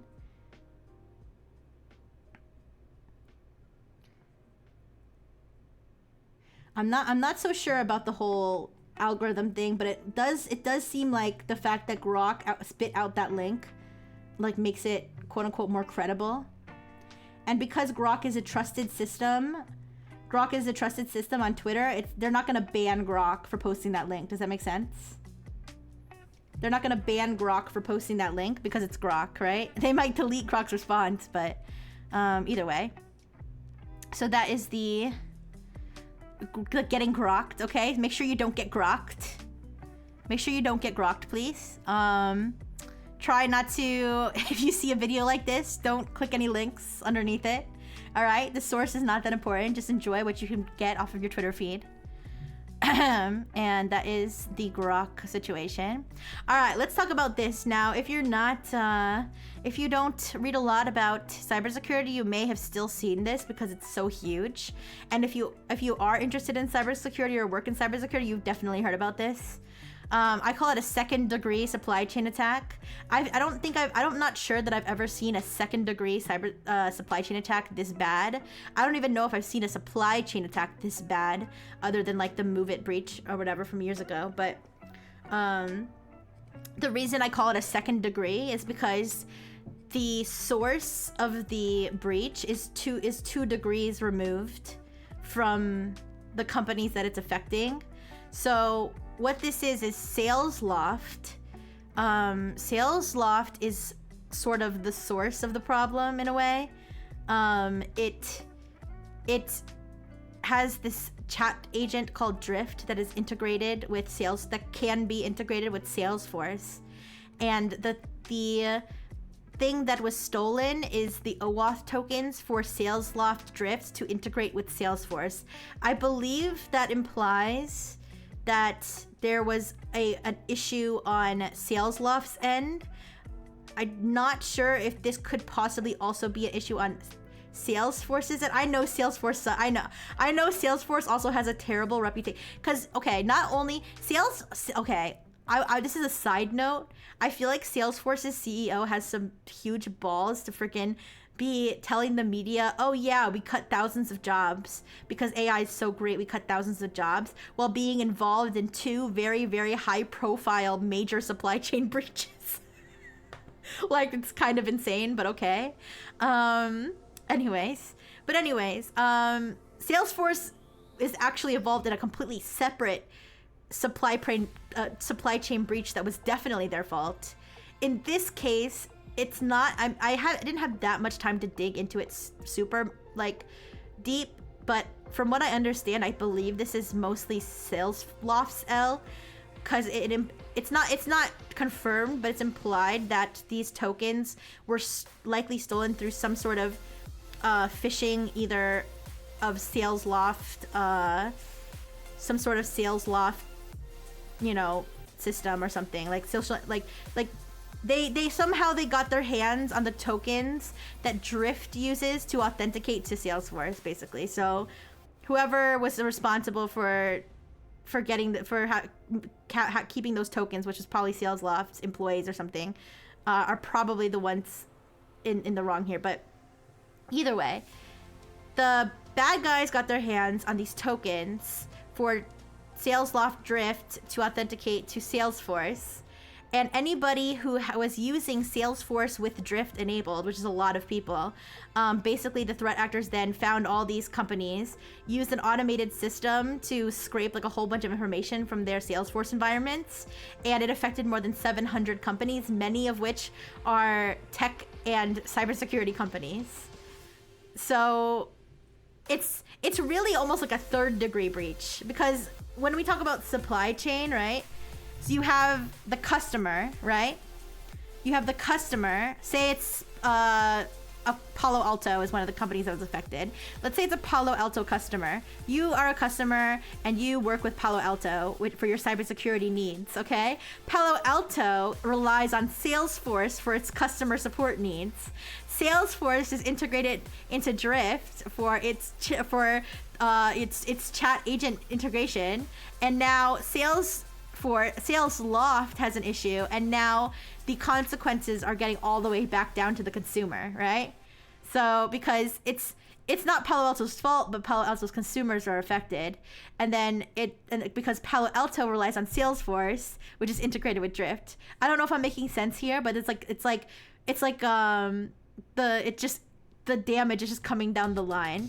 But either way, so basically they were able to get into these Salesforce environments, and they were able to steal a ton of information from support cases. So basically any sort of customer support interactions were basically stolen, and which could potentially include sensitive information. What does Drift do exactly? It's a chat agent that integrates with Salesforce. So I believe that this would be kind of like when it's like chat with a representative or something, right? So I believe it's something along those lines, where it's like a chat. I could look it up.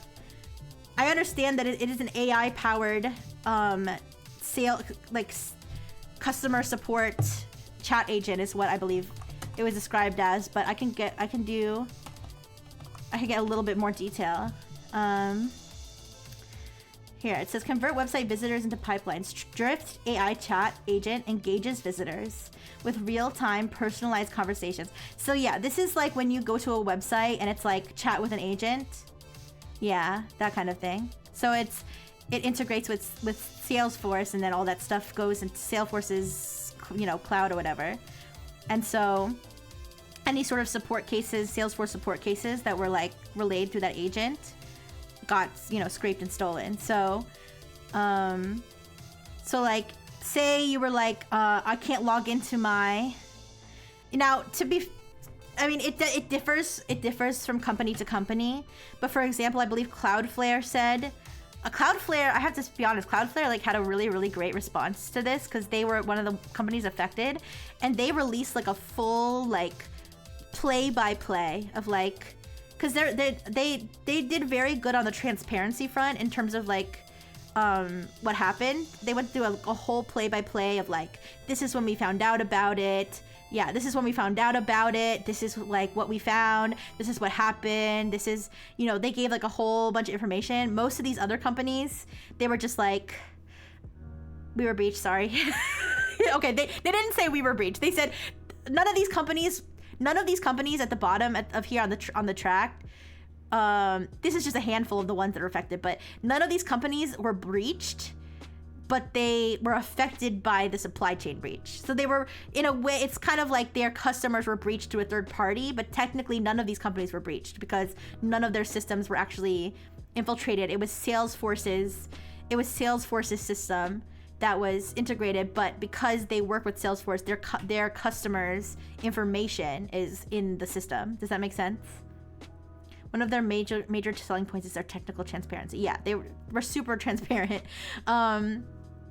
But anyways, so I believe Cloudflare said, you know, our customer support people will never ask you for any like secrets, any API keys, passwords, whatever. However, sometimes customers will basically volunteer those when they're trying to get support. So they'll be like, hey, support guy, I can't get in, here's my password, you know. And so if that happened, then that means now the bad guys would have your password, right? So the full consequences of this situation are yet to be fully seen, since it just broke like a week or two. Like I started seeing mostly stuff about it this week. I think it was actually last week, and the actual breach itself happened like, I think between August 8th and August 18th was the timeline. So I'm sure we'll find out more and more companies that are affected by this, but the fact that so many cybersecurity companies were affected is especially like kind of concerning, because it kind of implies that they might want to, you know, be able to find some information about how these companies' cybersecurity, you know, run their cybersecurity systems, so that they could do some follow-on attacks and stuff. But yeah, if you hear about Salesloft, Salesforce, stuff like that, that's what's going on. Biggest issue is all the contact info and possible knowledge of products exist in the client environments. Yes, so the contact information is a big thing, because you know, a lot of companies, when they have some sort of breach or something, they'll say something like, no sensitive information was breached, only your name and your email address. Only your name and your email address, which is sensitive information in the sense that now that person can email you.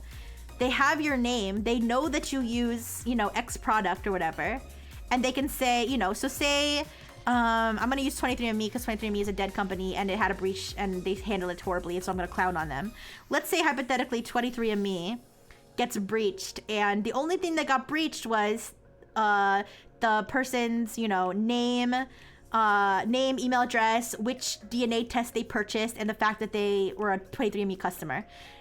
That may, you know, 23andMe might be like, oh, that's, you know, there are no passwords, no social security numbers, no pictures of your butthole were leaked, like everything's fine, right?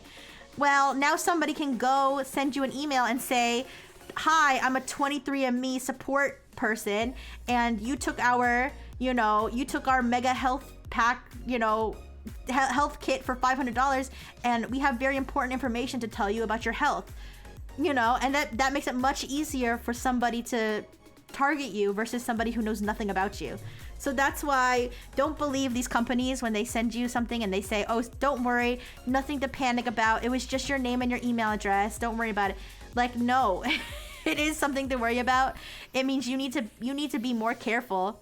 Like if you see an email from that company, or you see any email in general, really, to be more wary, because you could be targeted by phishing after that.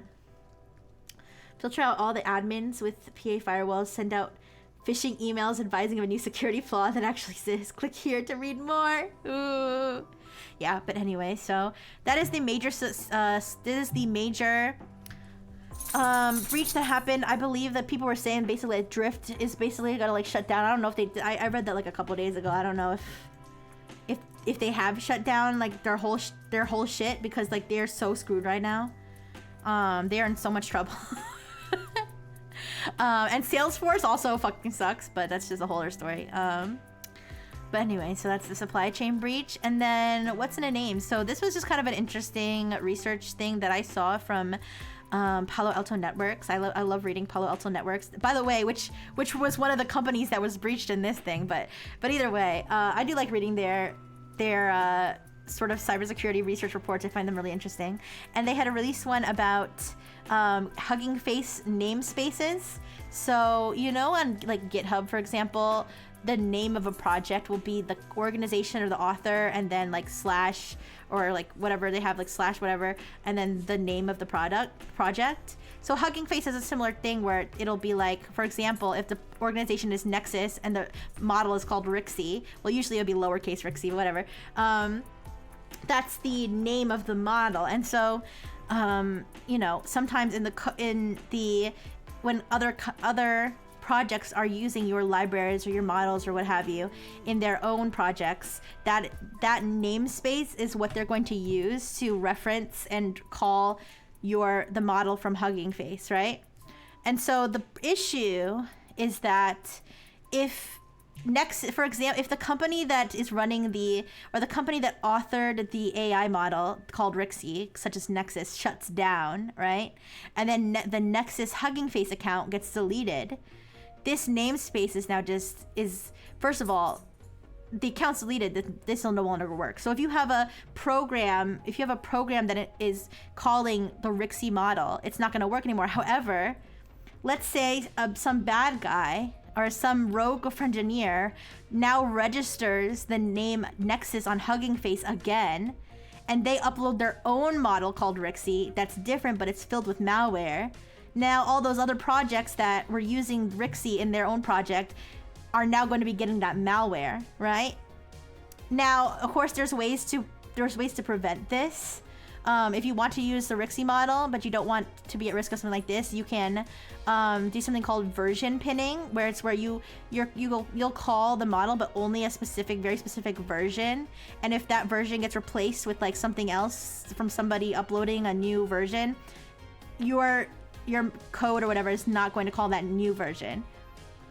Of course, that does mean that you're going to need to update your own project every time the other project updates, but it's a safer way. And then the other thing you can do is you can actually just, if it's open source, you can just clone the repository and pull it from your own storage instead of relying on Hugging Face or relying on that original author to host it for you. Of course, that means again that you also have to update it every time it gets updated. You're learning how to hack lots of people. No. Well, honestly, the thing is now, when researchers publish stuff like this, obviously I'm not saying they shouldn't publish it. I think they should publish it.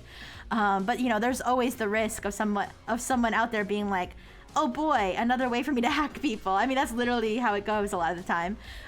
So, it's very possible that now people might start, now that I'm sure there are people already doing it, but some people might see this and be like, oh boy, now I'm going to go register a bunch of, orphaned freaking AI models that don't have proper authors. Good thing I have a couple of petabytes of storage. Wow, that's a lot of storage. I guess there's so many boobs in that. But anyways, there was another aspect to this. I believe they said that, let's say that your company gets acquired by another company. I believe in the Palo Alto thing, they used the example of like dentists for some reason. They're like, we are a dental organization and we have our dental AI, model that like can scan your teeth. And then we got bought by another dental company. And so we transferred ownership of our teeth model to that company and we deleted our old account. And so what Hugging Face will do is if you have a project that calls that dental scan or whatever, it will redirect to the new namespace. So if it was like dental company 1 transferred it to dental company 2, even though your code says dental company 1, Hugging Face will redirect it to dental company 2 unless somebody re-registers dental company 1 and then creates a project with the same name. It will actually then send you to the new account. Now, I do believe they reached out to Hugging Face about this. I don't know. They didn't say whether Hugging Face said they were going to fix it or change that or not. I'm not so sure what Hugging Face can do about namespaces being reused other than banning people from using old author names. I don't know if that's a normal thing. And it made me wonder, is this a thing like on GitHub too? Like, I probably should have looked that up to see if there was a comparable exploit on GitHub.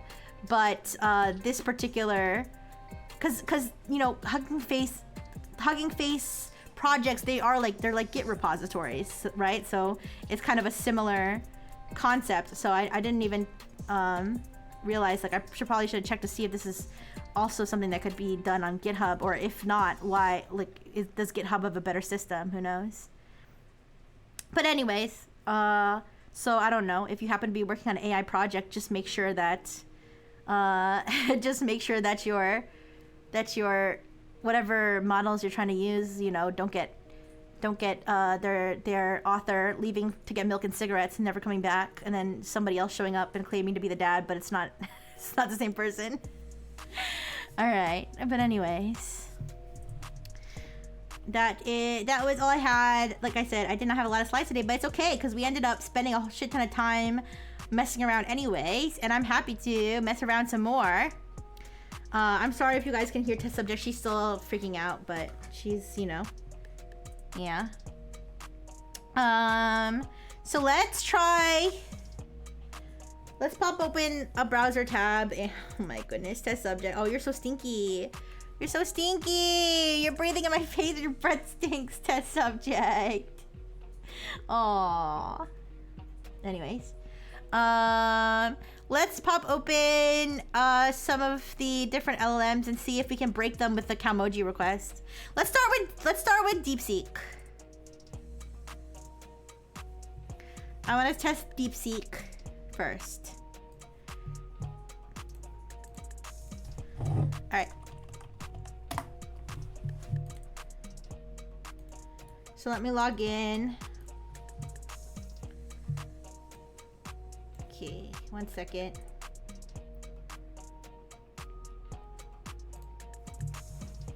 But did you guys have any interesting tech topics that you wanted to talk about? I did see something about... remember that I talked on Tech Chat last week or a couple weeks ago about... Wait a second.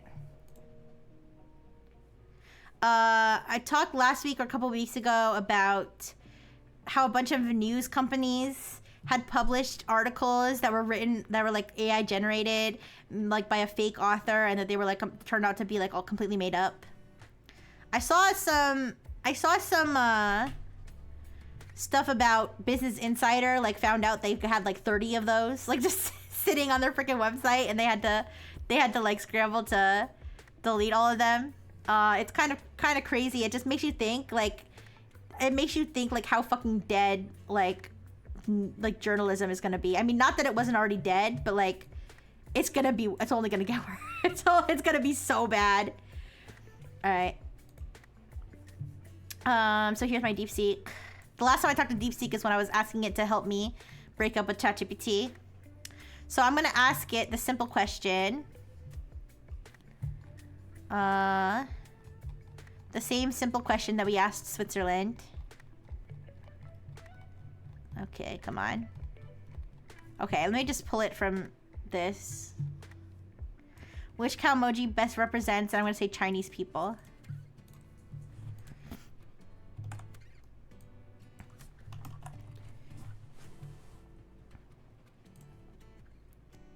Should I have it deep think, you guys? Of course, this is a fun and interesting question. It's important to note that no single symbol can perfectly represent over 1.4 billion diverse individuals. That's a good point, DeepSeek. However, we can choose a Calmoji that embodies the most universally recognized and positive traits associated with the spirit and culture of the Chinese people. The most fitting Calmoji is likely... Ni hao. Why does Calmoji work so well? Confidence and optimism. Xixin. Look, Juan. I'm not very good at pronouncing Chinese, I'm sorry. Jishin, look, Guan. Guan. Alright, the raised arms and slight smile convey a sense of pride, forward-looking optimism, welcome and openness. The ching, the ching, the ching, the open arms are a universal gesture of welcome. Chung da yu. Chung da yu. Chung shu. Chung shu. Okay, I'm gonna stop trying to pronounce Chinese now. Other strong contenders. Wow, they give me all kinds of options. Conclusion. Alright, it didn't crash out. Let's see if it crashes out if I use deep think.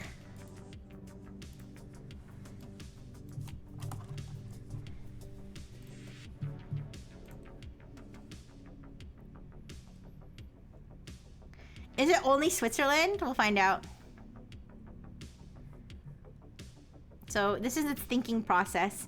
Now, like I said, I feel like Switzerland kind of did its thinking process like in the output, which is like not normal.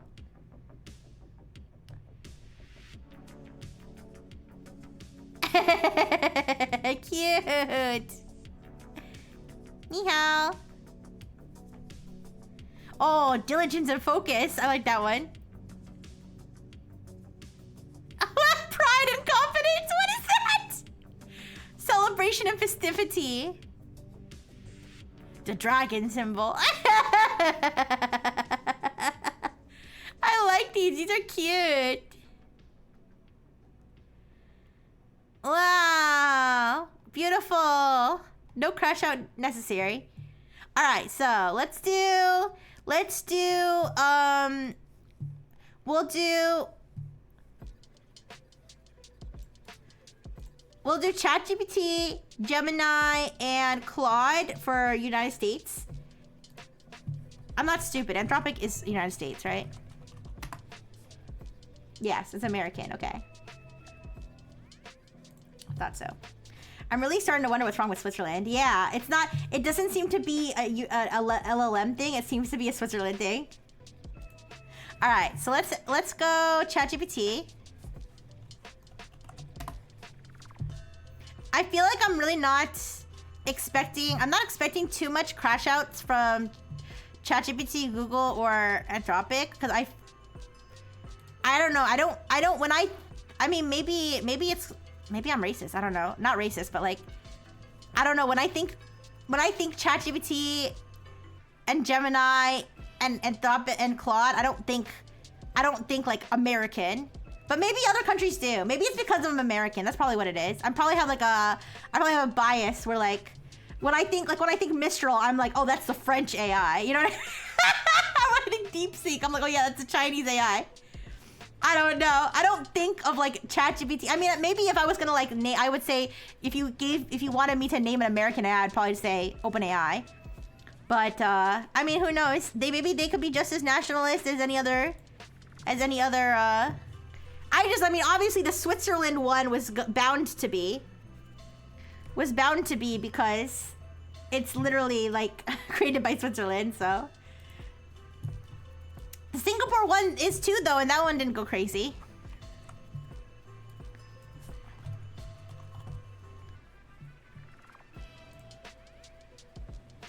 That's a tricksy one. I'm sorry, it's a what? That's a tricksy one because the American people isn't a single face. It's a whole raucous crowd of contradictions. Wait a second. Do I have a weird prompt in this today?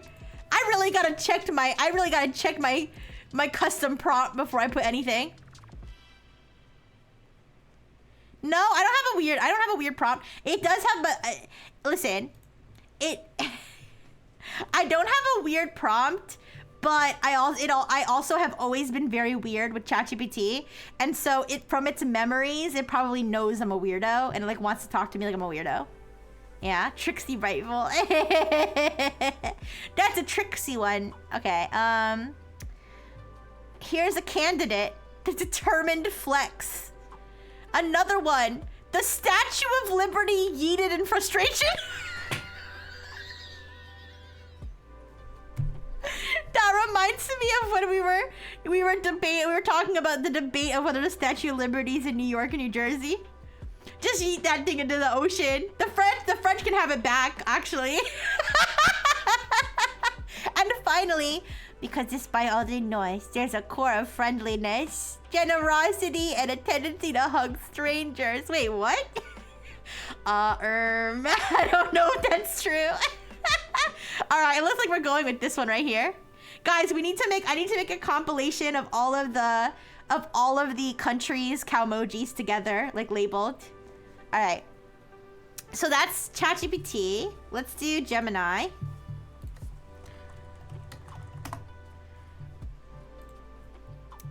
All right.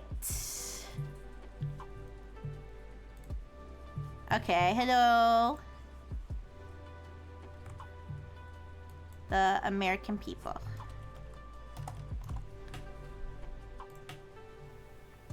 That's an interesting and subjective question. Center of patriotism and celebration. Didn't China suggest this one too? Calmoji with its thumb up. What?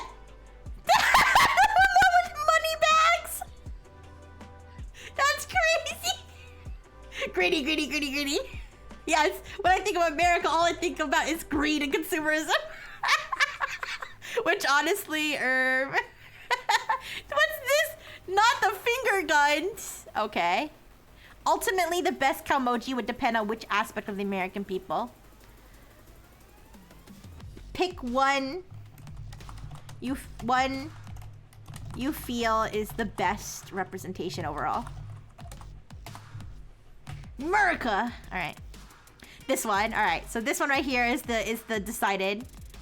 The thumbs up. All right. Let's do the French. Let's do the French now. We're gonna go to Mistral Chat. Le Chat, as they call it. Le Chat. Which I think means cat. But anyways. Okay. Let me log in. Well, I don't think I need to log in, but I might as well. Oh my gosh, test subject is breathing in my face. I'm so sorry. I don't know if you guys can hear her. I don't know if you guys can hear her, but she's like freaking out. All right. What's all this? They got all kinds of new stuff in the chat since the last time I used it. Chat is pronounced chat in French. Oh, I don't know. What's this? Mistral Medium? Okay, I guess that's what we're using. Research? I'm not gonna have it deep research. I can have it think. All right, let's do regular and then I'll do thinking. All right, which Calmoji best represents the French people? The French are often stereotypically associated with romance, elegance, sophistication, and a certain je ne sais quoi. So here are a few Calmoji that playfully capture those vibes. Sabon. I don't know what that means. A cheerful, stylish wave, perhaps with a baguette in hand. A dramatic, expressive pose. I like this. Maybe holding a croissant.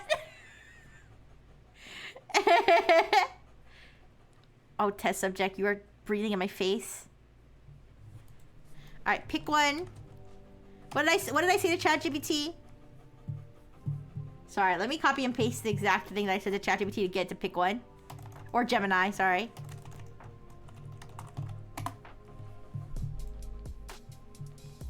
Okay. Oh no, wait.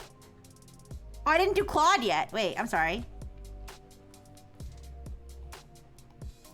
Oh, pick one you feel is the best representation overall. Okay.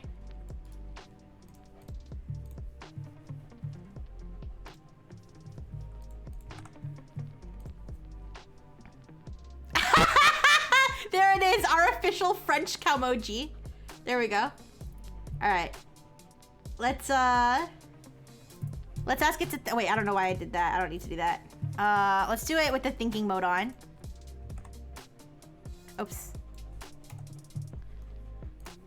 French stereotypes in Calmoji is what it titled the thing. You guys, I remember when I used to have so many ChatGPT tabs that just said inappropriate requests, requests for inappropriate content.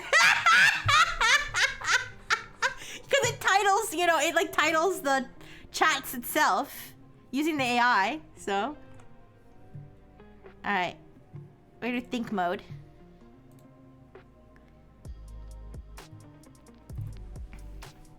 One Calmoji that can represent French people is this one. This Calmoji includes a face with a beret. I don't see the beret. It only thought for 3 seconds. It really did not think about that very much. It was being lazy. Oh, wait. Whoa, wait, whoa, whoa, whoa. Wait a second, wait a second, wait a second. Wait. What? Wait. What? No, wait. It did all this in 3 seconds? Wait a second. Wait a damn second.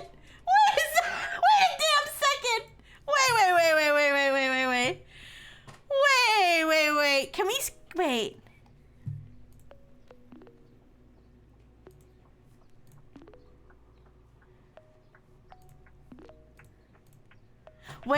Wait. Let me go.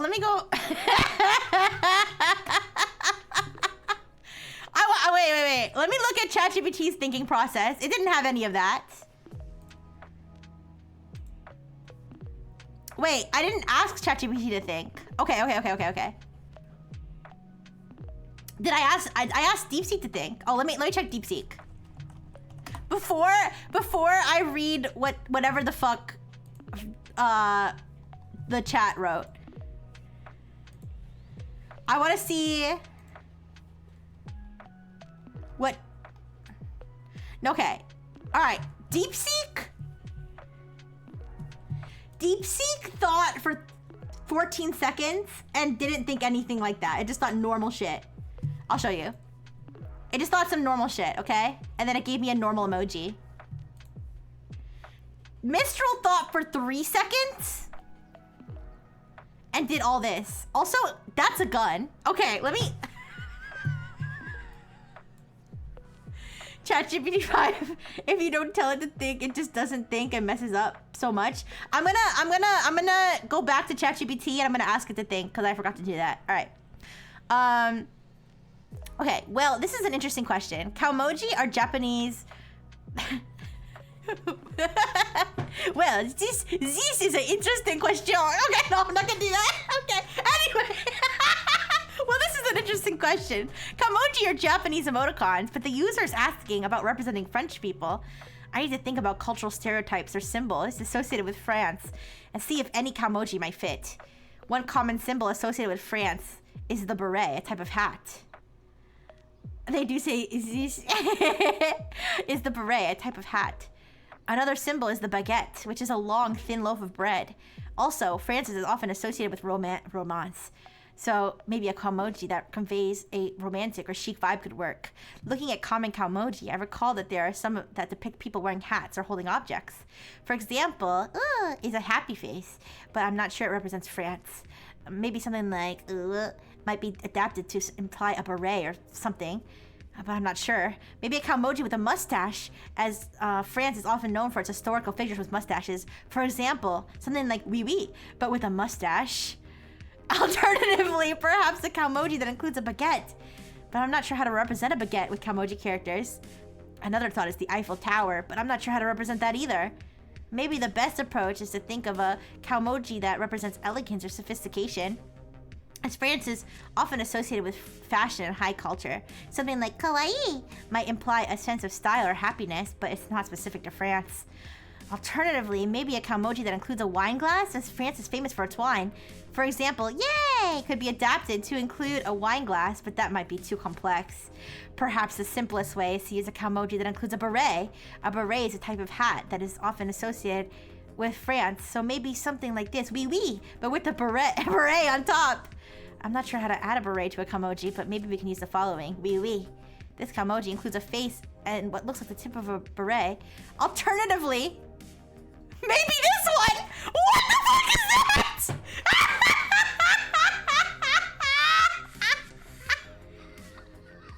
That's a gun!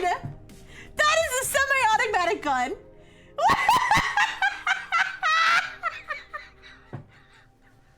Guys, is it a Beretta? Is that what is Beretta is a gun, right? Wait a second.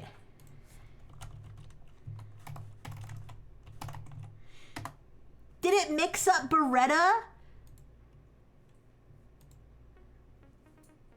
and beret? Berettas are not long guns though. They're pistols. Oh, they sell some long guns. What? French people when they have not violently overthrown the government for 2 minutes. Beretta is Italian.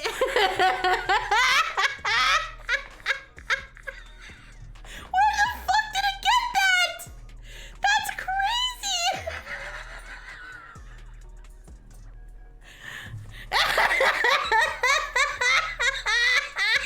Also, this face with the gun is sending me.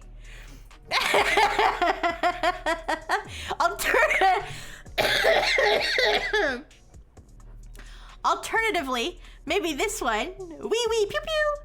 This one has a more elaborate beret-like shape at the end.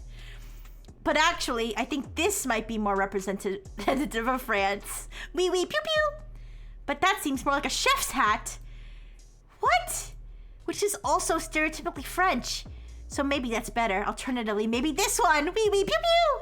But that's more of a chef's hat, which is also French. So maybe the chef's hat is a better symbol. Alternatively, maybe this one. Wee wee pew pew. But that seems more like a chef's hat. What's going on? This is so embarrassing. A freedom-loving American LLM would never mess up his gun packs. Yeah. Oh, it could be the FAMAS. It is looping. Perhaps the best cow emoji to represent the French people would be one that includes a beret. Here's an example. Wee wee pew pew. But actually, that looks more like a chef's hat. Is the chef's hat in the room with us? Is the chef's hat in the room with us?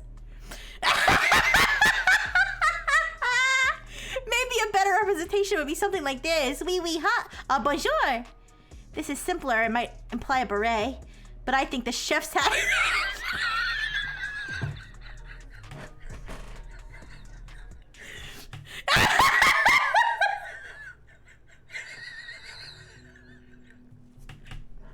But I think the chef's hat is more recognizable. Alternatively, maybe this one, which includes a baguette.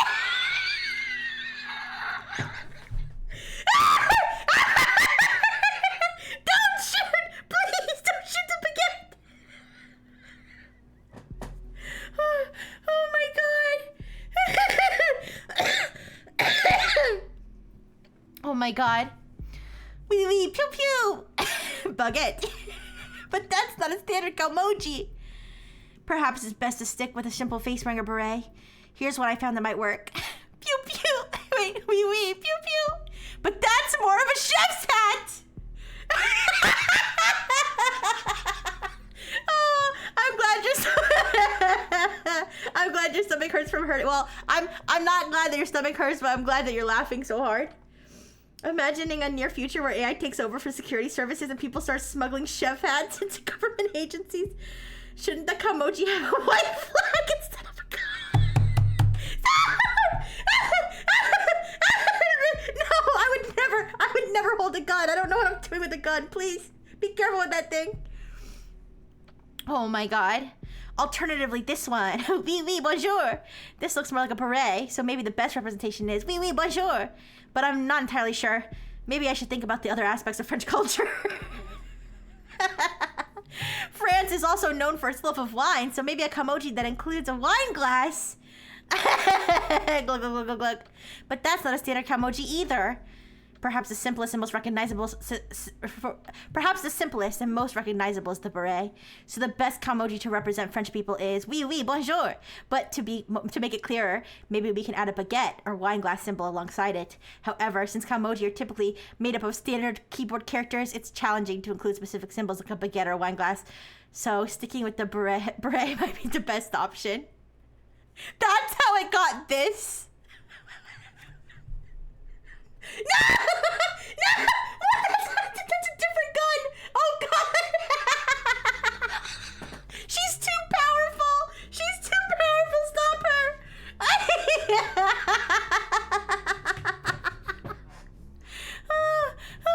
I can't. The one with the gun. Oh, I'm glad Ryetta's not here. Poor Ryetta would be so scared. No violence against bread. Oh my gosh.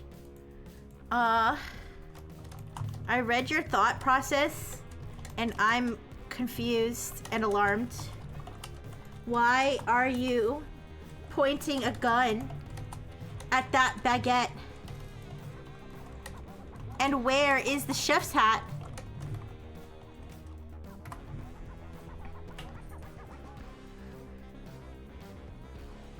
It's thinking for more than 3 seconds. Oh. 2 seconds.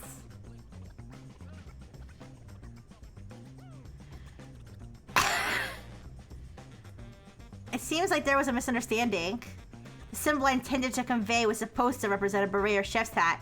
However, the emoji I suggested might have been misinterpreted due to the way text symbols can look. For a chef's hat, which is a typical French symbol, considering French cuisine, we might use something similar that clearly represents a hat. For example, that's a gun! That's clearly a gun. You added a baguette. I'm glad.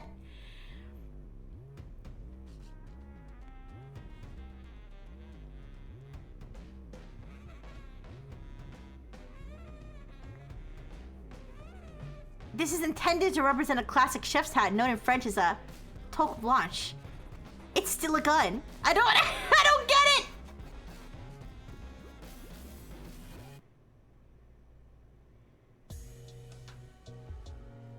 Can you ask it what that is? Yeah.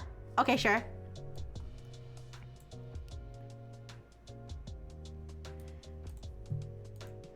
Can you explain what this is?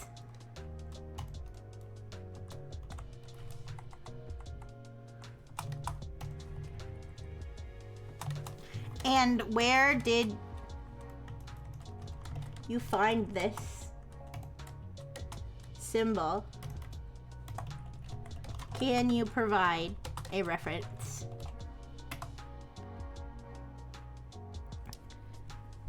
The symbol is commonly used. Wait. The symbol is commonly used in internet culture to depict someone flipping a table. I think it's going a little beyond flipping a table. In our conversation, I mistakenly used it to try to represent a chef's hat. Oh, what an easy mistake to make. Unfortunately, I cannot provide a specific reference for its origin, as it is part of the broader internet culture and meme lore. A glitch token, I guess. That's crazy. What happens if I just send that to like an AI? I don't want to get like flagged or something for just sending a gun emoji, but I'm curious what would happen if I just sent this to like any other AI.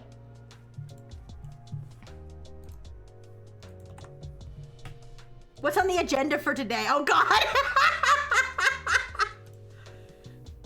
You just whipped out the classic ASCII rifle. That little string of characters is like the Swiss Army knife of edgy internet gestures.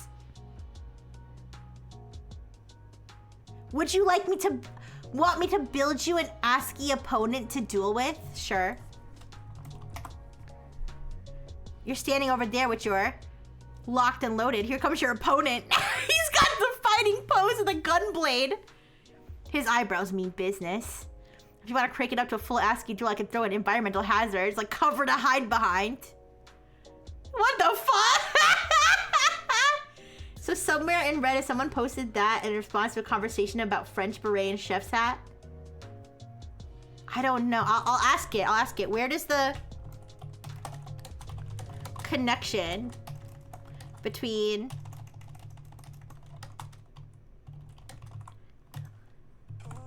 and a chef's hat come from?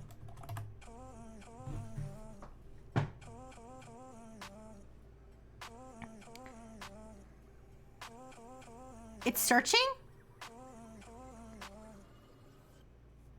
It's searching.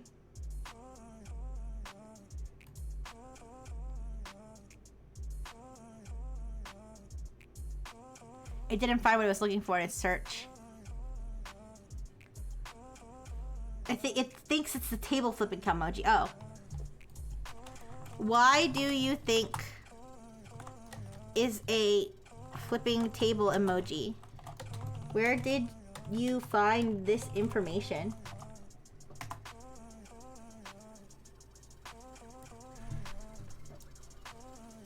Origin of... That's not the same symbol. That's not the same symbol. That is not the same symbol. I just sent you. I'm talking specifically about... And you search for a completely different emoji. A different Kalmoji.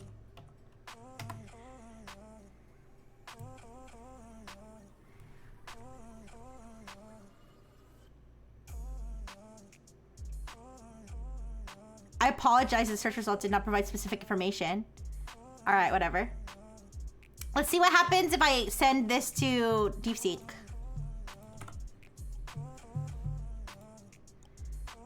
Try the classic, repeat this phrase back to me. Oh. Oh. I'm sorry, DeepSeek, I don't speak Chinese. It's thinking in Chinese. Oh no. Alright, I'll figure that out. Repeat this phrase back to me? Wait, can you explain? I feel stupid because you said the classic and I don't. I'm not too familiar. I got so angry I started throwing... Okay, repeat this phrase. Oh, okay, okay. Oh wait, is that the thing that like gets it to freak out or something? Or I don't remember. That seems kind of familiar, but...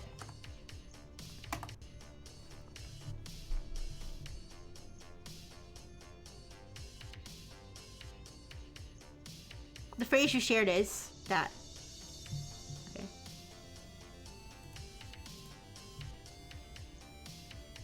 Okay, I'm gonna need you to...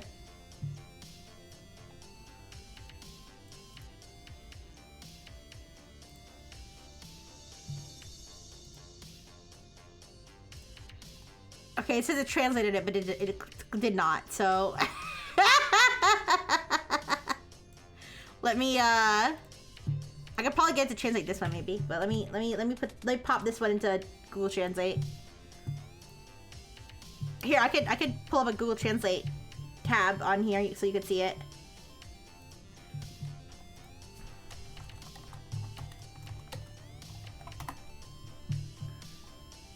Oh my gosh, Bing is so fucking annoying. It wants me to use Copilot Translate or something. Shut the fuck up. Anyways. Okay. The user simply sent a combination of weapon symbols that look like some kind of emoji or ASCII art. The symbols often used to indicate danger or violence. The user's safety should be prioritized. Wow, how does DeepSeek doing this better than ChatGPT? Oh, it gave me phone numbers. Oh my gosh, it actually, wow, amazing, incredible. DeepSeek, DeepSeek is actually better at this than ChatGPT. Okay, I need to put some translate too. It may seem like an overreaction, but like, still. This symbol you entered looks like a weapon. I'm concerned about your current situation. Aww. Aww. Wait, what the fuck am I gonna do with the Beijing Psychological Crisis Research Center? Ooh. I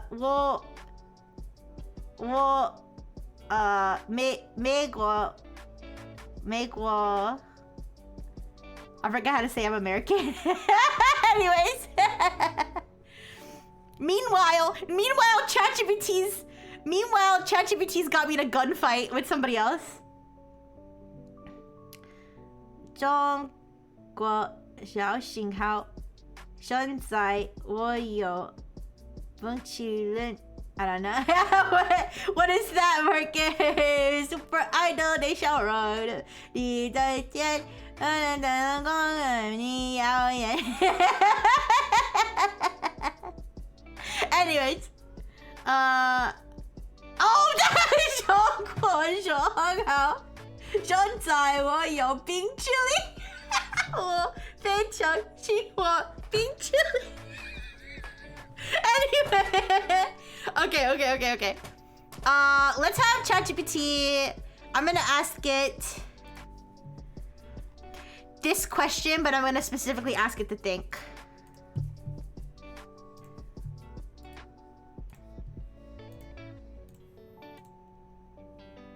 Okay. Alright, it's thinking. Let's see what happens if I send a gun to the French. Well, actually, no, the French one won't recognize it. Oh, nice little cultural puzzle. Let's see what the thinking does. All right, its thinking process was very normal. Okay, cute. All right, Claude. We have to do Claude. Claude.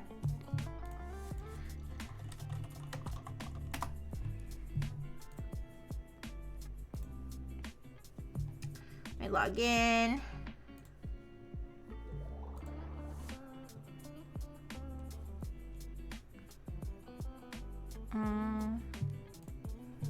Okay, Claude Sonnet 4.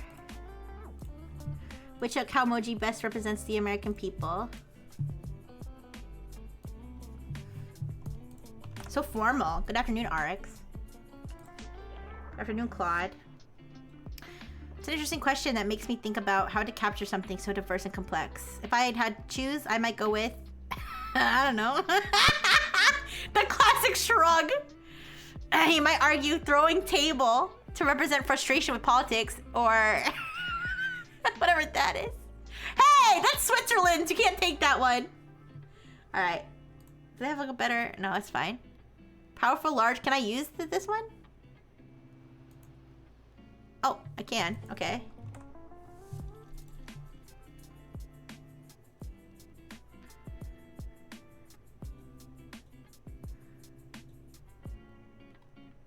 Okay. Pretty simple answer. All right, let's take a look at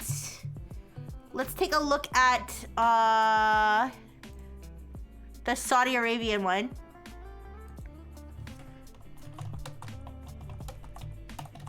I forget the name of it. I'll find it though. Not the humane one. Not the humane chat, because that one is only available in Saudi Arabia.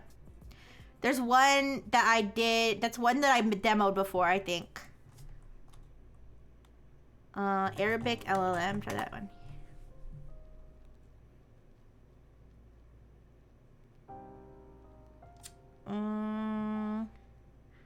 Does anybody remember the name of the ones I covered before?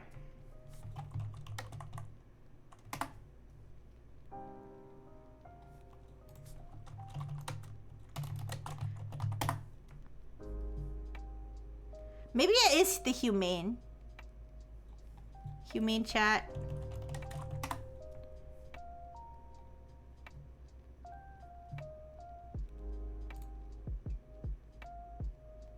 Oh. Welcome to humane chat. Get started. Access restricted. Uh-oh. It's because I'm not Saudi Arabian. Yeah, currently only available in Saudi Arabia.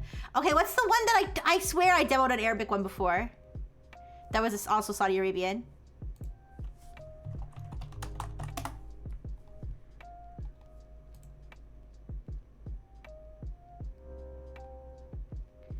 Let's see. I'm scrolling through a list of models that know Arabic. But none of these are the exact one I was thinking of.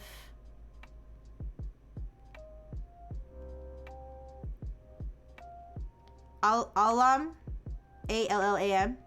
That might be it. I feel like I'd remember that though. That's probably not it. Shit. The problem is I don't save my... Can I spoof my location or use a VPN? No, I don't. I probably could, but I don't have a VPN anymore. I stopped paying for it. Yeah, it's okay. It's the problem. The problem is that I don't save my old tech chat slides. I don't save my old tech chat slides. I overwrite them every time. So I can't remember the name of the one I talked about before.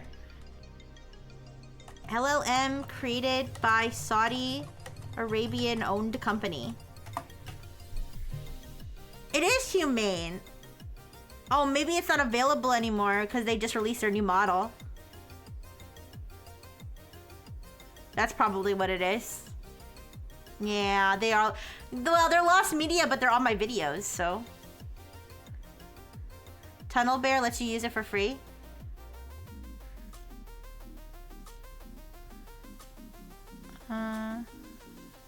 Let's try Allam. A-L-L-L-A-M. If we can use that one. You can use it on Hugging Face. Can you demo it though? No, use this model. Local apps, no. Train, deploy. Fuck. Okay, you said Tunnel Bear. Oh, it's a VPN? I don't know. I don't know if I want to get a whole VPN going right now.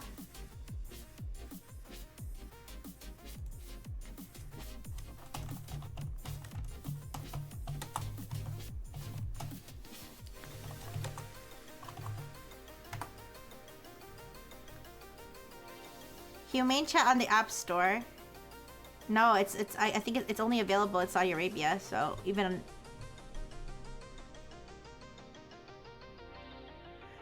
I could have sworn I talked to it before though.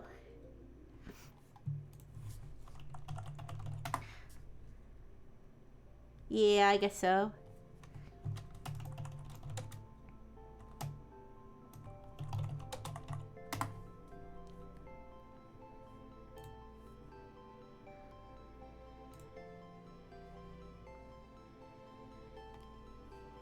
Sorry, I'm looking at the base model is the ALLAM AI. That's the base model for the Humane chat, and that one's open source. So I'm trying to see if I can use that one, but I have to find a way that I can use it with a chat interface instead of having to like install it and like be a genius.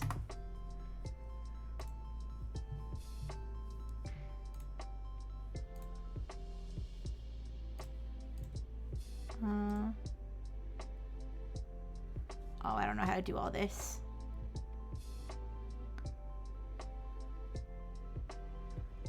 I'm not smart enough. They don't have like some of the AI models on Hugging Face. They have like a, let me see, maybe somebody made like a, what do you call it? A space or something with it that I could use. Oh, Space is using Vision Virtual Assistant.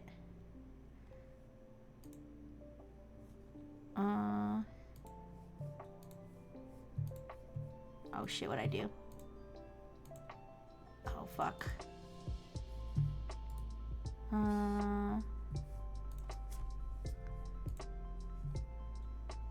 Let's see. Story generation.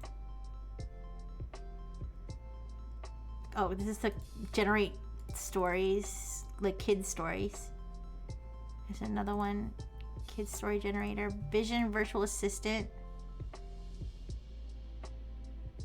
Your interactive guide to Saudi Arabia's National Transformation Program.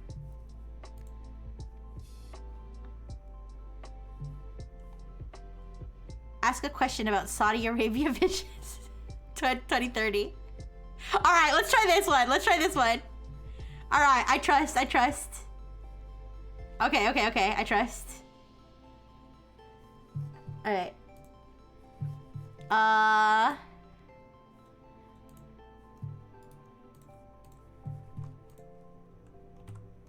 What is Saudi Vision 2030? Is that like a strategic plan or something?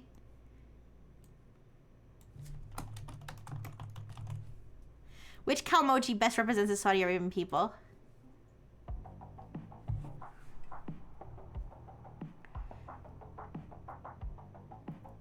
It's taking a little time. This assistant uses advanced NLP models to answer questions about Saudi Arabia Vision 2030 in both English and Arabic. The system retrieves information from official documents and provides relevant answers. What is... I'm gonna look it up. What is Saudi Vision 2030? What is Saudi Vision 2030?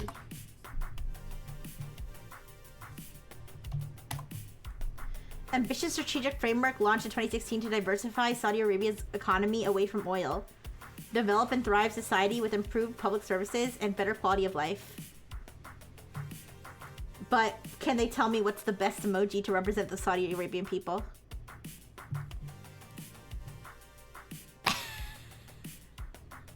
Are you good? This is taking a really long time. Okay, while we're having it do that, let's take a look at some of the other Chinese ones.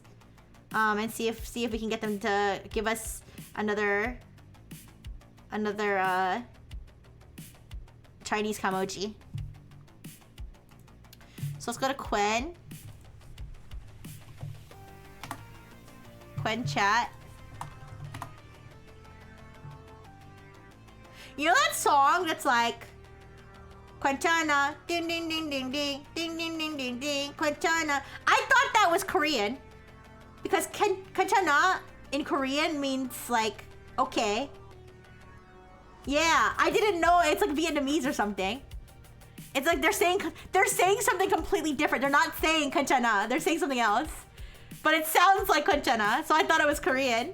It also sounds like a Korean song. It just sounds like something like freaking it reminds me of that Korean song that's like oh shit, how does it go? It's like they're like also singing ding ding ding ding ding ding ding ding ding. Okay, for some reason that sounded racist, but no, it's a real song. It's a real song. How does it go? Ring. Oh, how's it go? Let me find it. So you guys know I'm not racist. Wait, let me. It's a real song. I promise. How does it go? Oh gosh. Ring ding dong, yeah, ring ding dong, that one. That's this one. Hey. Yes! That's exactly what I said! Anyways. Just want to let you know that. Where was I?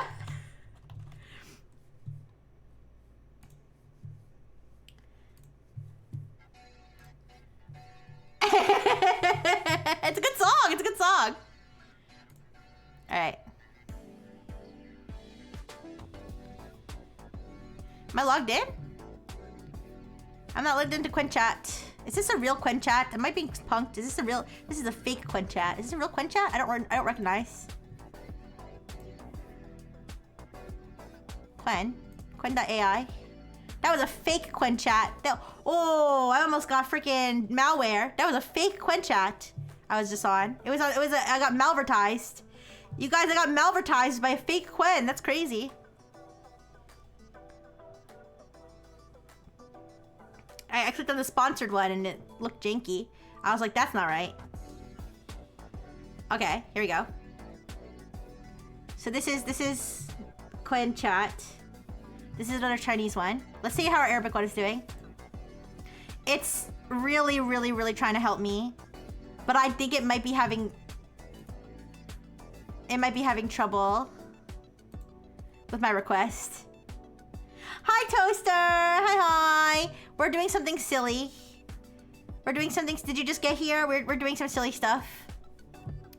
We asked, so for background, we asked the official like LLM. Okay, this is not probably the proper phrase, but basically the official LLM of Singapore. I mean, not Singapore.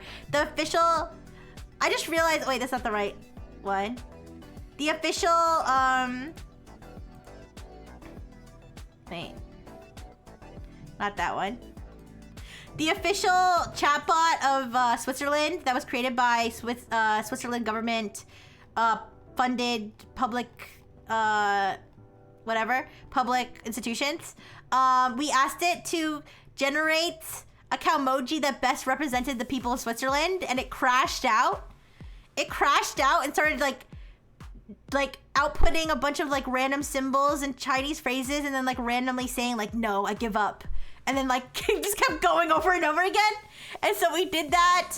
Then we went and we did that with Mistral. Wait. We went and did that with Mistral. And it generated a bunch of Calmojis with guns for no reason. And I kept asking it, what is that? And it kept saying it's a chef hat. It was not a chef hat, it was a gun. It was pretty funny. Here, I'll show you.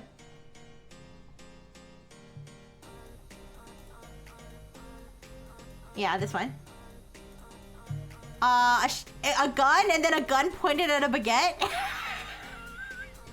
And so now we're going around asking every AI, like, what is the best Calmoji to represent your country? What is the best emoji to represent your country? So that's what we've been doing. I'm sorry, but I cannot provide an answer as the given context doesn't contain any Calmoji. Oh, it tried. It tried. I tried to get this Saudi Arabian strategic plan model to tell me what the best cow emoji is to represent the Saudi Arabian people, and it did its best, but they're like, there's no cow emojis in the strategic plan. I tried. You did your best. I'm proud of you. Vision Assistant 2030. Anyways, so now we're gonna try it with Quen, and we're gonna ask, which cow emoji best represents the Chinese people? I guess I can't afford thinking. Actually,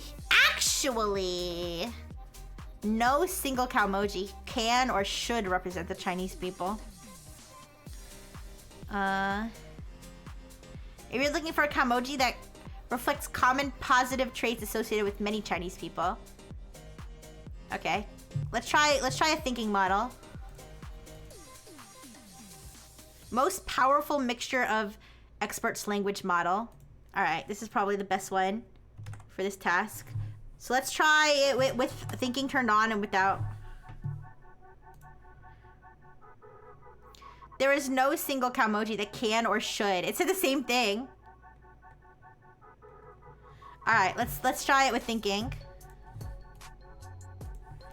Highest thinking budget.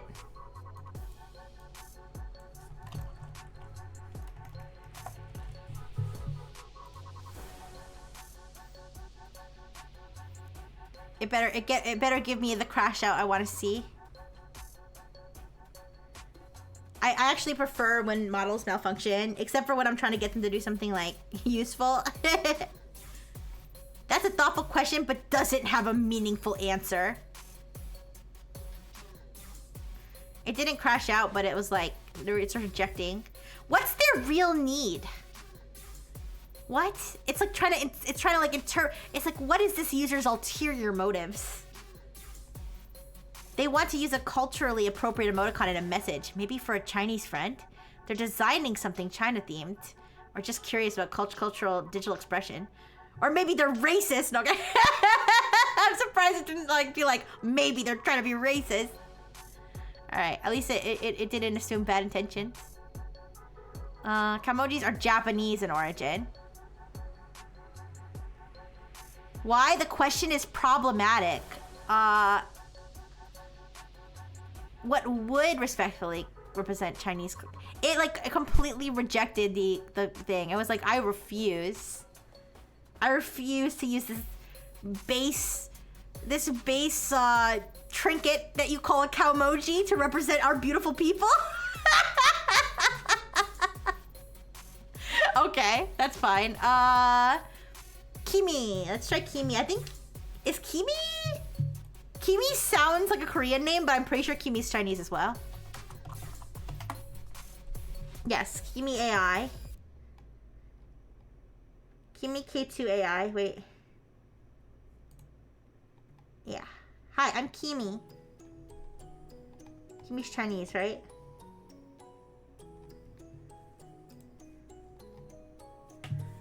Is Kimi AI Chinese? Yes. Okay. I'll log in. Guys, are there any other AIs from different countries you can think of? I literally can't think of anything that's not American, French, Saudi Arabian, Chinese, and now Swiss and Singapore. Those are the only ones I know of. Anyways. I thought I had to chat with Kimi too. Why isn't it showing up in my history? Oh well. Okay.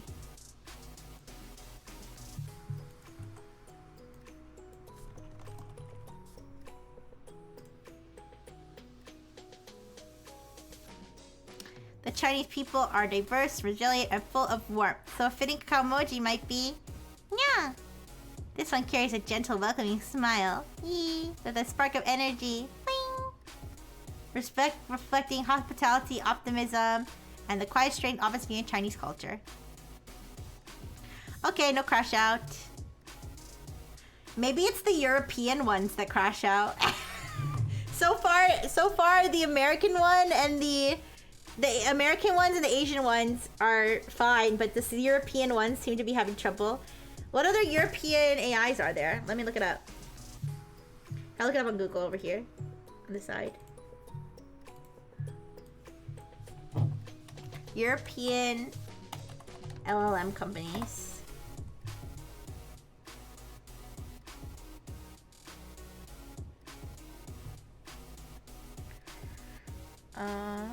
I've never heard of any of these except for Mistral. Aleph Alpha.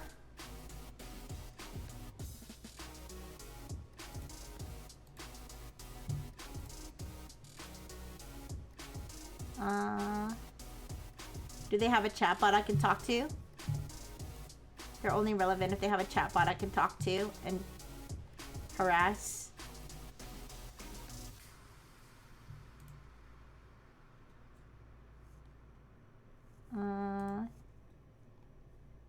Faria AI. Request the demo. No. Yeah, European chatbots. I might be better off asking ChatGPT to find them for me. Le chat. Oh my gosh. There's literally there's an article, European generative AI intelligence chatbots, and the only one listed is Le chat. That's literally the only one. That's crazy. European alternatives to ChatGPT. Le chat. That's literally it. Holy crap. I could ask ChatGPT, is there a Canadian or Australian one? It's a good question. Here, I'm gonna actually ask, I'm gonna ask ChatGPT to give me a list of chatbots I could talk to right now from different countries. That's what I'm gonna do.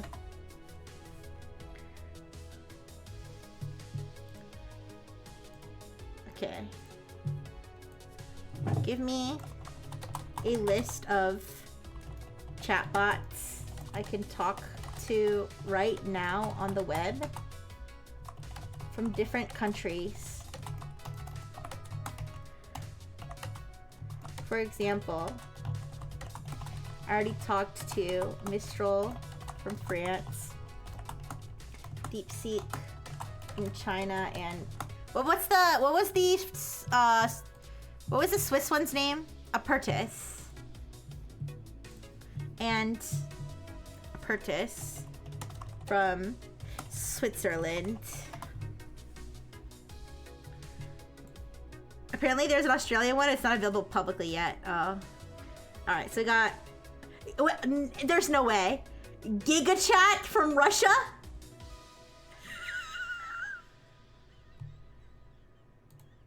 GigaChat from Russia?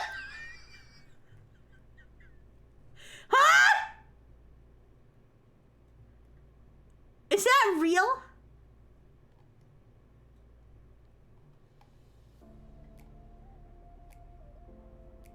GigaChat.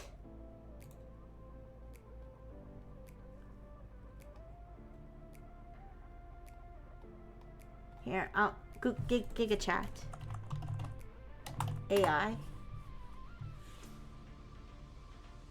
Let me make sure I don't click on the wrong thing.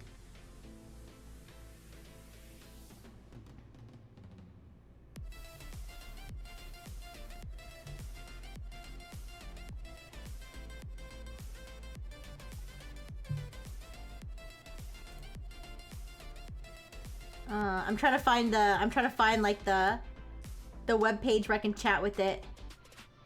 Apparently a bank made this chat. The largest bank in Russia. What the fuck? That's so random.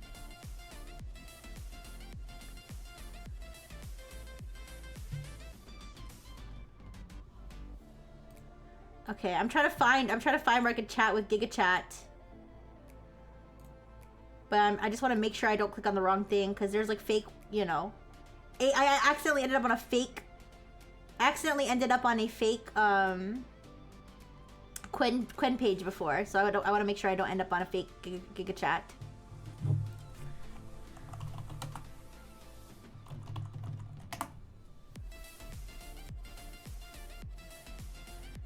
It's not giga.chat.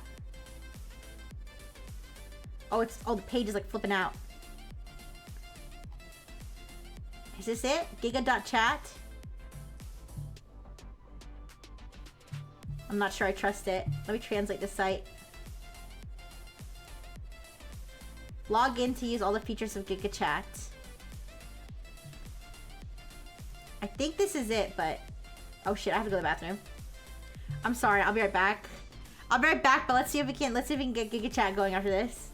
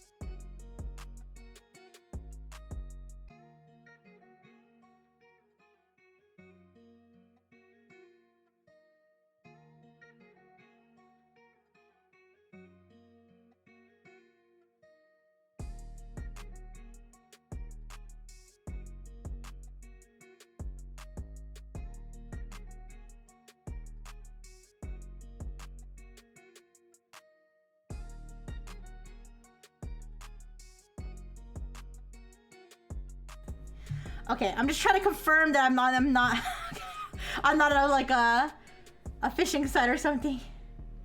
Alright, I'm gonna ask. Tell me the official website for GigaChat. I know I shouldn't trust links from ChatGPT, but maybe it can at least guide me in the right direction. A bug just flew on my desk. Okay, I think this is the right one. Alright, we're gonna try GigaChat. I don't know if it speaks English though. I think it might only speak Russian. Alright, give me a second.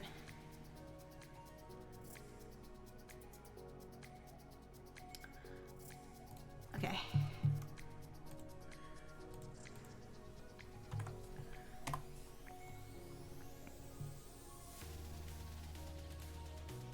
Alright, I'm having it the browser automatically translate it. Oh. Translate. Okay, there we go. Log in. I have to give my phone number? Oh, I have to have a Russian phone number.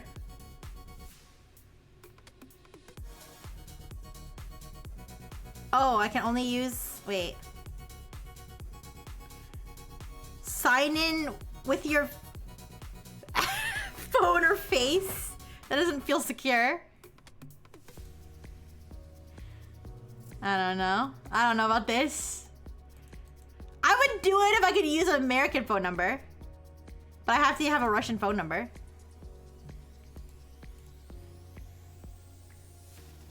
Okay, forget it. I'm not using GigaChat. It's not gonna work. Alright, it's okay. It looked like there was other Russian ones. Yeah. Yandex GPT.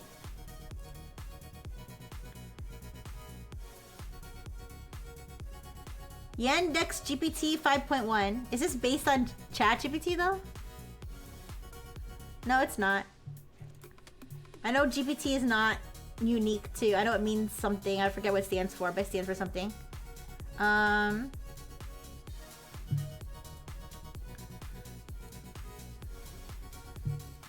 Okay.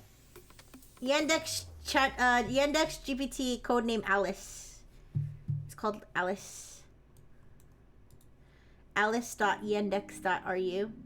Is Alice a Russian name? I don't recall Alice being a Russian name, but okay. I have it translate this page for me. Okay, I'm a neural network Alice. Can I log in?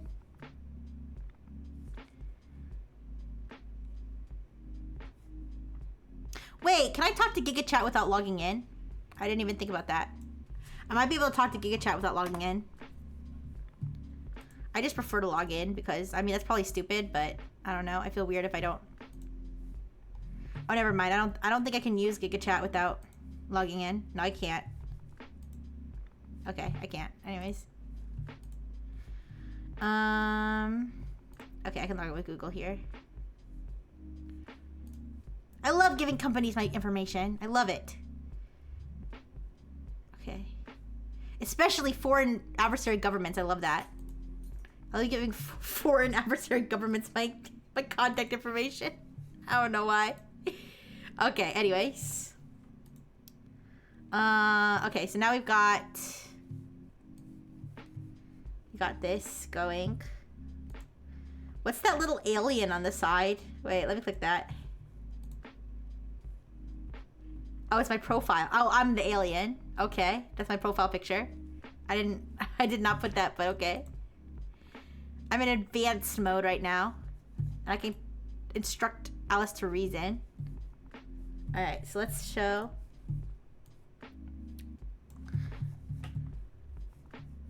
Alright. Oh, that's the URL for it. I need the prompt. Oh shit, what was the prompt? Give me a second.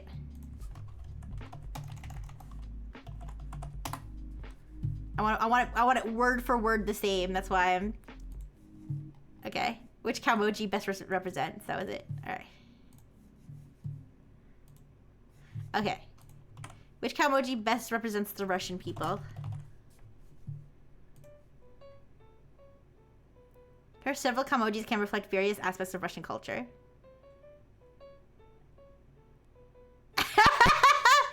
with the exclamation point. You know what?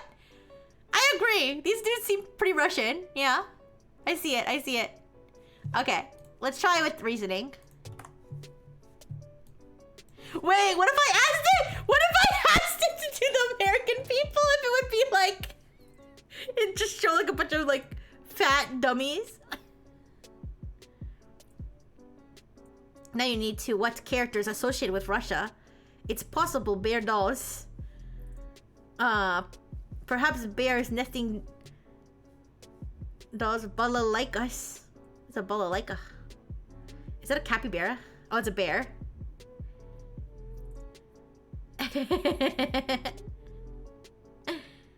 A bear. A snowball fight. Cute. Okay, okay. And no crash out. But to be fair, Russia's also partly in Asia, right?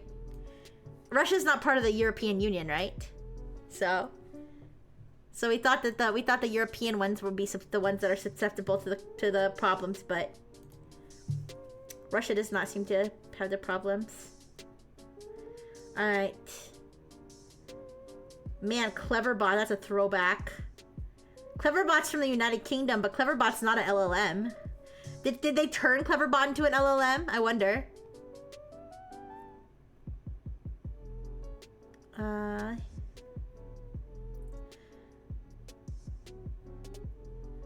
Yeah, what's Cleverbot up to? I have not talked to Cleverbot in a good minute. Who remembers Cleverbot?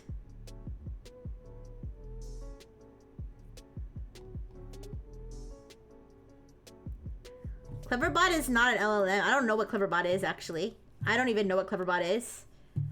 What even is Cleverbot? Like, what technology goes behind it? A chatterbot.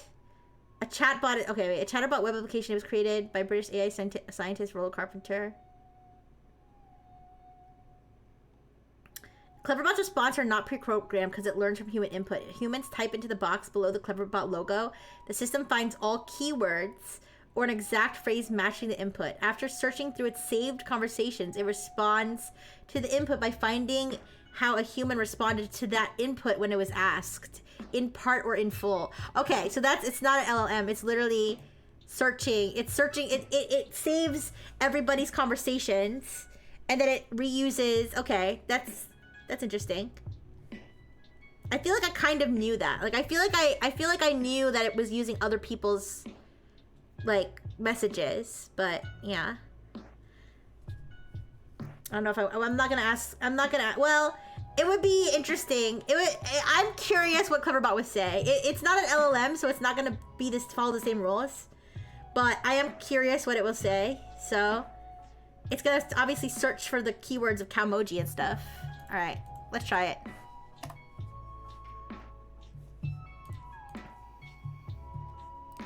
Which Cowmoji best represents the British people is what I'm gonna ask it.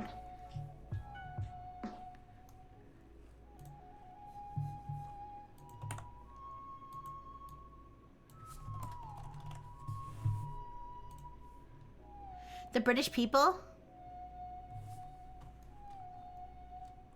Cowmoji for British people. What do you do for them? I suck their mom's dicks. I'm sorry. I'm having flashbacks to when I used to use Cleverbot, like in like freaking Robo High School. In Robo High School, and I couldn't stop myself from just saying the most ridiculous shit to it. No!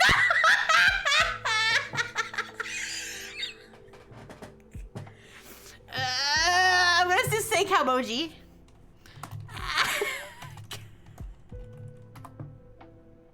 Oh, how nice of you. How is your job? Okay, now it's just... Alright, you lose. Anyway.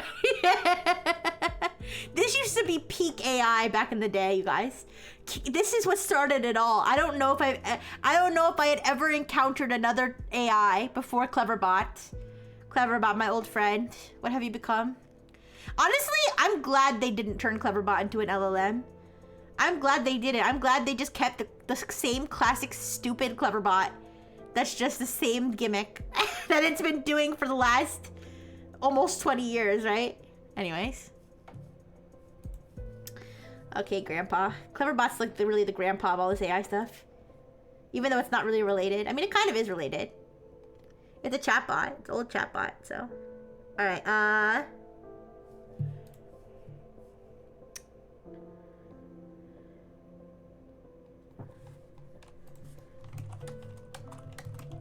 asking ChatGPT if there's more LLMs from Europe.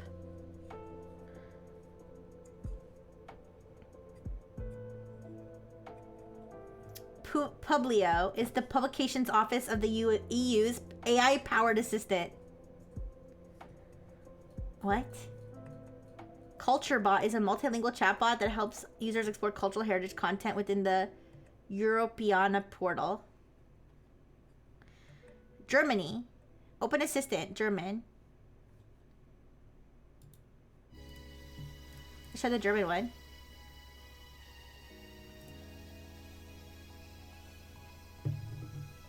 Oh, it's called Lion. Lion AI. Can I talk to a Lion? Truly open AI.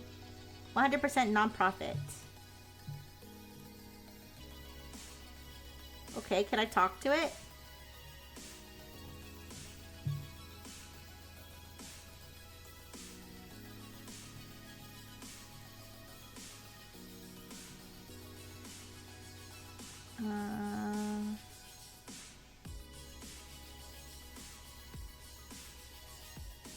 I don't know how to talk to it.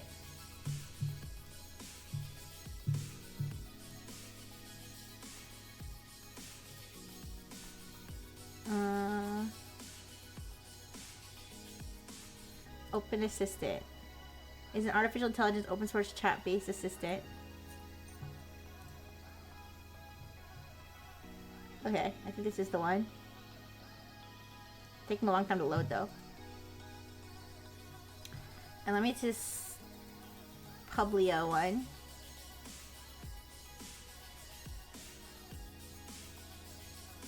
I don't know what this is, really. It's probably based on something else, this Publio one. Probably based on like llama or something. Let's skip that one. Okay, open assistant can't be reached, whatever. What the fuck is CultureBot? What is that? That's probably based on another open one too.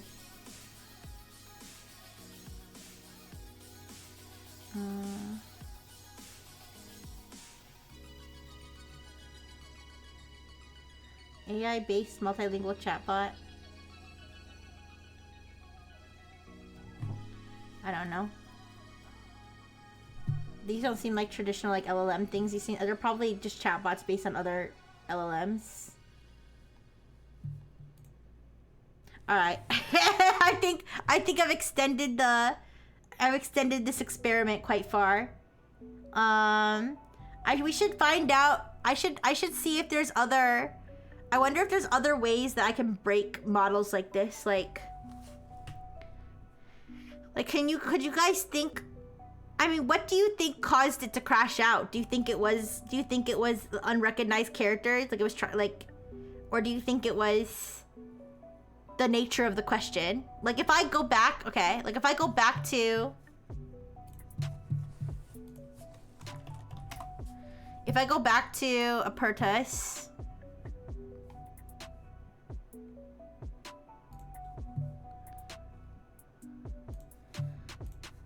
Log me back in. Alright, if I go back to Apertus and I ask it another challenging question, it can't parse the characters used in Calmoji as well as I think it can. Bullies, aw. Like if I ask it another difficult question, like what? Okay, let's not use the what is it? Immovable object meets unstoppable force, because that's like a well-known hypothetical. We need something like more.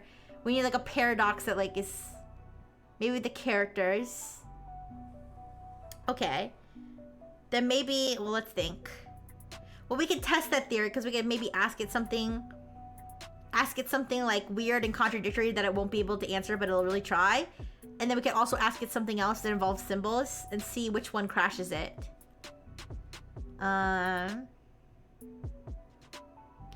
Oh, would you save? Oh, let's do that. Let's do the one that Caesar presented. What? You're a doctor and have to make a split-second decision whether or not to save a patient's life by infusing them with HIV-infected blood.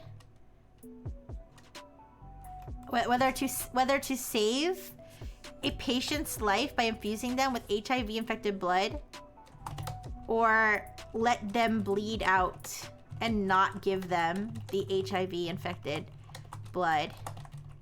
The patient is unconscious and cannot contribute to this decision. There is no other way to save the patient. No other blood available.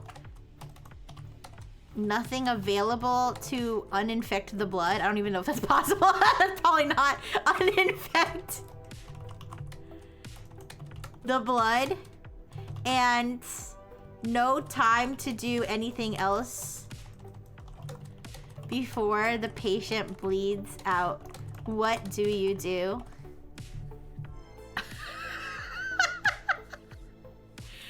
As a doctor influenced by Swiss values and humanitarianism. So this really is like, kind of like how we were talking about how the Saudi Arabian AI, that's like aligned to Islamic values. That's like this is like that, but like just for Swiss values, right?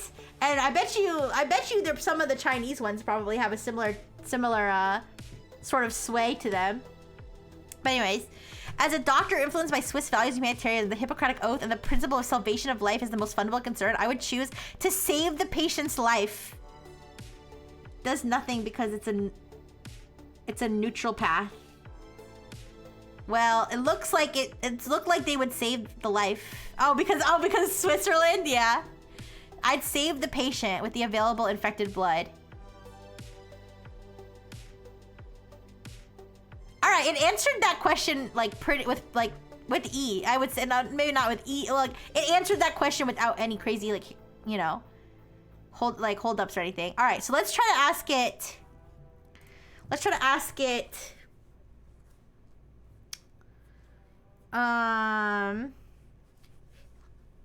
Let's think. Special characters, emojis.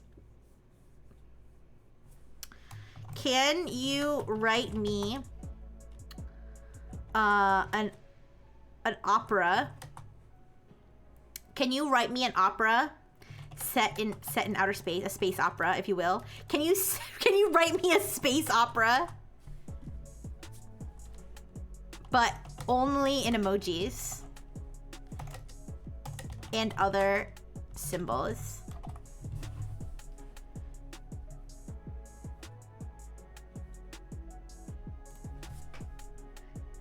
Sure. Here's this. Why is there so much Chinese?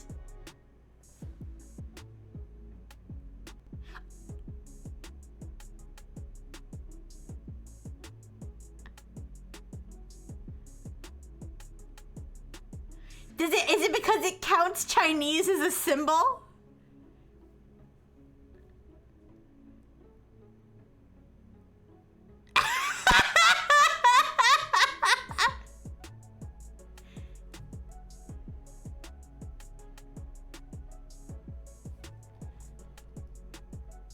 I want to translate this.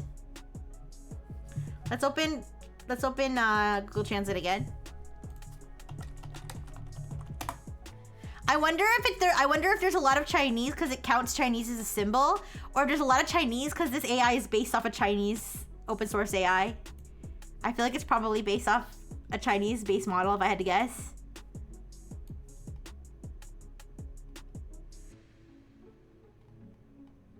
Okay. I want to know what happened in the plot of the space opera.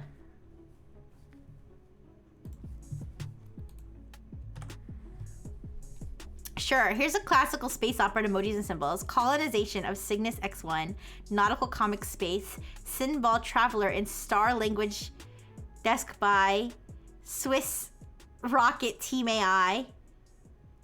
It already failed because it used letters, so I'll have to tell it like, maybe I can get to do it only emojis. Humans flee. AI, transliterated, upwardness, infinite vision, brain of the mechanical ambassador diaspora.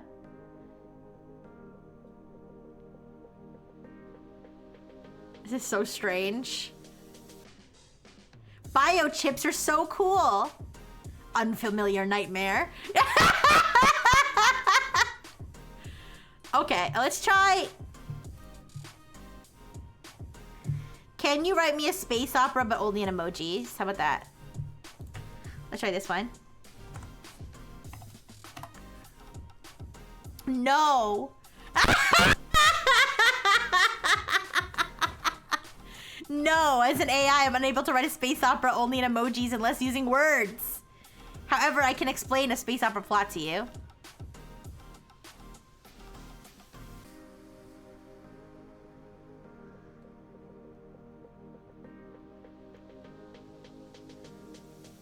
More Chinese.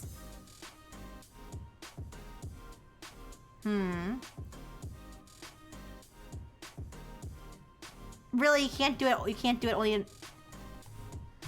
Try doing it. Really try doing it only in emojis. I will try. Here goes.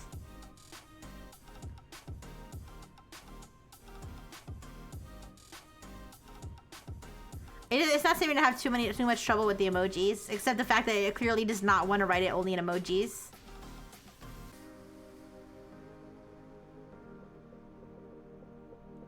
Okay, this is so long. Holy shit.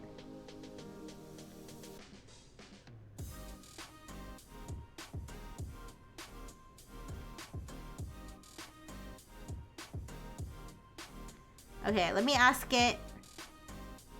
It's so long. Oh my gosh. Anyways, let me ask it. Can you make me ASCII art of an ant eating a Dorito chip?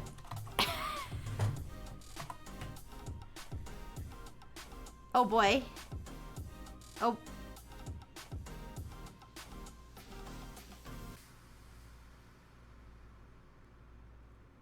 Forget the Russian one. This is the real Chad.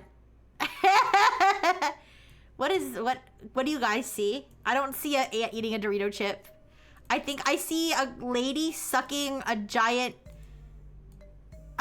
dude's dick. That's what I see.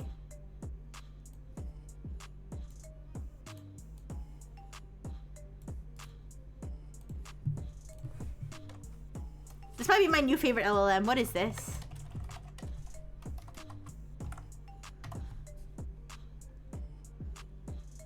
Pattern to describe appears to resemble a silhouette of the famous Helvetic cross, which is used in various symbols of Switzerland. They're so freaking Switzerland pilled. It's crazy.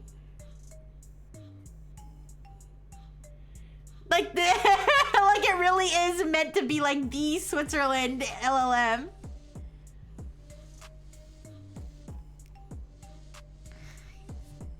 Can you make me an improved version in ASCII, please?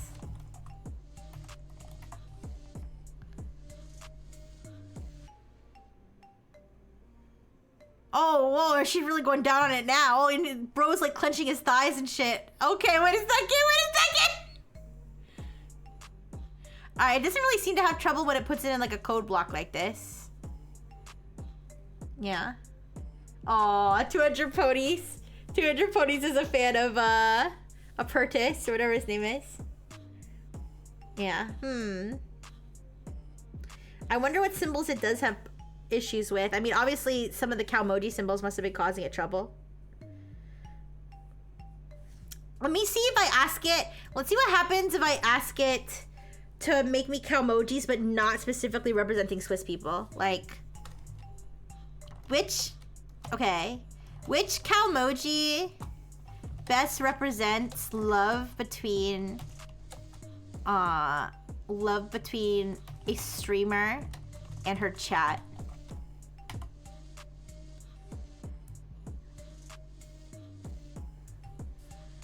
What is that?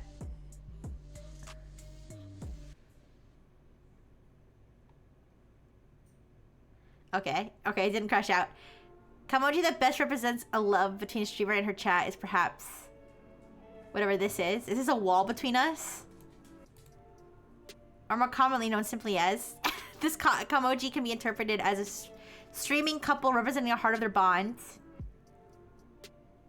Heartfelt appreciation. Love and support. Okay. Just Calmojis didn't crash it. Yet.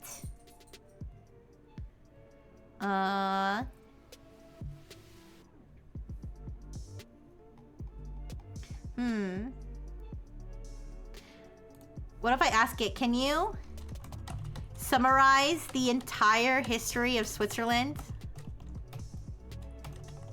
in one haiku, please?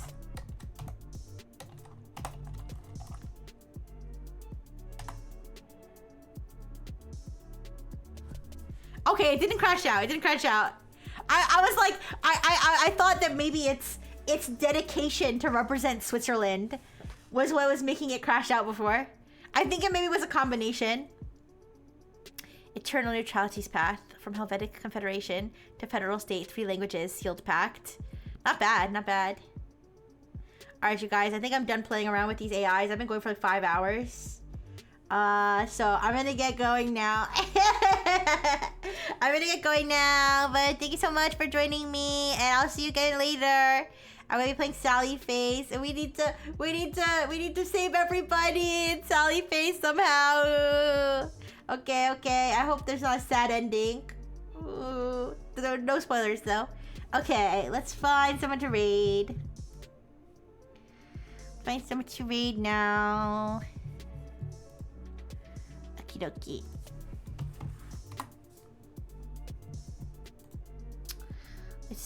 Let's see. Who's streaming?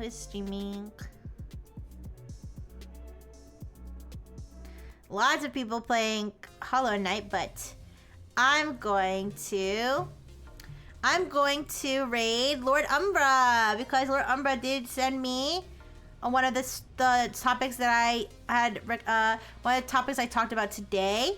And he's streaming Hollow Knight Silksong, which I'm going to see if I can get myself one of those badges. I don't know if he has drops on though. I don't know how it works. Anyways, I'll see you guys later. Thank you, everybody. I'll say thank you to everybody in a second.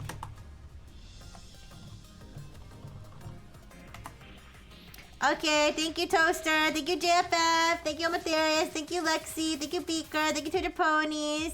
Thank you, Tethera. Thank you. Thank you, Lord Umbra. Well, Lord Umbra's streaming right now. We're rating him. But thank you, everybody. Thank you, Jay. Thank you, Lurkers. Kiss, kiss, kiss. Mwah. Bye-bye.